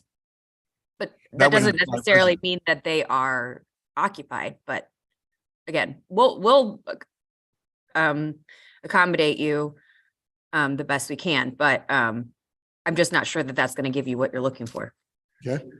I do not have a problem. That will give us a with month either. to get some legal advice too, Mr. Fish. I'm sorry, go ahead, Mr. Fish. I was just going to say, I do not have a problem with you guys coming out anytime. I had offered Ms. Coleman an appointment and a time that I was in Kansas City, was happy to show her the property. We just went through our NAR inspections and passed with flying colors. So anytime you guys want to come out and take a look, we welcome anybody, and our home has open door policy for that. Just as long as somebody's home that can let you in. Will there be, I know council's testimony is that there are requirements that the people who reside in this property be out and about during the business day. Will there be staff on site during normal business hours? We can have site on staff. I have a regional manager in Kansas City that can meet you there within probably 30 minutes notice. She could probably be there. As far as staff, we don't control. They have curfews of 10 p.m., but we don't control if they're working. Everybody's on a different schedule, just like any other home. So I think that's why the unannounced part would be problematic. I think you're gonna potentially end up with knocking on a door that no one's answering. So if you need it to be unannounced, that would be a risk you take. If you would like to schedule it, then perhaps Mr. Fish could arrange a time with his manager to be on the property to let you in and to answer any questions you might have. Council, tell me, this is a family that lives here? This is a group of men who live together as a family unit, yes. And if you would come to my house at noon on a Monday, no one would be there either. Can I draw the board's attention? It seems that Mr. Duddy has his hand raised as well. Okay, sorry, Mr. Duddy, go ahead. Thank you. Mr. Chairman, we would have no problem with making multiple attempts. Okay, thank you, Mr. Duddy. Who maintains the records of residents from day to day? Mr. Fish, Ms. Hunt? The clients have a sign-in sheet and a sign-out sheet. So anytime they come and go, there's a form that they would just have to let somebody know where they're going. And the house leaders usually maintain the curfews. Who maintains tenancy or residency or client lists as to who stays in the properties on a day-to-day basis? The house leaders and the administrative offices here in Springfield, as well as the area manager. He said that there's house administrators who keep track of the ins and outs of every person within that house. House leaders have sign in and sign out sheets. So when the clients come in from work or a meeting or treatment, they sign in. When they go out of the house, whether it's to visit probation and parole or go to a meeting or go to work, they sign out. Those sheets are in the home. But And those are turned in monthly. We have administrative offices in Springfield that have records of all clients and who resides in the home. And the area regional manager also has records of who resides in the home. but there is no full-time staff at the house. So they're essentially self-policed. No. There are two house managers who are at the home. They do 24/7? not stay there 24/7 in the sense of they stay in one room the entire time, but they are. Ladies and gentlemen in the audience, please. Go ahead, Ms. Hunt. If you would Yes. start that over, please. Yes, sorry. There are two leaders. These individuals are people who have gone through and are in the last stages of the program themselves. The reason for this is because people going through recovery often need someone with empathy and true understanding of what they're going through to be successful. And so they are in the home as leaders in management, but they also might have jobs. The point is for people to look as close to their normal home lives as possible. So they might be out going to work. They don't have jobs. They encourage them to volunteer or to actively go out and seek employment. Also, many people are working various programs, recovery programs that sometimes they go to meetings every day. There are also meetings that Understand. yeah. Okay, So, but- I mean, it's not a black and white question, I think that's the issue. No, it's more response than answer. Let me try this. Are there any staff people, somebody employed by the 501(c) at the facility 24/7, 365? Alan? You're muted. No, there are not. We do not have paid staff that live in the house 365 days a year, 24 hours a day. Okay, that's what I was asking. Thank you. Mr. Chair, it sounds to me like you would need to arrange a time to make sure that when our inspectors go there, there is a house manager there so they can answer questions and provide those records to our inspection staff. So Right. it may not work out to be an unannounced visit. They may have to schedule something with Mr. Fish, it sounds like. And I would also need to tell you, I mean, I represent these individuals. So if you're looking for records that are going to say resident names or other confidential information, we're going to have to talk about that from a confidentiality perspective of putting those names into the public record. So depending on what you're doing, I might need to be there as well. Ms. Hunt, what we're trying to do is determine whether your testimony that this property is a home for families to live in, and in the alternative that it is a home for people with disabilities, that it meets the requirements of the ordinance. Our ordinance allows for a home for people with disabilities to have 8 max people plus 2 employed staff members serving as house members, which is why we are trying to determine whether or not the existing facilities meet the ordinance. Your client's testimony is that each home currently has 9 people living in it, 7 clients and 2 staff members. His new testimony is that there are no employed staff members and that those who serve as house leaders are actually program participants in the final stages of their programming. Our analysis and or our legal questions that need to be answered are going to be different if y'all's testimony is now that you have no way of telling us who lives in that home on a day-to-day basis, not names or confidential information, numbers, flat out numbers. And That's not, I mean, that's also not what I'm saying. So I don't understand the disconnect here. I represent New Beginnings, the Correct. people who live there and Jams. So if you're coming by to inspect, to see how many people live there, to look at the facility, that's fine. If you are coming in to take records, to interview people, that's something I would need to be present for, as they are represented individuals.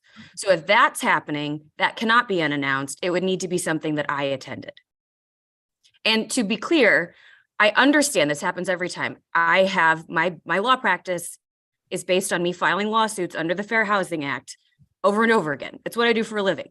They always start at the zoning level. My hope is that we don't get that far.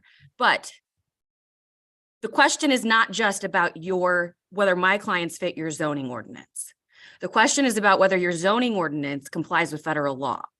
And so I want to be clear that the analysis can't just be one, it has to be both. We have that testimony. We Okay. understand. We're moving on. So what next? Given that, if there's no other questions on the board, I would move that we continue this case. And Mr. Chair. To February 14th. Yes. I may. When I was providing testimony, I was asked not to provide information on the very issue that we've now gone into closed session and are going to be hearing. And so I would respectfully request the ability to be able to submit a written brief on the legal issues. And frankly, if any of the individuals who have testified wish to get legal counsel and submit a brief and have legal representation at the next hearing, I'd like permission to be able to do that. Of course. Okay, so Because we can February submit- 14th will be another, we'll meet again on February 14th. And that will be new evidence, which you're welcome to present to us, I think. Go ahead. Sorry, Mr. And so New when you're, evidence. I'm sorry, I'm confused. so when you're submitting those exhibits, if you just get those notarized and get them to your staff planner prior to February 7th, when the staff report will be submitted in our office, it'll be sure to be included in the packet. If you don't get it to us by February 7th, you'll need to bring it to the hearing, a copy for the planner, and we could admit it at the hearing. Our attorney to be present at. I'm sorry, I'm confused about the scope of this. New evidence, I don't understand. I thought we were continuing this issue, so why would we be hearing new evidence? Well, because you're presenting more evidence. You just, by your own admission, ma'am, you said you wanted to present to us a brief. On the issues that we heard today. Okay, yes. Kind of new evidence, but maybe not.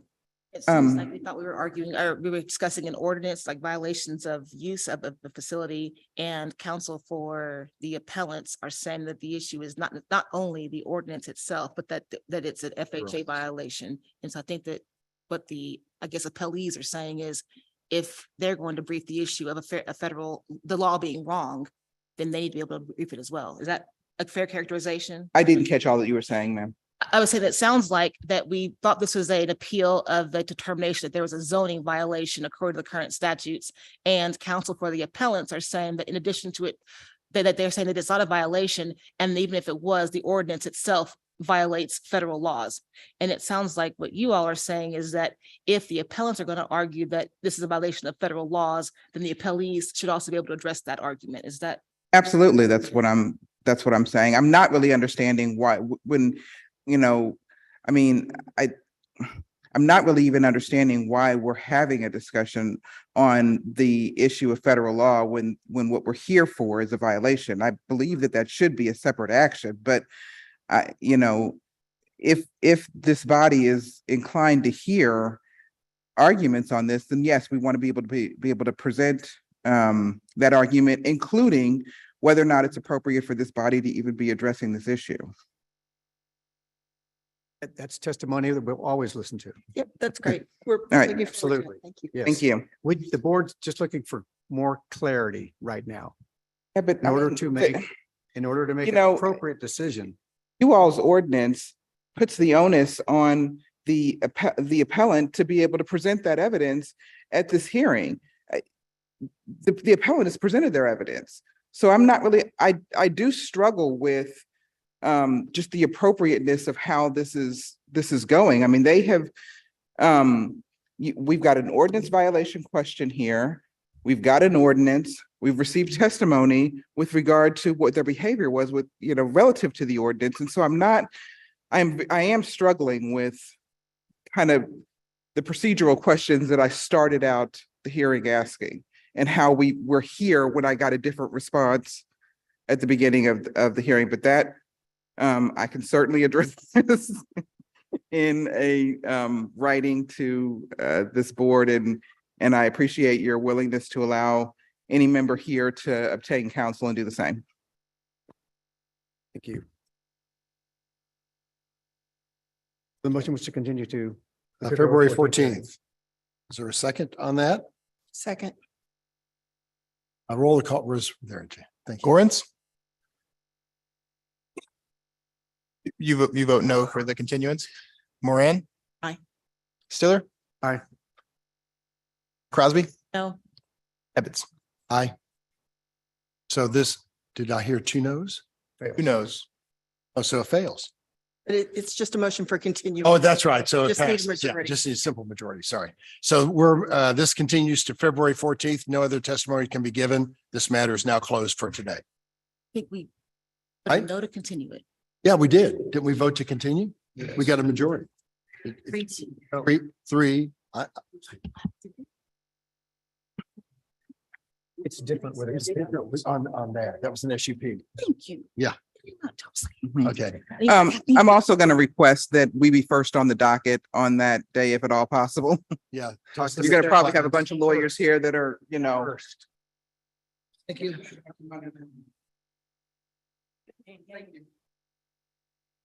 All right. My name is Teresa Ratliff, and I didn't get sworn in, but I wanted to ask a question in relation to this. This case right here that we just heard, Yeah, that'd be addressed to Mr. Clemens. okay. I I'm just sorry. want to know exactly what it is that they're looking. Okay. We're going to call the next case. No, what are they Everybody ready? looking for in terms of Justin, the where's reason why Justin? we have There to you are. delay in Hey, the Justin. CPC? Oh. Wait, we can't. We got to take a break. Sorry. God, I forgot about that. Sorry, staff. Okay, we're going to take a 15-minute break. Be back here at 2:45. Sorry.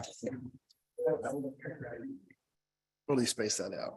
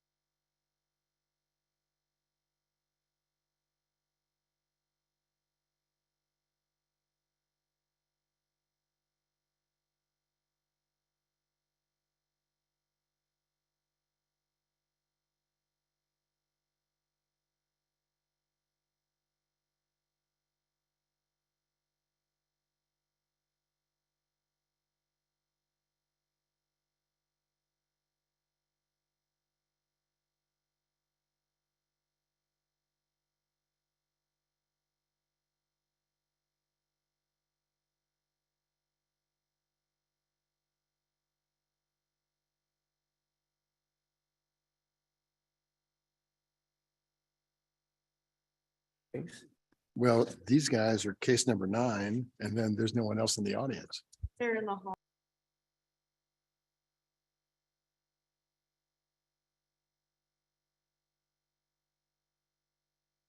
All right, we're coming back into session.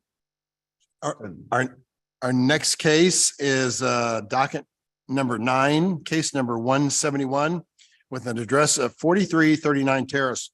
Will the applicant please come forward? Applicants. Are we on, I believe we're on number 8. Yeah, oopsie. Missed one. Go back.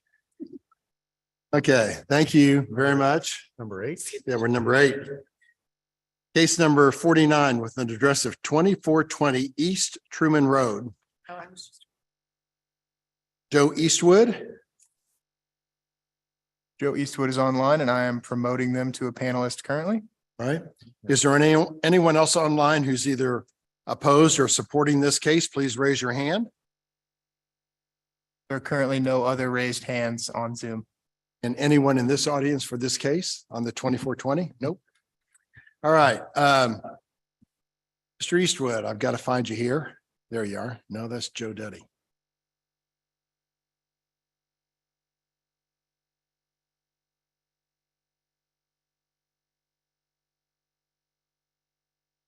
Is he there?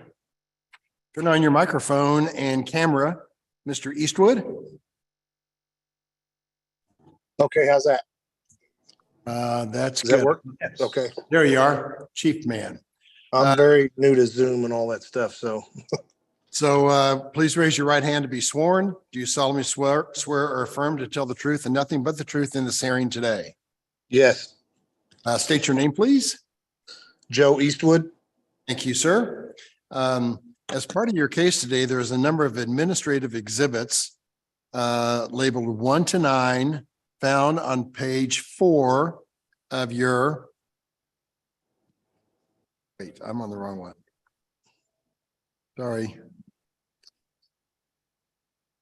And sir, I'll get those exhibit numbers again. 1 to 9 found on page 3 of your staff report. Is it okay for us to admit those for your case today? Yes. Thank you. As part of that, we have a presentation by Justin on your case. Justin, please take over. Thank you. Today I will be presenting docket item number 8, case number CD SUP 2022-49, project name being Dragon Print and Sign. It's going to be located at 2420 East Truman Road with a zoning of B4-5. So for an overall site plan from the city, this is located on the corner of Prospect and Truman. For a little closer look, it's on the corner of Wabash and Truman Road. Here is a picture of the site. The applicant will be using both the property on the right and left. So this is a special use permit, a request to approve for a latex printing business in District B4-5. Staff classified that as an industrial manufacturing limited use, and that requires a special use permit in District B4. It's on about a 0.15 acre lot. This latex printer will be used for car wrapping, signs, and other things. No exterior changes to the building is proposed. This is the special use permit criteria. The main thing to take away from here is that no site changes are proposed, so there'll be no effect to the surrounding neighborhood or community. Here's where the printer will be located in terms of the building. I'd also like to admit an exhibit. The owner consent form came in a little bit late before the staff report, so I do have this attached to the PowerPoint. With that, City Plan Commission recommendation was approval with conditions of the special use permit, and that will complete my presentation. Thank you. Thank you, Justin. Mr. Eastwood, why should we grant your request today, sir? Because the printer I have in here is no different than the one you probably have on the desk in your office. It uses the same ink. It's just bigger. And where are you doing the printing now? We are not, we're doing some from home. But we're, as a whole, we're not, because we have to, we got to wait to get this permit to do it. Okay. Board members, do you have any, and sir, there were a number of conditions that were attached from the City Plan Commission. Do you have any objection to those conditions? Okay, is there just? I think there's is just there only one. One condition? Yeah, it's This is just the planning one. commission? I'm sure you don't object to that. Maybe you do. Condition, it's. Is it feed indefinite? So their recommendation was to, Give it indefinite. no time limit. Correct. Okay. Board members, do you have any questions of Mr. Eastwood? Hey, Mr. Chairman. You have an exhaust system for the latex? No, this is a printer. There's no way, there's nothing to exhaust. I think I know some people are allergic to latex. That's why I was asking. So sorry. Thank you. No. Anybody else? Does the board have the authority to allow an unlimited special use permit? Yes, I mean, most of them are. I think most.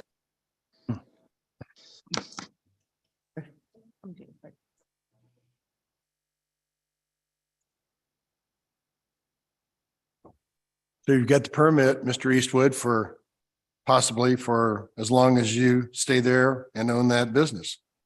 All right, well, thank you. Now, Well, we haven't approved it yet, but oh, okay.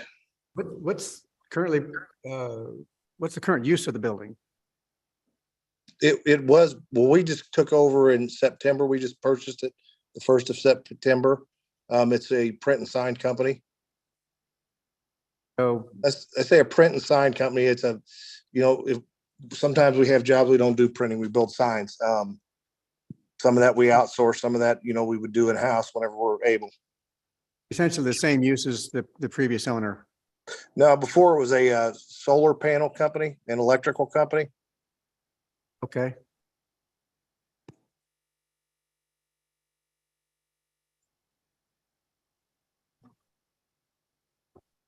Bill? Board members, anything?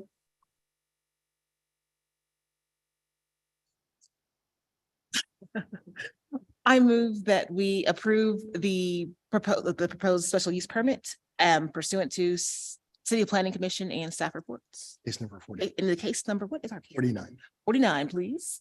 I've got a motion. Do I have a second?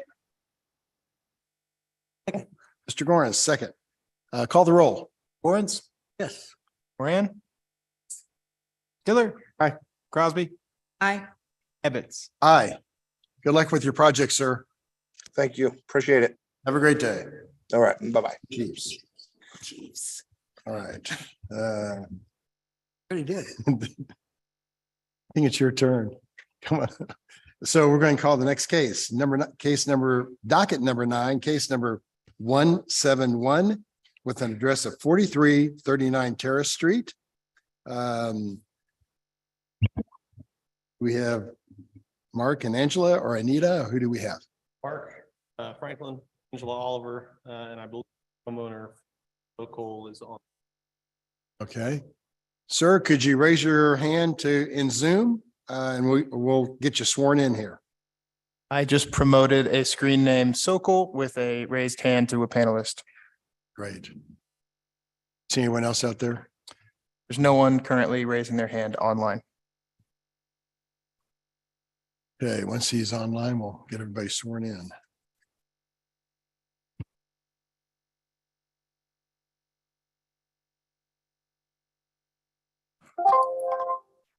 I should be online now. Okay, turn on your microphone and camera, please, sir. All righty. There you are. Everyone kind of raise your right hand to be sworn in. Do you solemnly swear or affirm to tell the truth and nothing but the truth during this hearing today? Yes, I do. And please state your name. Philip Sokol, Sokol. Thank you. Angela Oliver. I do. I do, Mark Frank. Thank you very much. Who's going to be speaking on your case today? You? Okay, thank you, Mark. There's a list of administrative exhibits found on page 3 of your staff report. We need those in order to hear your case. Do you have a problem with us admitting those for your case? Good. Exhibits 1 to 9 are admitted. One of those is a presentation by Jared Clemens on your case. So Mr. Clemens, please take over. Thing. The presentation. So before us, we have docket item number 9. This is case number CDBZA 2022-00171. Located at 4339 Terrace Street. The zoning district is R-2.5. The applicant in this case is seeking approval of a variance to the rear yard setback requirements to allow for permits to be pulled for an addition to an already encroaching home.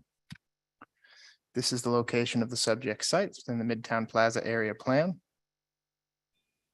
More specifically, it's on Terrace Street, just north of West 44th Street. This is the site plan submitted by the applicant showing the measurements of the property. You can see encroachments there and the setbacks. So this variance is for 14.3 feet. A substantial change to the character of the neighborhood is not anticipated. The difficulty could not be obviated by some feasible method. That I'll conclude my presentation. Thank you. Tell us why we should grant your request today, sir. Yeah, so we're not changing the structure. Not going above the existing ridge.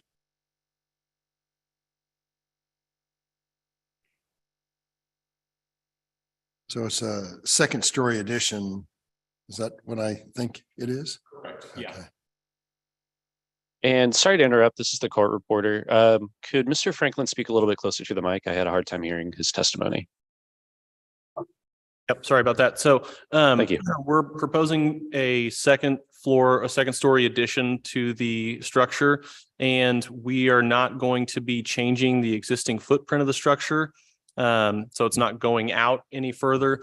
And so we're just building up on the existing first floor structure and the height that we're building it up, we would not be going above the highest point of the existing roof line. So basically just adding a room on top of the existing first floor.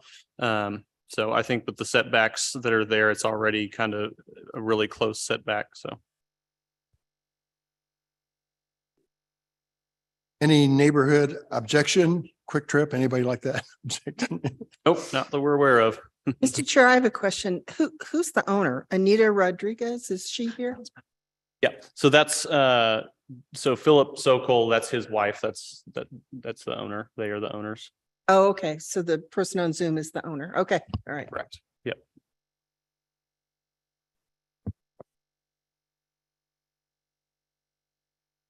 Oh, Mr. Clemens, so the only variance is a rear yard setback for the addition, but do we need another variance for the existing house? For any other variances? I don't believe that we do. I think we can treat it as one since it's the same footprint. If you wanted to grant them separately, we could treat it as two if you wanted to. When we advertise any other necessary variances, would those automatically be included?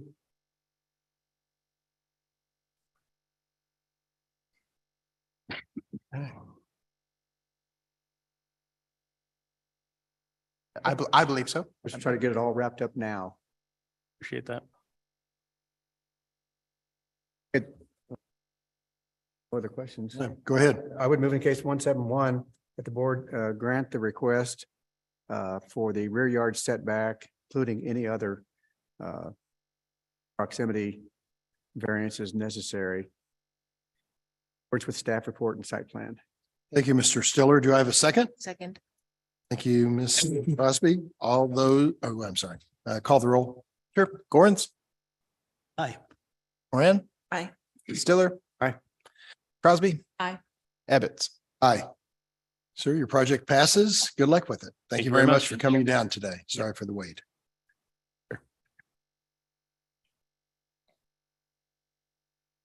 Next is docket number 10.1 and 10.2.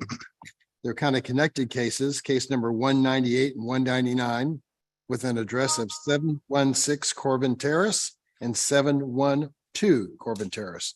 Will the applicants come online or come forward? So we have an Aaron March that I'm currently promoting to a panelist. No one else is currently raising their hand in the audience. Hello, Mr. March. Yeah. He's in the panelist list, but he is working on turning on his microphone and camera, I would presume. Microphone and the camera. See, it's coming on. Hello, Mr. March. Good afternoon, Mr. Chairman. Good afternoon to you. I see you've got some other people in the room with you. I do. Need to swear everybody in. Please raise your right hands to be sworn. Do you solemnly swear or affirm to tell the truth and nothing but the truth during this hearing today? I do. I do. Would you each identify yourself for the court reporter?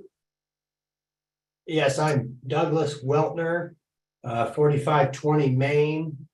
And I'm the acting owner's representative and developer for the Plaza Heights project.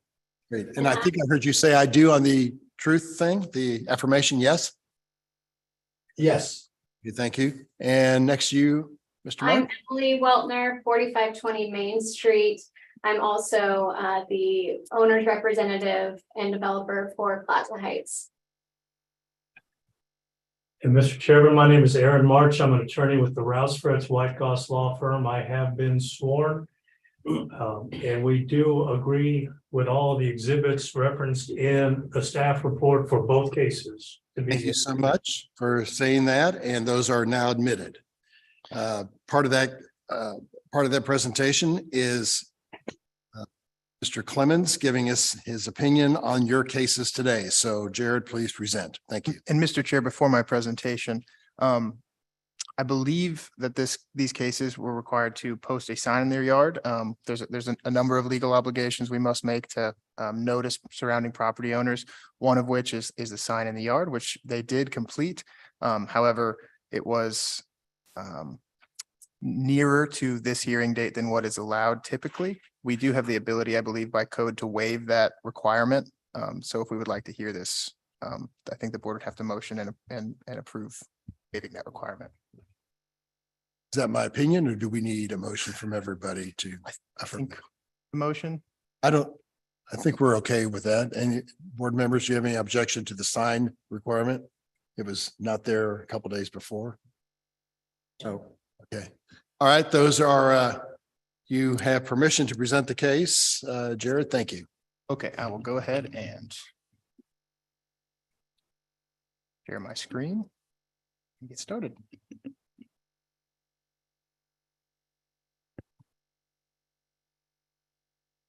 Okay, before us, we have docket items number 10.1 and 10.2, case numbers CD/BZA 2022-00198 and 199, located at 716 and 712 Corbin Terrace. Zoning district is R-6.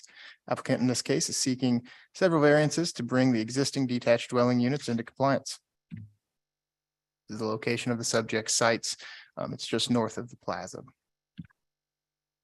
See the lots prior to these homes being built on Corbin Terrace, just west of Jefferson Street.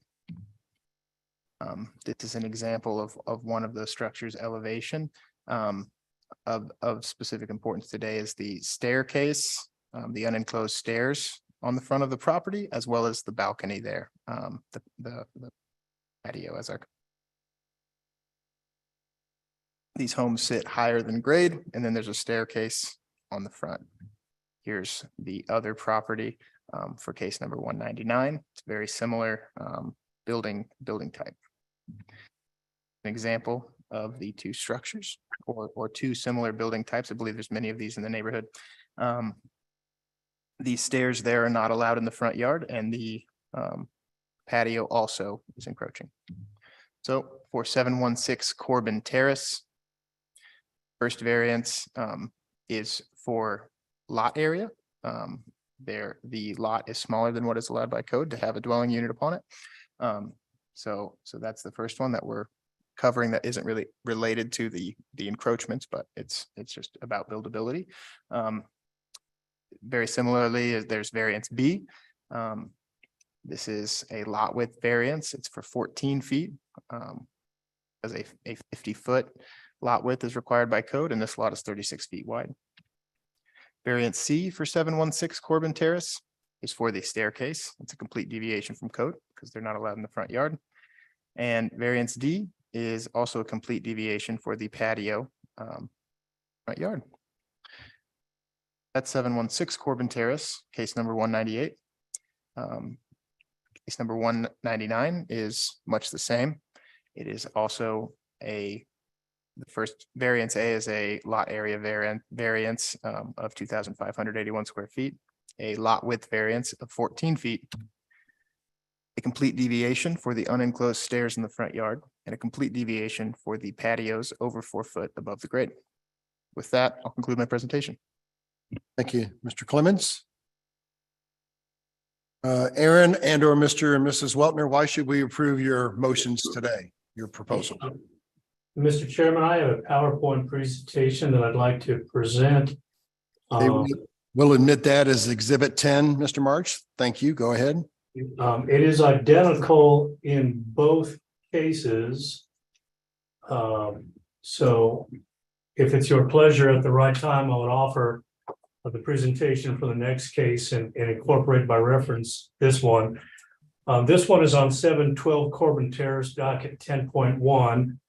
A little bit of history, Corbin Park new construction history. Westport Today, which is an affiliate of St. Luke's Hospital, has owned these lots for some time, and they've built 32 houses. Weltner Equities, as their owner's rep and construction manager, has built 32 houses on 45th Street, 44th Street. 2 homes on Corbin burned down and they're being rebuilt. All of the homes, as you'll see, have the same design element that's in question here. A tall front yard stair and a front yard and a balcony in the front yard.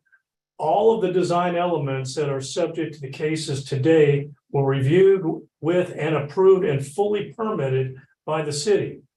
We are not here today because we've been cited by Codes Administration for violations of the city code ordinance. We're here voluntarily because we're proposing to close on one of these houses. The houses inspector, the lender's inspector, went down to the city and was told by one of the folks at the city that, oh, by the way, these stairs don't comply and neither does the patio. They asked us to obtain your approval so that they could fully comply with the city ordinances and close on their loan and close on the sale. So we haven't done anything wrong here. Somehow this slipped through the cracks and we're trying to correct it on these 2 houses. These are the 35 lots that we have either built or have under construction. They all have the same fundamental design. It's the exterior finish materials that's different on them. The 2 in question are 716 and 712 outlined in yellow on Corbin Terrace. The other ones are 736, 32, and 24. They're also under construction, all fully permitted by the city. This is an example of the homes that were built and have been sold. You see, they all have the tall front step and they all have the patio that encroaches into the front yard. These were all fully permitted, issued certificates of occupancy, and have been sold. Same thing for these new homes on 44th Street. The same tall stairs and the same patio. On Corbin, this is 709 Corbin, not the houses in question. These are to the east of us. Again, same design and same patios. These are the 2 houses in questions that are subject to cases 10.1 and 10.2. They're almost fully completed in construction. Again, we want to sell and close on one of these. These were issued building permits by the city, and we met with staff ahead of time years ago on the design, and it was signed off. And that's why we continue to build these houses one after the other.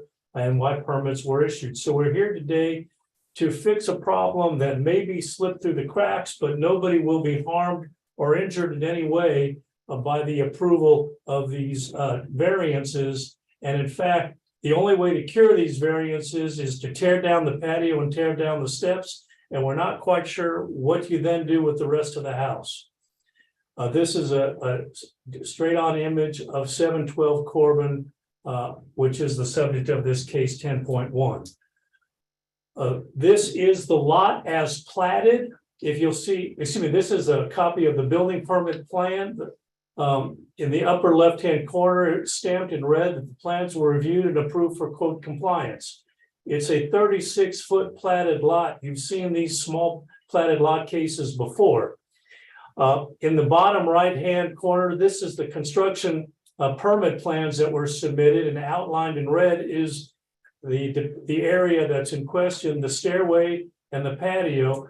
They were stamped approved on these plans. So it was all reviewed and approved and fully permitted, and was permitted as set out on the permit plans. This is a copy of the building permit that was issued for 712 Corbin Park. I'd like to go back in history. In 1905, these lots were platted. They were platted at a size that is no longer considered to be a legal or lawful lot. You've dealt with these infill housing developments in the past and have granted variances. There's an exception in the code, the grandfather clause, 88-820-01B talks about lots that were created before 1923 are still considered to be legal and lawful lots, even though they contain less area and can be built upon.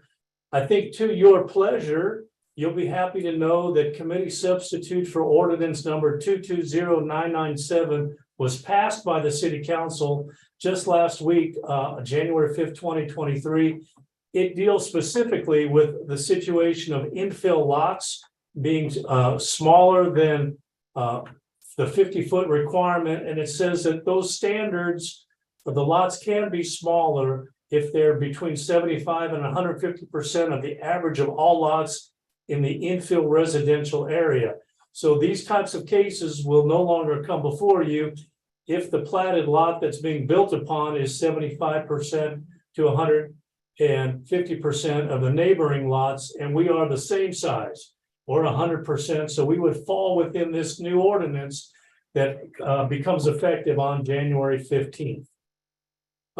I know it's not been notarized. I'm sorry, it's in my PowerPoint, but we reached out to the Plaza Westport Neighborhood Association, and their president has indicated by email that the association has no issues with what we are proposing.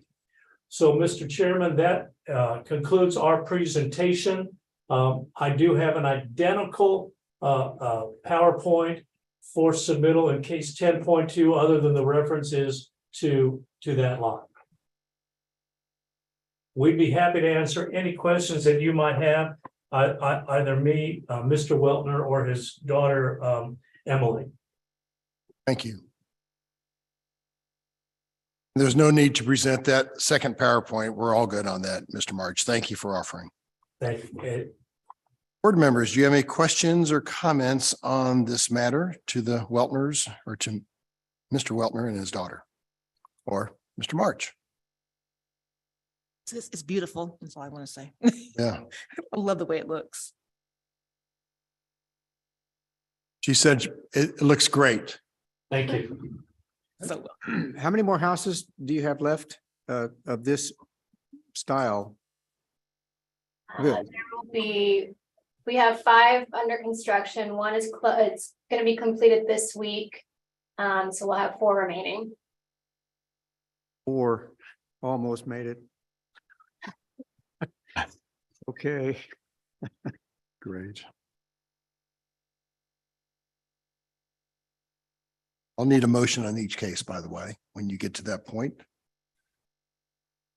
Members? Then I move that we approve the variance requested for case number 198 in accordance with the city planning and staff reports. I have a motion from Ms. Crosby. Do we have a second? Second. Second from Mr. Gorens. Please call the roll. Lawrence, Aye. Moran. Aye. Stiller. Aye. Crosby, Aye. Ebbets. Aye. That motion passes. Do I have a second motion? Mr. Chairman, I move that we approve the variance in case number 199 as presented by the City Planning Commission and in accordance with staff reports. Do I have a second? Ms. Aye. Crosby? Okay, second from Mr. Gorens. Please call the roll. Mr. Gorens, Aye. Moran. Aye. Stiller. Aye. Crosby, Aye. Ebbets. Aye. Both pass. Good luck with the project, Weltners, and we'll see you soon. Thank you. Thank you very much. Thank you. We have 3 people left in the audience. I'm so sorry it took so long today. I'm so sorry. So we're calling docket number 11, case number 158 with an address of 335 North Belmont Boulevard.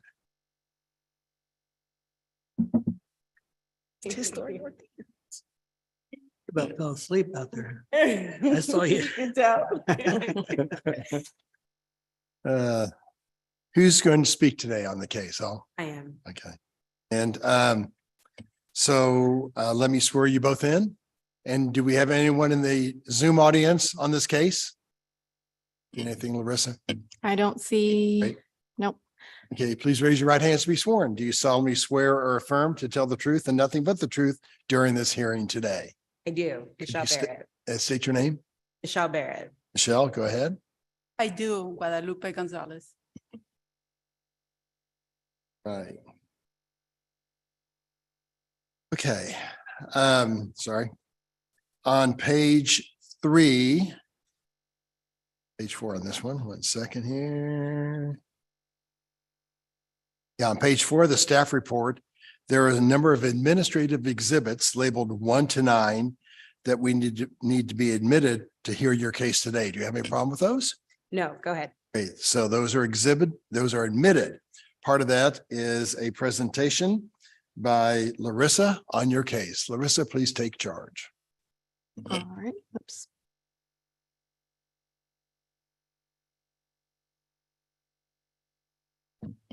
So this is for case number BZA 2022-00158 for 335 North Belmont. The applicant is seeking several variances to permit a vehicular use area in the front and street side yard setbacks. Here is the location of the site in relation to the rest of the city. The subject property is a triangular property with no rear yard. The front yard is located along North Belmont Boulevard, which is an established boulevard, and the street side yard is located along North Chateau Traffic Way, which is an established parkway.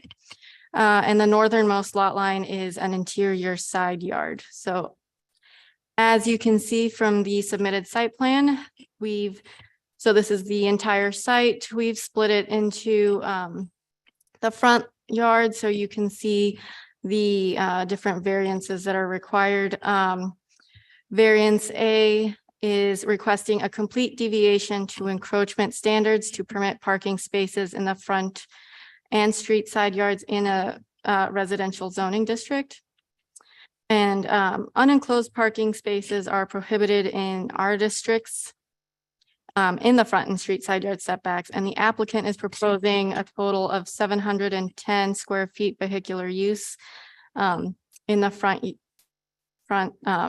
yard. Variance B is requesting a 301 square foot variance to the maximum pavement. Ooh, I'm sorry, I got those confused. I'll go back and we'll just start over. How about that? Okay. So variance B is requesting a 301 square foot variance to the maximum allowed pavement in the front yard to allow for 802 square feet of pavement. So the property is sandwiched between a residential and industrial area. So from the residential perspective, the additional vehicle area is not comparable to the rest of the surrounding properties. However, from the industrial property perspective, a substantial change to the character is not anticipated. A change in design, which would require the demolition of the vehicular use area, would obviate the need for a variance. So what the applicant is proposing is 64% pavement in the front yard setback, which is more than the 40% allowed in the front yard. Variance C is requesting a variance of 137.9 square feet to the maximum pavement in the street side yard to permit 358 square feet of pavement in the street side yard. Maximum pavement in the street side yard allowed is 20%. Again, a change in design, which would require the demolition of the vehicular use area, would obviate the need for a variance. So they're proposing 32% pavement in the street side yard setback. And then here's just a summary of variance A, B, and C. And just to be clear, variance A was for the unenclosed parking spaces in our districts. And that is a complete deviation. And that's the end of my presentation. Was it the northern portion of the lot that's And I can go back to that site has plan. industrial zoning? It's southeast to where you see the cars parked along in the bottom corner of The the. Montgomery Ward's property. Okay.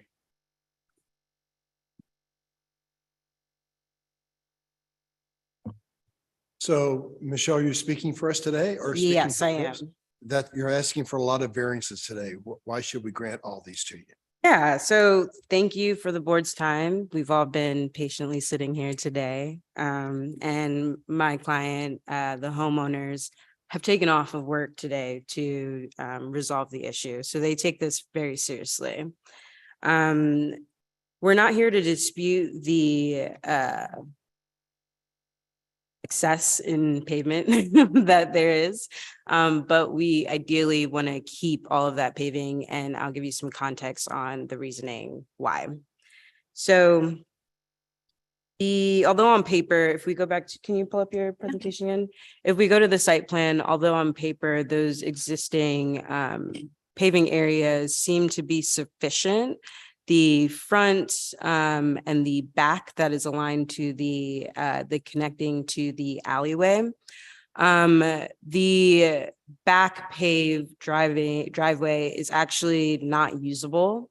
The homeowners have shown multiple times where there's actually been cars that have busted through their retaining wall there, making that driveway not useful. The use that they're proposing for the new driveway, the triangular portion, is actually to store a number of their collection show cars. So we can't have cars driving into those new cars. In addition, the back driveway, they've already had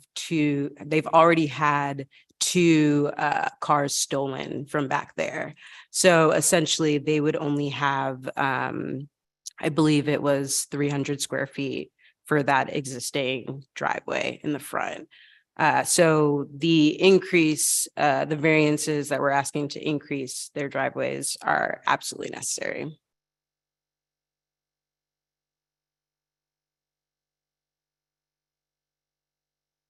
Concerns or support from any neighbors around the area? I don't believe there's been any concerns.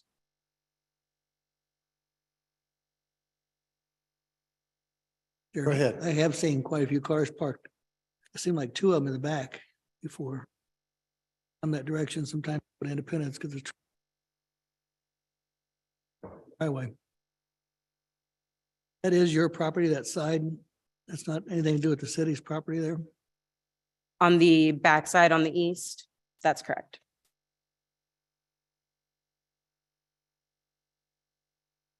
What's across the street, the industrial area? What is that? like a tire, they sell tires, new tires.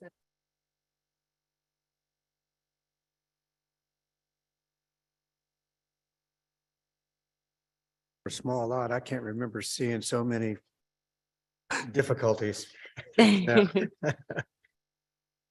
unusual situation. The cars. What's your exotic car? Oh, Your collectible cars, which ones do y'all have? yes, I have my 75 Firebird Pontiac? Okay. They have the little hood tachometer on it? She tried to explain them to me. I had no clue. That was a classic car back in the day. Collectible. I- I move that we approve the variance request in case number 158 as presented by the City Planning Commission and staff reports. I have a motion by Ms. Crosby. Do you have a second? Second. Second by Mr. Stiller. All those in favor, please say aye. Aye. Wait, I'm sorry. Call the roll. Sorry, I We'll screwed have up. Yep. Lawrence. Aye. Moran. Aye. Stiller. Aye. Crosby. Aye. Evans. Aye. Your motion passes. Good luck with your project. Thank you. Thank you for your patience today. Thank you so much. Thank you. Yeah. What do you do? What kind of line of work do you do? I'm an architect. Carry on. Meeting is over. Recording stopped. I'm gonna wake up in the middle of the night. Voting on what? Everyone with. Slight today, but accomplished nonetheless. That we did get.